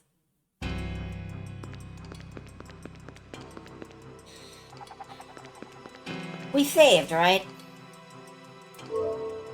Let's save. What I'm trying to say is maybe you ought to save. We saved. Now we've saved. Everybody's pretty good, so... Yep. Well, now we've saved, so... Charge! Ow. A gorgeous door inlaid with roses. There's a small keyhole in the center. I can sense the threat through this door. This must be the Castellan's chamber. Pop the door open and let's go in. What lies beyond this door? The end of a nightmare? The end of reality? The darkness engulfing Beatrice extends before your eyes. Would you like to save onto a memory card before you step through this door?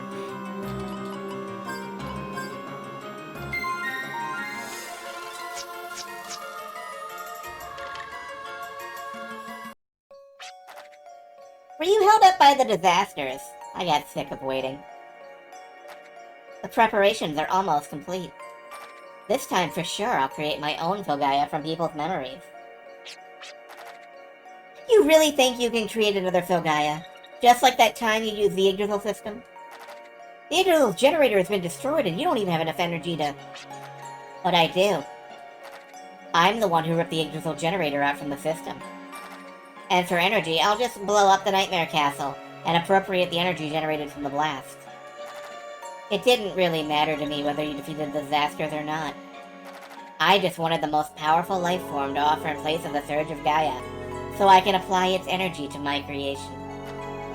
Everybody worked so hard for me. Starting with the construction of the Yggdrasil system, which paved the way to my first attempt at creation. You defeated the boorish prophets who tried to expel the humans, and also rid this world of Siegfried. Oh, and how can I forget? Lamium obeyed all my orders to activate countless artifacts necessary for my creation. Even Lamium? As long as humans cling to even a little bit of hope, they can be taken advantage of quite easily. Lamenting over the decaying Filgaia, I must have appeared as a saint to Lamium. People don't rely or depend on others just because they're weak. It's because we strongly believe we can accomplish something much greater if we support each other. It's a bond built upon trust and support. There's nothing lower than taking advantage of people's trust. You're so arrogant, I don't need to hear your lecture. Now let me show you a deep sleep beyond your dreams.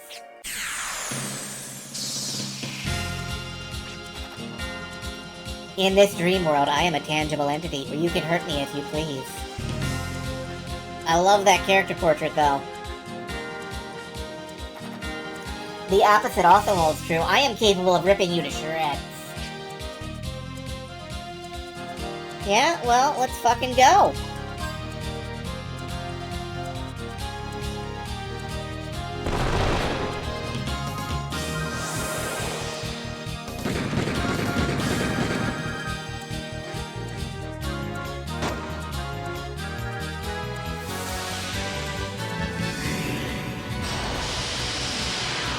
Magic resist down, okay.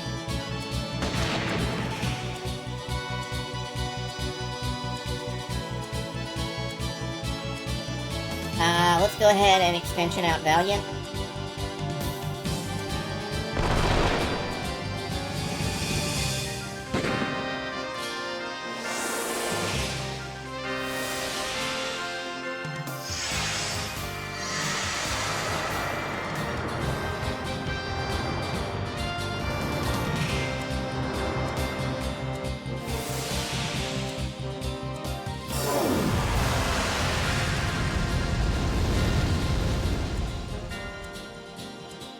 Dark Ward, baby!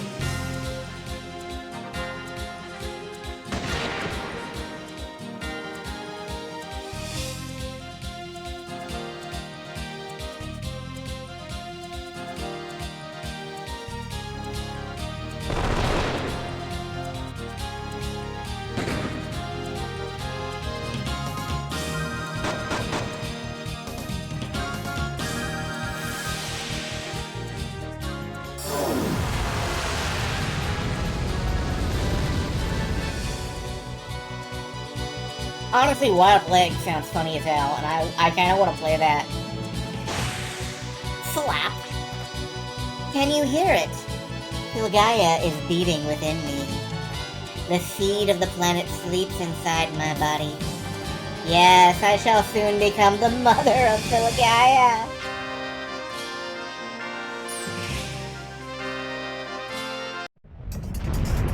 The Yggdrasil's generator is in its final activation phase inside the Ark of Destiny.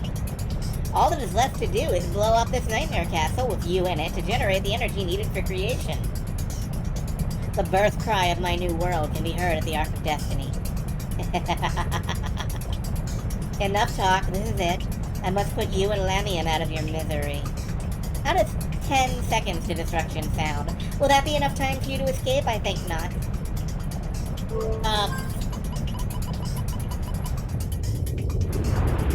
This light signifies the birth of a new planet.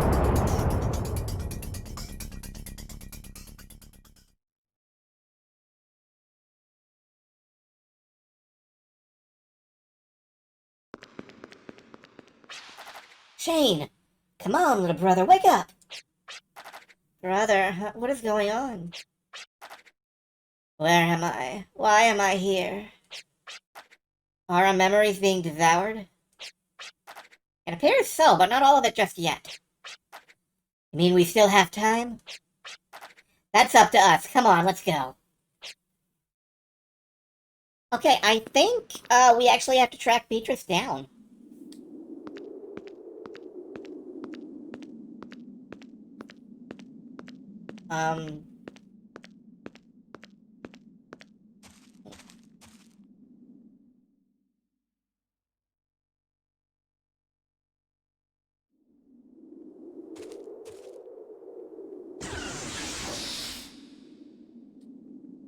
Yeah, she did make it blindingly obvious where she'd be. Well, I guess...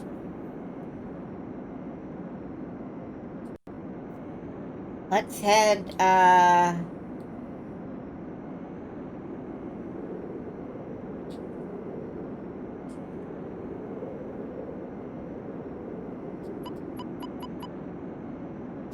don't know, I want to find a town so we can recover. And I'm not sure where one is, offhand. Oh, there's the secret garden. To the Ark after I get, town stuff done. I want to recover stuff. No flower can bloom if it's forgotten why it wanted to. If all life were to forget the meaning of living, then life itself has no future.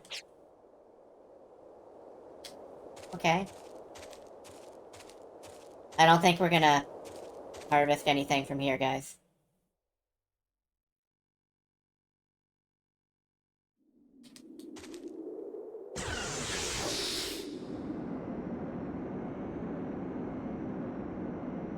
Yeah, never mind that. Let's set down in Little Rock.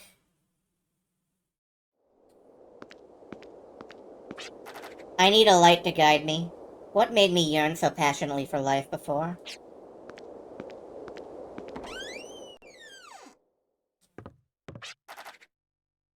We provide evenings filled with beautiful music.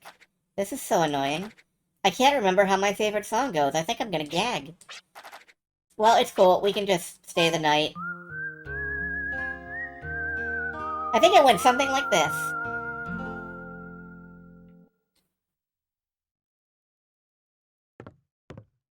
Yeah, I believe every NPC in the game will have some something to say about this situation. Here I go, getting hungry again. But I don't feel like doing a thing. Sure is weird.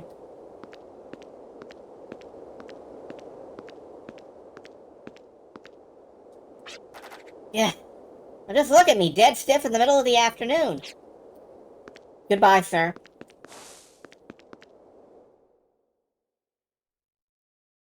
Let's hit the Ark of Destiny.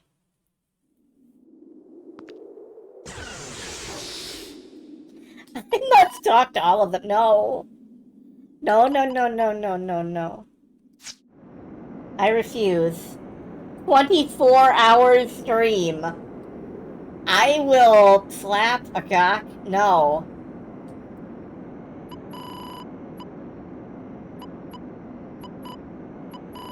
Alright, we are headed, Ark of Destiny. That's that island down there.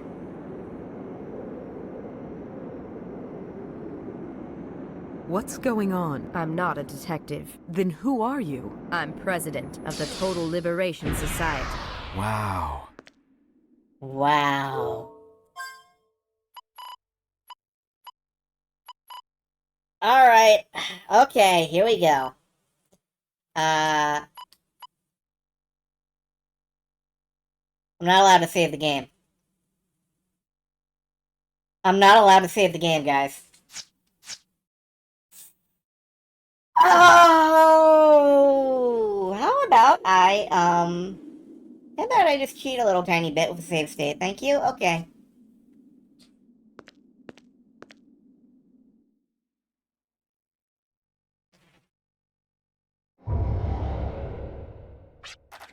This sensation. Are we too late? If the Yggdrasil generator attached to the Ark of Destiny is creating a dream demon Sogaya, then yes.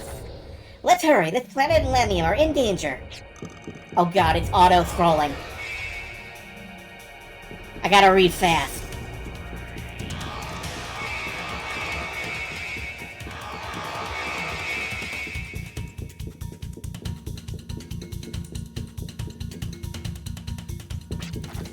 You don't have to turn around. All you have to do is look forward. Maya, what are you doing here? I found my next target. Some monumental gem that sparkles a blue like none other. One day I will return this planet to its blue state and make it mine. I've decided to become the first president of the United Stars of Filgaia. Oh, come on, Maya. That can be taken as an act of aggression. So what's your point? Are you going to do something about it as a defender of justice? We'll stop you. Fine, then just make sure you come back alive. I mean, you're the only one who stand a chance against us. Thanks, Maya.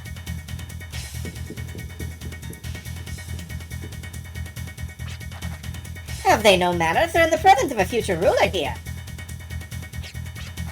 Lady, this is a perfect opportunity to repay them for their honor. Yeah, I'm sure Sis thinks so too, but she's too stubborn to admit it. Be quiet! Such a skilled where your mouth is. Schrodinger's, prepare to go all out.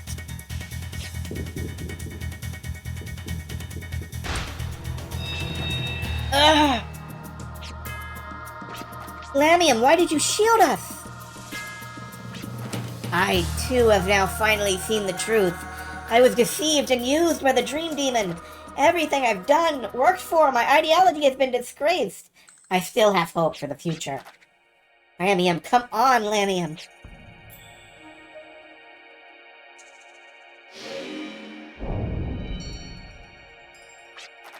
Lamium will always be an ignorant man. If he didn't shield you, he would have lived on dreaming. The electrical field of the 25th dimension is the dream world of humans. A world of eternal darkness deep within your mind. That world is where I rule. It's easy to control reasoning. You don't understand a thing.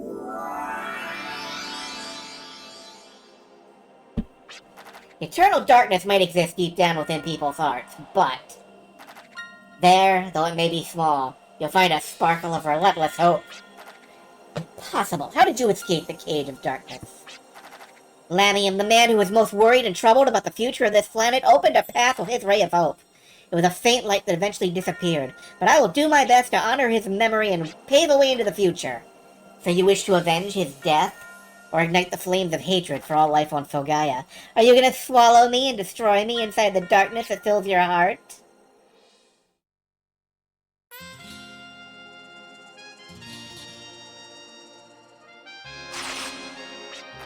I will not let you become anyone's memory.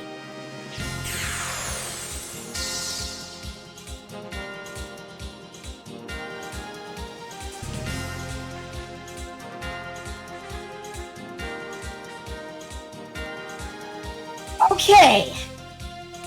Let's fucking rock!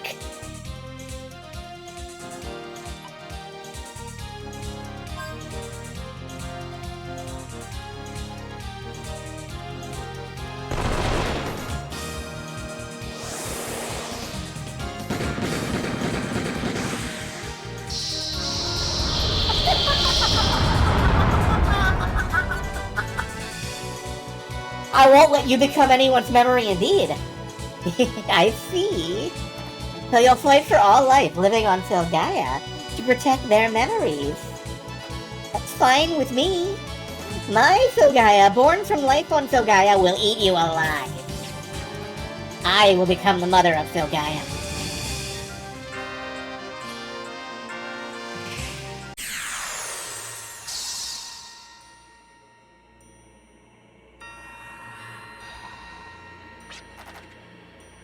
Don't tell me this thing here is supposed to be her Filgaia. Is this some kind of joke? Yes, the Filgaia theory, how the world is a single life entity? It seems to be at its larval stage now, but it will grow and mature into a full threat. Then we have to stop it now. It may be just another Filgaia, but its will is that of Beatrice. I'm sure it doesn't have a liking for us either. Let's do it. Alright.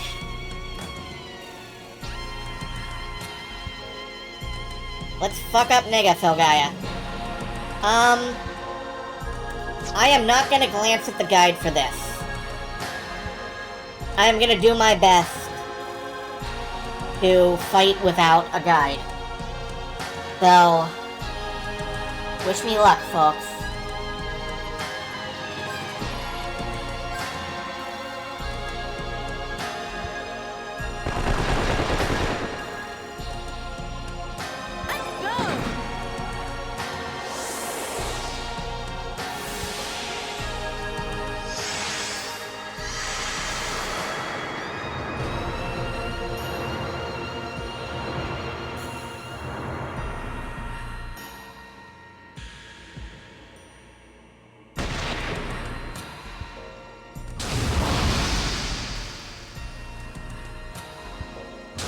This music is working.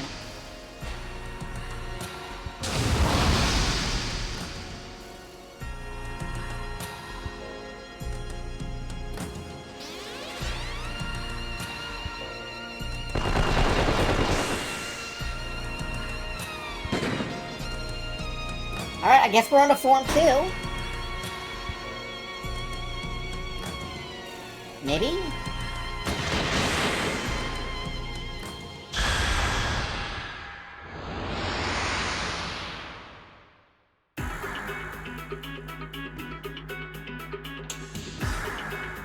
Oh, man.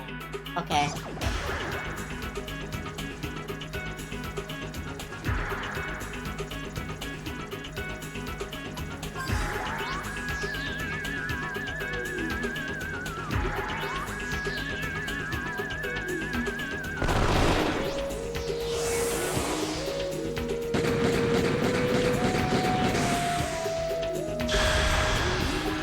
Oh, go fuck yourself. Okay.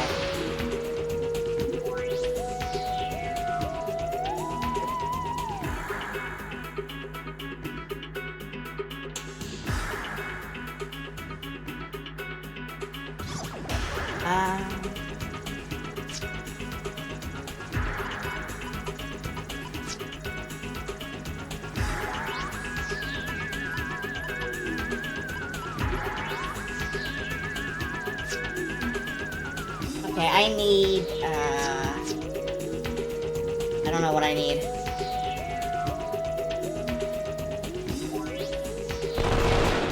No effect, alright.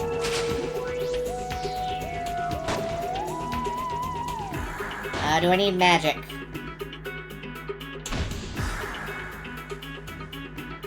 The core is exposed. That's the end of the fucking turn. Oh wait, no, there it is.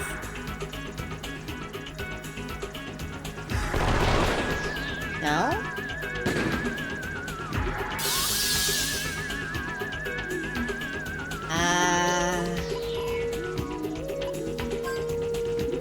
Magic?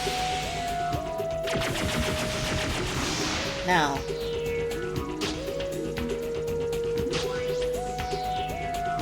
It doesn't expose the core until after it's gone. So what am I doing here?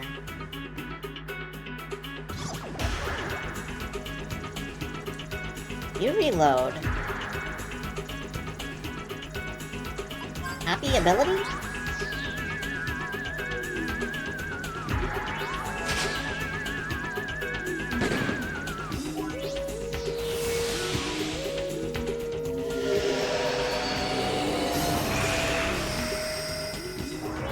No enemy power, okay.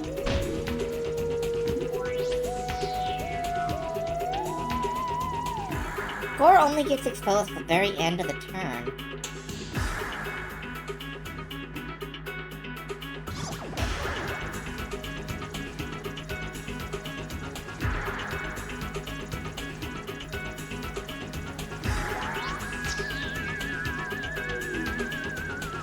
Weaken?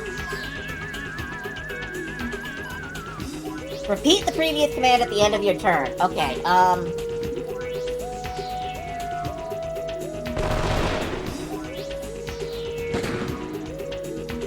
let her shoot. Can I force it up? Yeah, okay, I can force it to be light weak.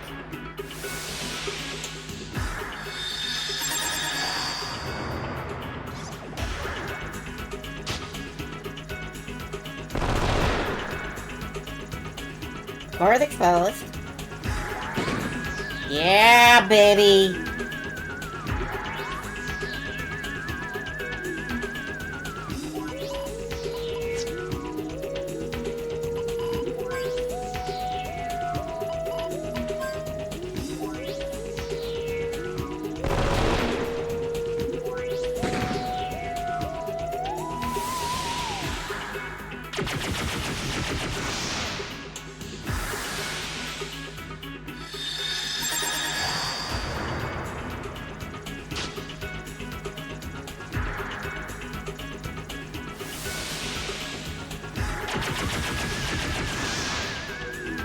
And yeah, no, just fuck him up, Nancy.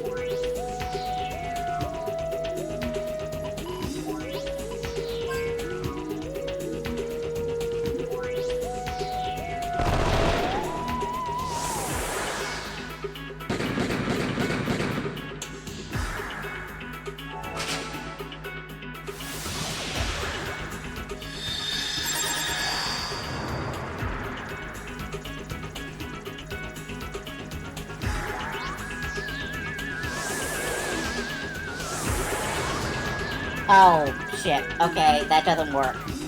That's good to know, actually. That's good to know that that doesn't work. Reload. Let's just replay... Snowballs.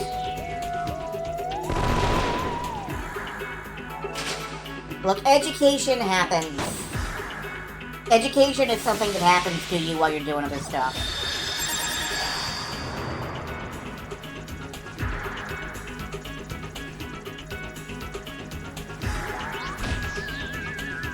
But we are learning. We are learning and we are growing.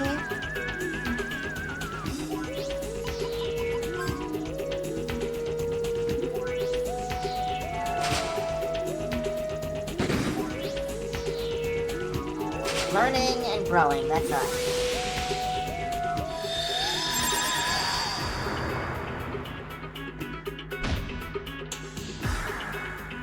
This might take a bit, though. I don't know how much... Okay.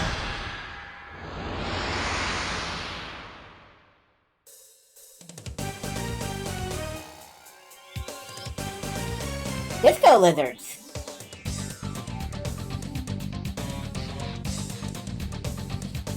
Alright.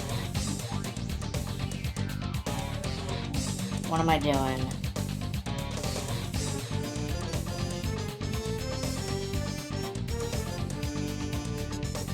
Do we just unload on them, or... Critical heal, okay.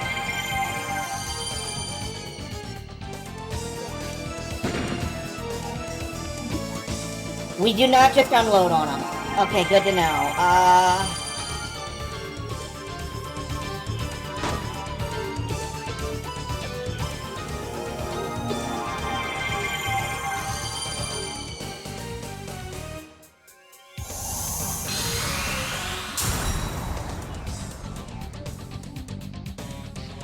I am probably gonna have to summon a healer at some healing. Right now they're all using elemental attacks.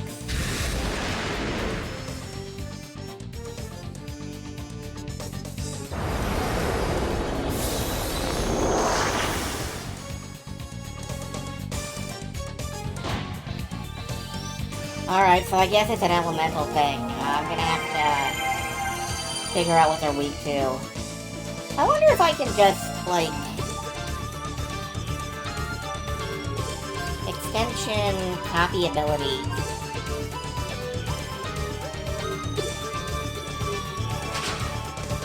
Reload, reload. Can I just have all of your powers? Oh, holy shit, it fucking works.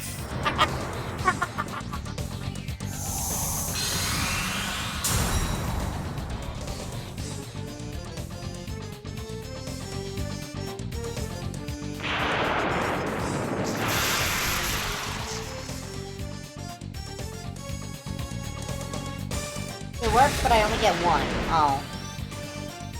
Well, that's a shame.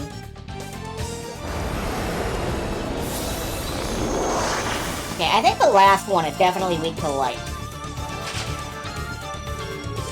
Extension might have been a wave. Yeah, probably.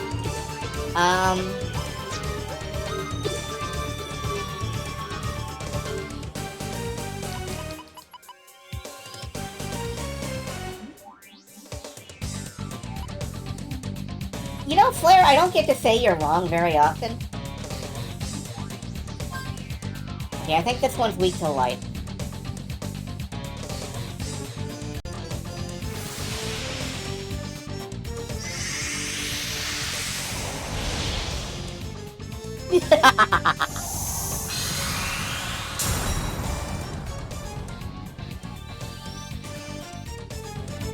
I got all the ones! I got the cold one, I got the hot one.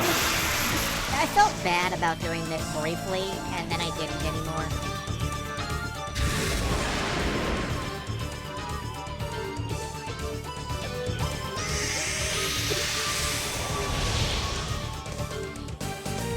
Okay, it switched to being weak to dark, I think. Do I have dark on anybody? I don't know. Yeah. Dark matter. Hit it. The first one's probably weak to fire because it keeps using ice on us.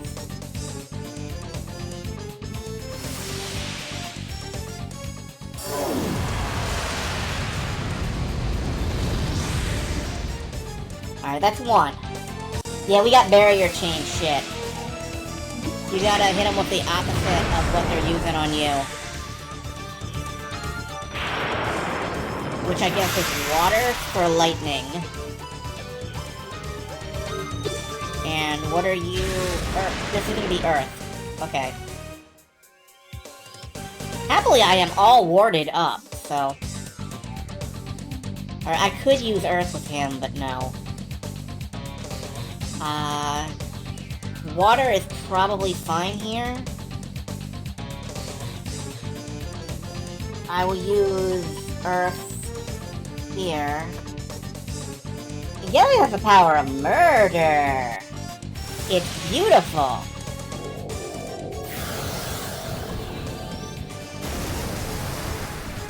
Yeah, alright. Rock.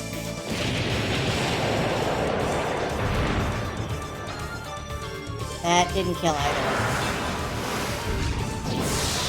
So water is now... First one is now fire. Okay. This one is now wind.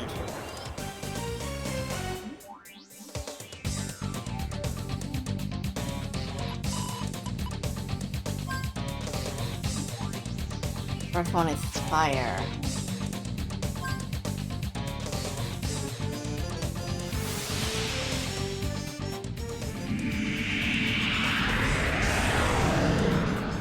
Oh dang, even with your magic staff? Okay.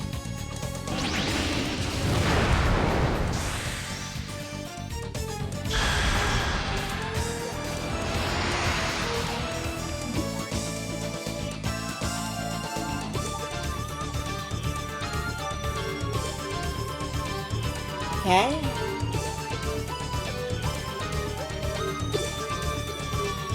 Let's just shoot it. Oh good, I get to keep these. That's nice.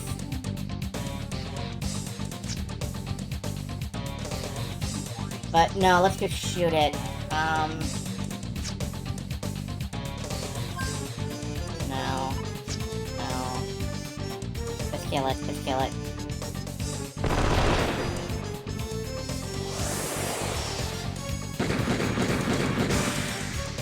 Okay, that's one.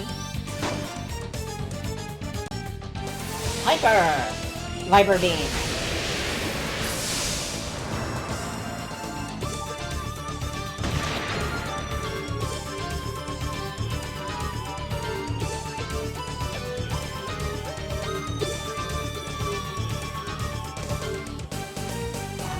Okay.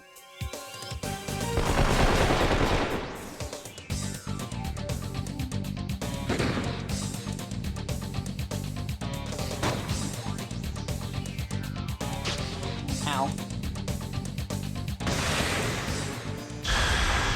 Cool. Cool. Cool. Oh, we got a dragon.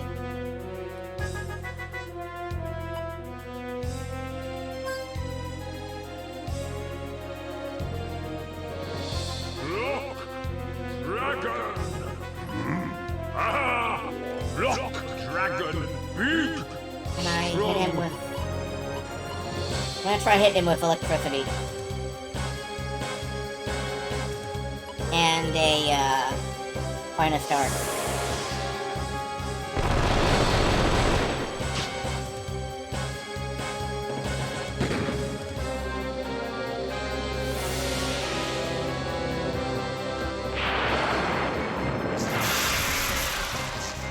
Oh yeah, fuck him up.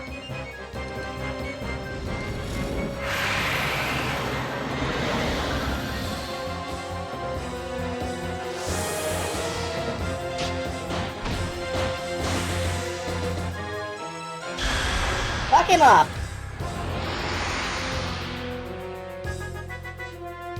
He is larger now. Okay. Cool. Can I hit him with, like...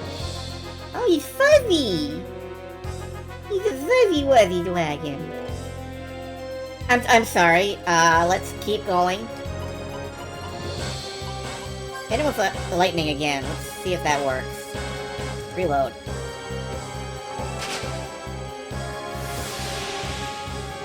Yeah, Shag fan! I'd shag those fans.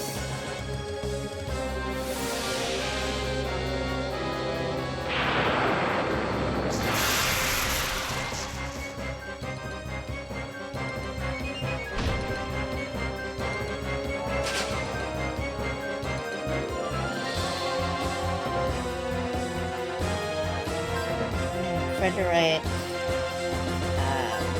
Fire?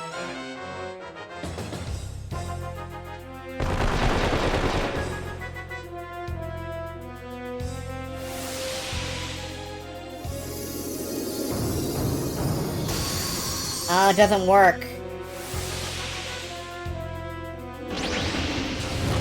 think it's gotta be a different element every time. Or we could use the gun element, I guess, but it's gotta be a different element every time, huh? Okay, we haven't hit it with earth yet. We haven't hit it with water. We haven't hit it with light. And this is non-elemental. Does that matter? Just keep shooting.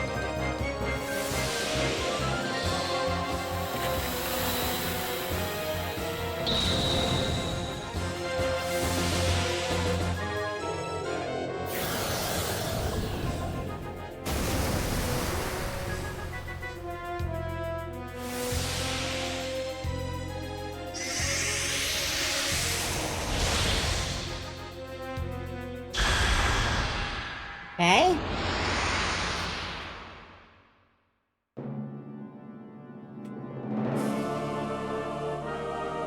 Spirit servant.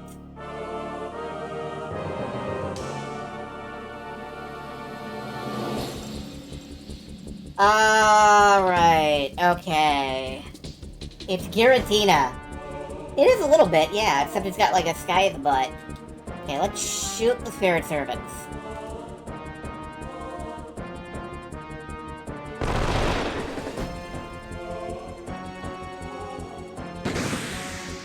Dead. Good.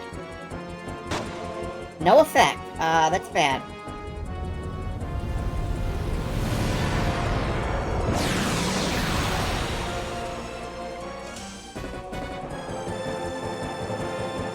I should do a eel summon soon. Alright, no effect. Okay.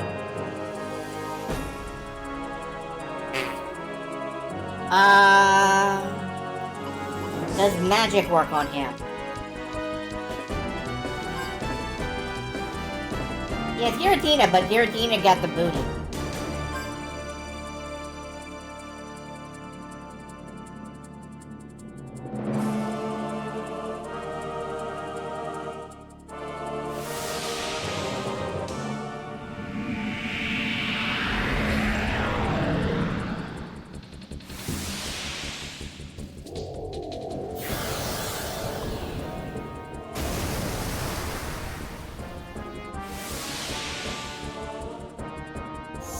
These aren't weak to anything. But they are killable. Blessing of the planet's life force. Oh, that revived them. Fuck, sacrifice. Oh, God, okay. I have to have both of them dead at the same time and then attack the dude in the middle. Because I can't attack the dude in the middle, can I? Yeah, I can. Okay. This isn't as hard as I thought.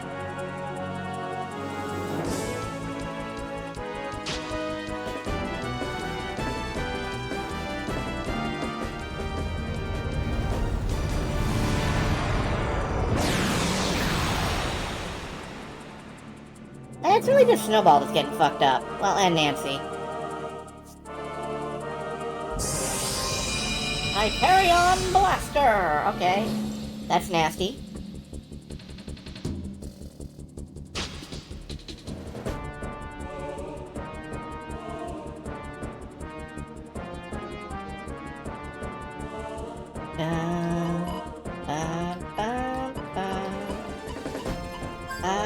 That's a mini carrot tutorial.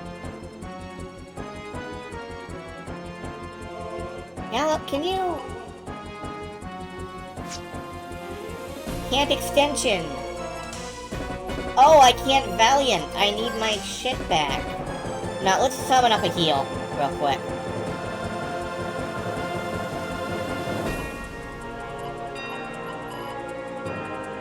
Let's try Devastate.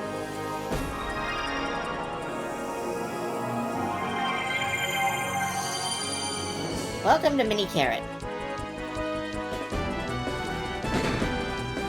Yeah, now he's using Sacrifice, so those little shits are in the way again.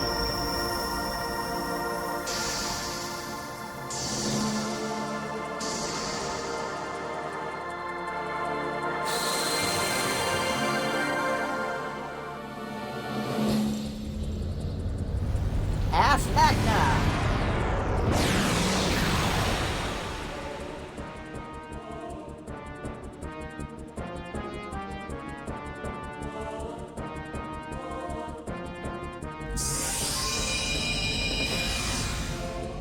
This is a rough fight.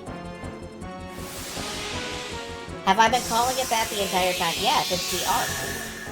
The arts of Magna. The Magna arts.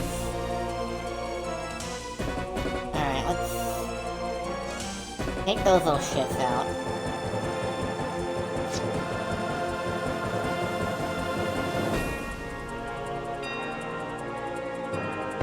Take at least one of these little shits out, and then I will, launch an attack on the big dude.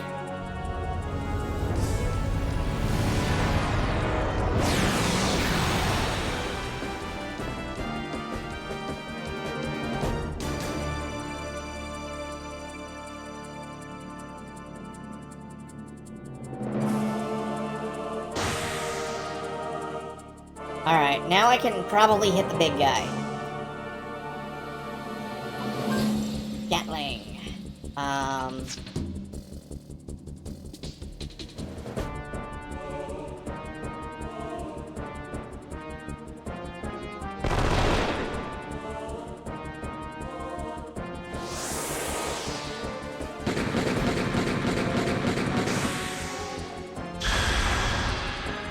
Okay, good. Next form. Next form looks like the same thing, except it's an angel.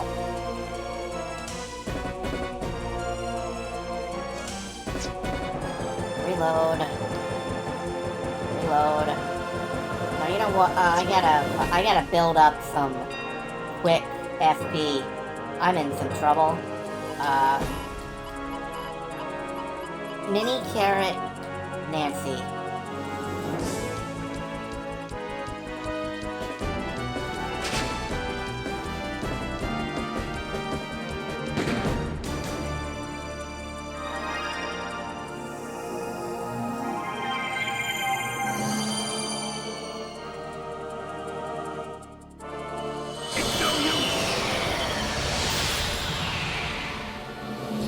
That wasn't so bad.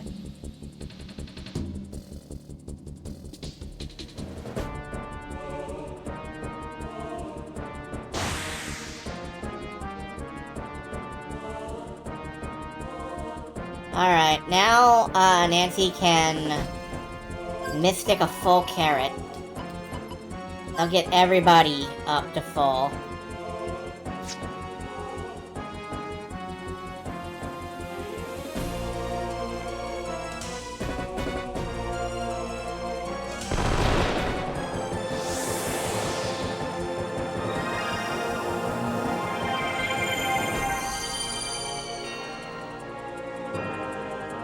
Full FP, good.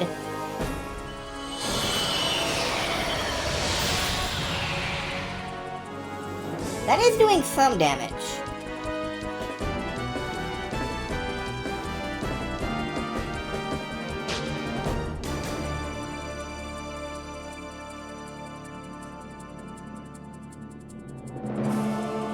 Alright, just open fire.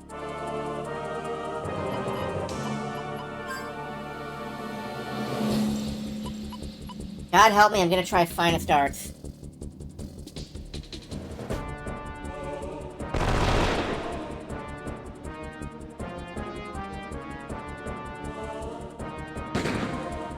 This game is certainly lingering.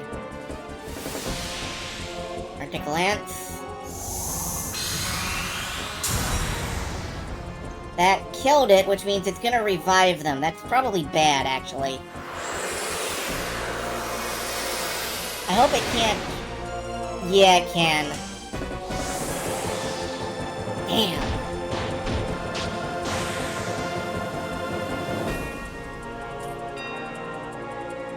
Alright, nope. We're gonna do that. We're gonna make it through this. Can I hit it with water? Maybe. Torgal, you know what? Just have a carrot.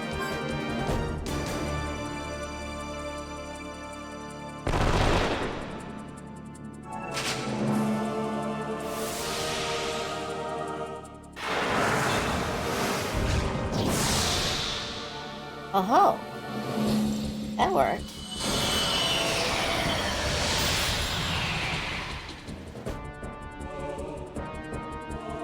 Alright.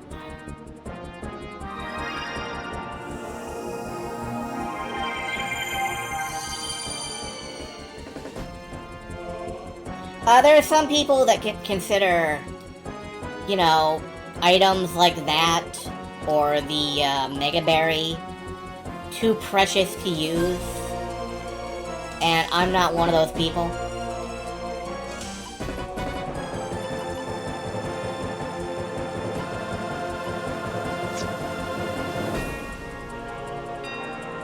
I'm very much not one of those people. Let's try Dark Energy on this guy, on this character. Yeah, if it's the last boss, why save resources? Alright, fuck you. Trying this until it goes through.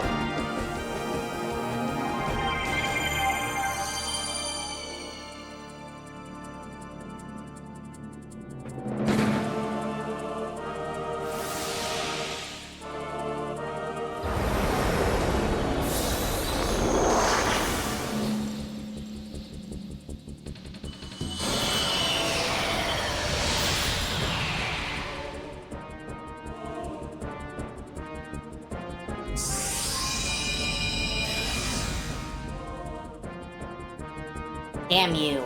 Sacrifice. Alright. I am not gonna bounce every single Gatling in my arsenal off Sacrifice. I need to just hit this thing with Arcana. Randomizer. Sure. I love Randomizer.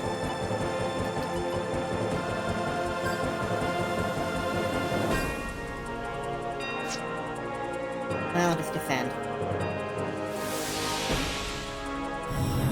Protect, okay. That's fine.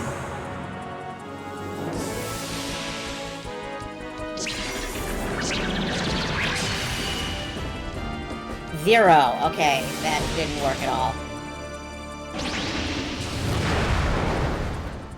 That did. Now it revives a little dude.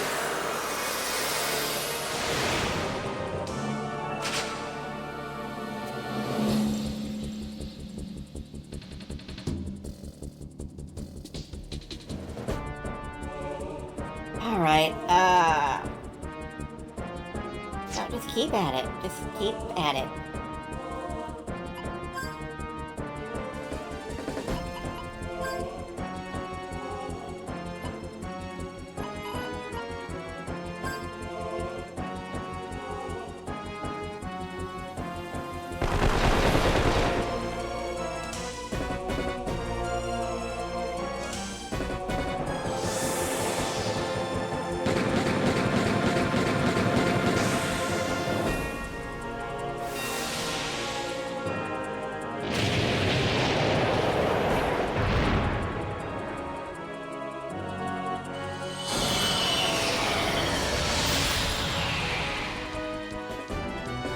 This is kind of wearing me down a bit, actually. I gotta do more healing than I thought.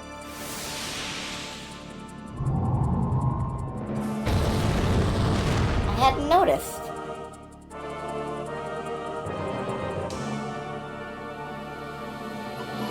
Is there anything I can throw at this thing?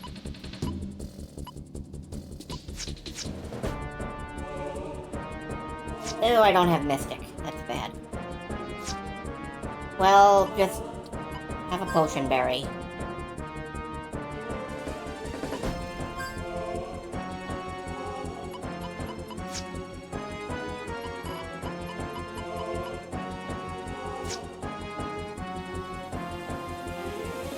I mean, I'm doing my best, at least. Maybe I should start looking at the guide again.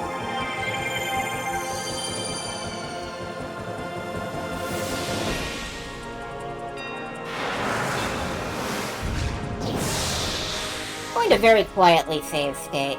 Oh yeah, I'm definitely gonna save state. If it's a nightmare you seek, then a nightmare you'll get. One that never ends. One you cannot wake from. Rot in my endless nightmare.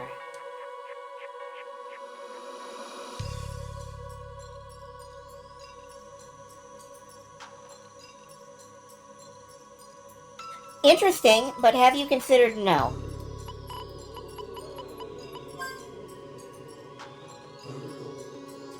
Reload.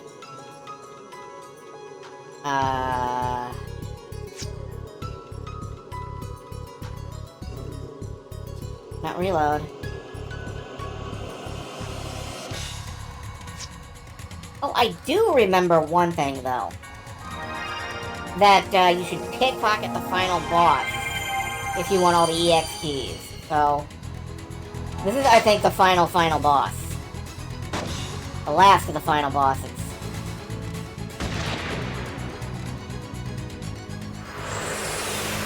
Aurico Flamingus? Gained resistance to dark oh dear. Yeah, so let's just pickpocket real quick.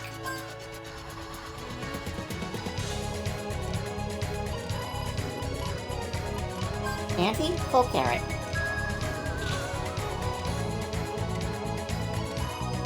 Gallows, drop the enemy power. Extension Valiant.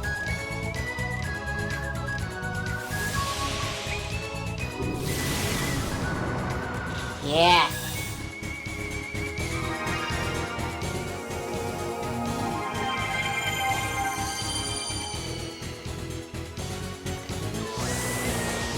Let's go.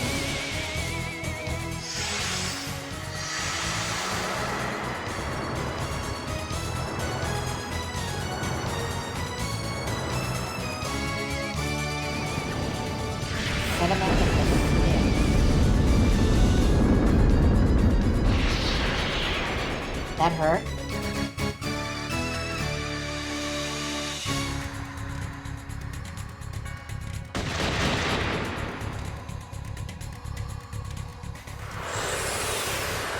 Not precarious. I don't like these formations. And it's healing. That's bad.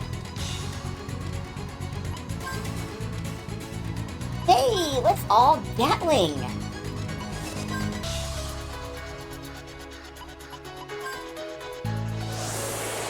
Everybody go all out. This is a big one.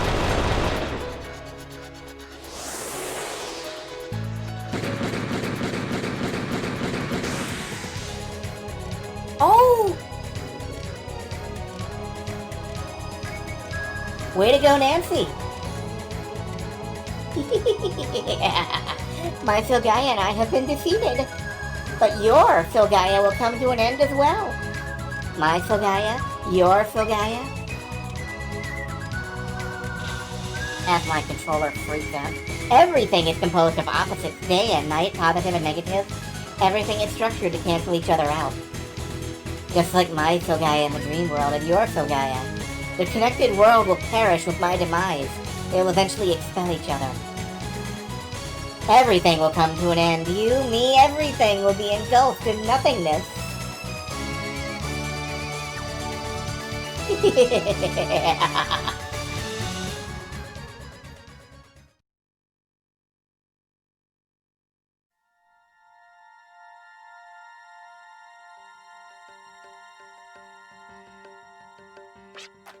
Daddy? Daddy, where are we? This is the horizon. Everything is transformed into memories. The memories have gathered at the horizon.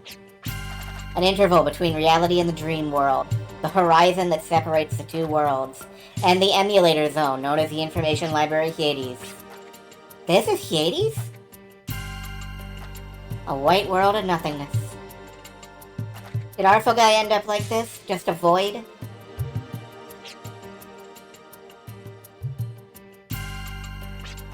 Well, so we weren't able to accomplish anything. An existence will one day cease to exist. And this existence is nothing but a memory to begin with. Existence is a form of memory passed down from history. We all fought so hard to protect everyone's memories. But I guess... Wait a minute, memories! If Filgaia and all life living there are a form of memories, all we have to do is create memories again. Every one of us has to gather the memories we have towards the future. And this is the horizon where all the memories are gathered.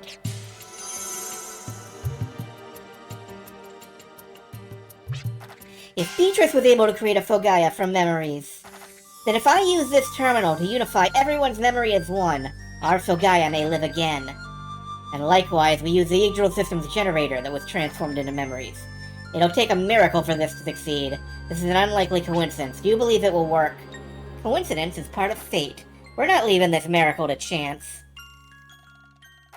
My efforts and everyone else's will unify the Filgaia that's in our hearts into a dream. It's a Filgaia from our memories, so it might be a bit dusty, but we can all work to change that. Creating a Filgaia from memories. This is the same game plan as a Dream Demon, but will it work?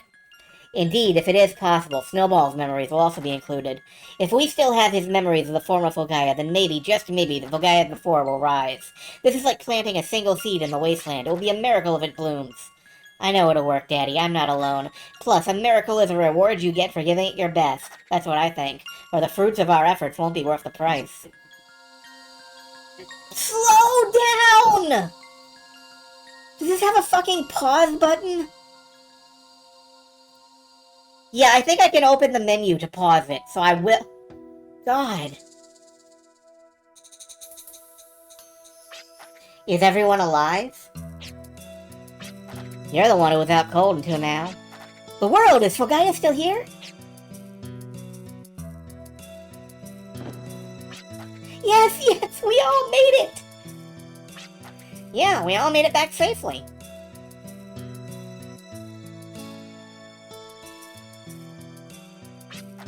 Lanium, we'll bring forth Filgaia's future you wanted.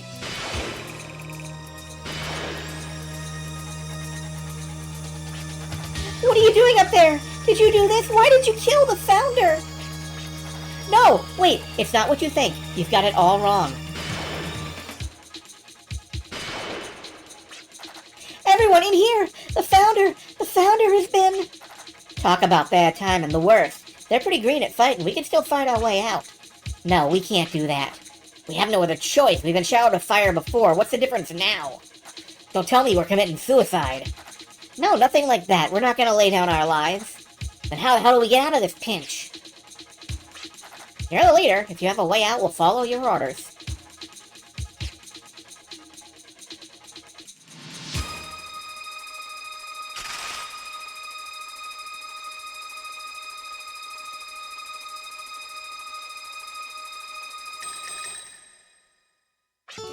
The first hurdle I had to overcome after becoming a drifter was the fact that my concept of what justice is doesn't always hold true in the wasteland. But an unwavering sense of justice lies within me. It compels me to hold true to my convictions. I won't let my feelings waver. I'm gonna carry through. That's my definition of justice. We've traveled the right path till now, haven't we? We may have stumbled, but we did the right thing, right? Yeah, I think so. There's no way we'd live slavishly. Then we won't need arms anymore. Let's just hold our heads high and run out.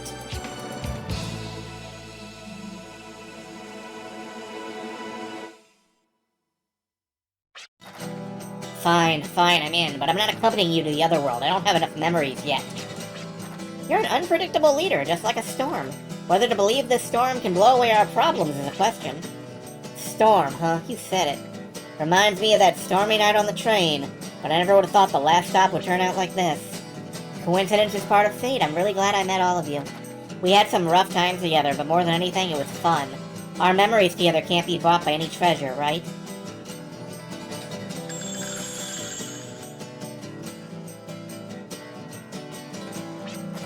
Our every step is always headed towards the future.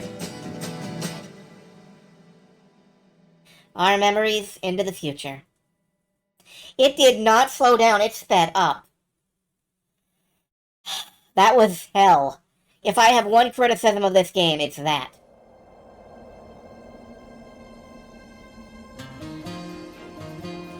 And it ends with our heroes leaping to turn themselves in.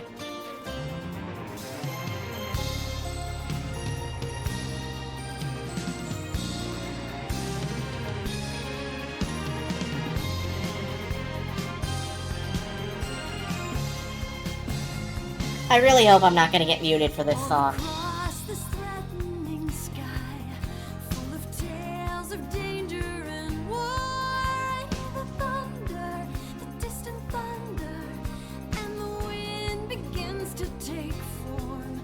Rushing through, it breaks through the clouds, calling out to time's open door. The scars of history will be a mystery.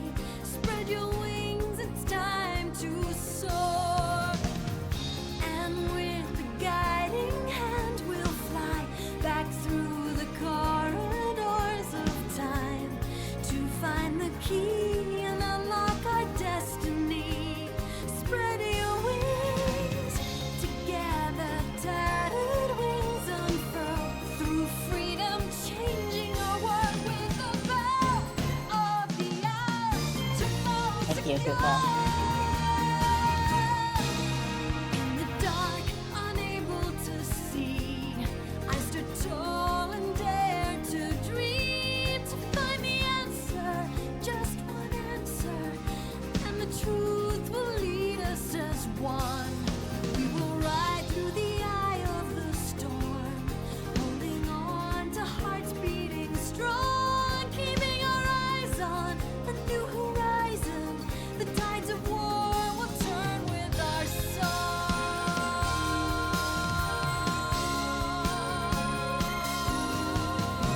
God, what a game.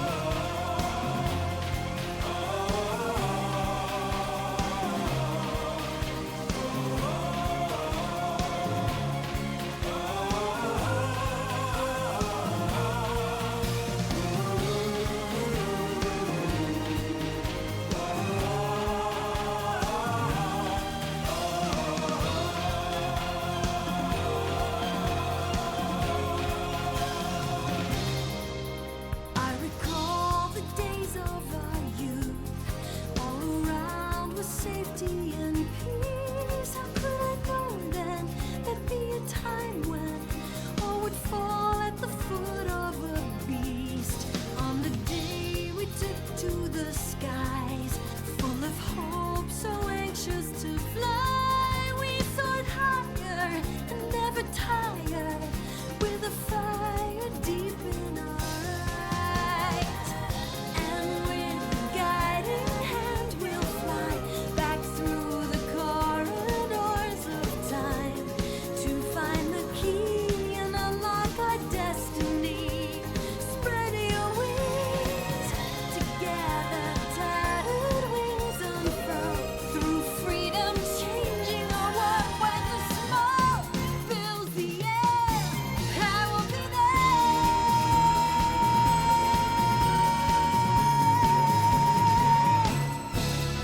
In the face of disaster we stand, bracing firm, we'll fight and defend. The cries of thunder and angry thunder, testing those who built on the sand. They can try to tear off my wings, but they can't erase all my dreams. We'll fight for freedom and beat the system. This is our turn, this is our time.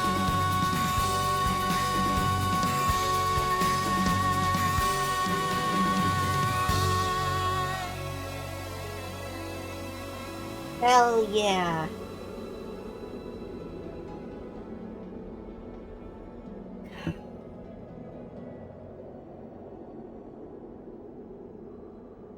And yo, I would support President Maya. First president of the Star League or whatever.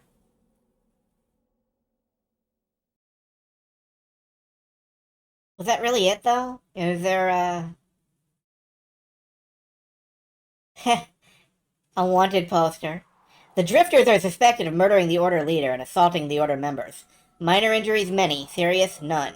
As key suspects of the crime, their location is still unknown.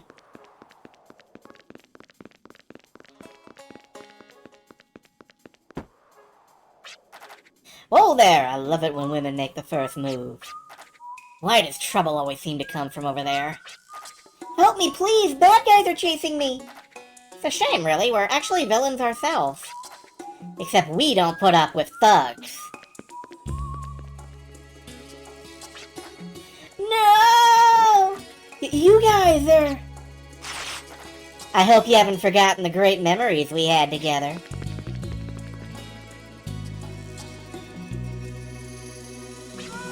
Well, what now? I guess we should lay low, huh?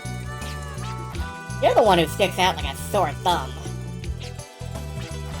We should let everyone know that we're alright. What do you say we hit Humphrey's Peak first? Thank you, I would appreciate that.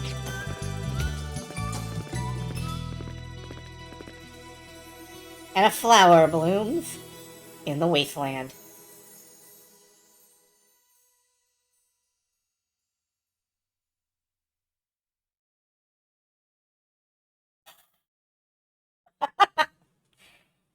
Damn! What an ending.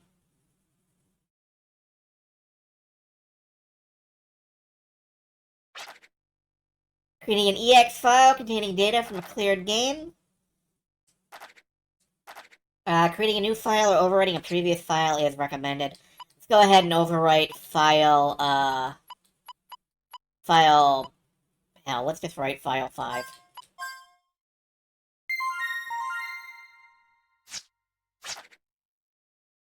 Return to title screen. And that, folks, was Wild Arms 3. The end. And yeah, sorry, Lunatic, you came in a few moments late, I suppose. How wild were the arms? They were pretty freaking wild. They were pretty wild, I will say that. That was, honestly, I think that was a fantastic JRPG. Does not get enough credit. How many EX did I find? I think I got 7. Not 8. I think I got 7. So, if I want to, unlock the opening movie cast... Oh, I don't know if I'm going to be able to do that.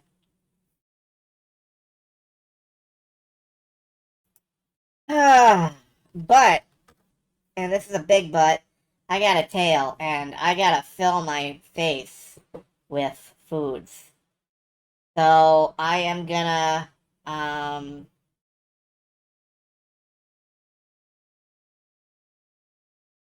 Ice I is don't know. frozen water. I guess I'm just gonna let you guys go. I am, frankly, kind of exhausted, but you know what? Tomorrow! That wasn't supposed to be that loud. Tomorrow! We're doing Trials of Mana. We're starting Trials of Mana. And I still don't know which main character I'm gonna pick. It might be Kevin, it might be someone else. I might just roll a d6 3 times, and that's our party. I'm really tempted to do that, honestly. But I gotta change the, I gotta capture the screen right. I gotta do a bunch of stuff. I don't know. I'm fucking hungry. I'm gonna go eat. I'm gonna go shove things in my face. You all have a fantastic evening. What's left of it. And I will see you tomorrow.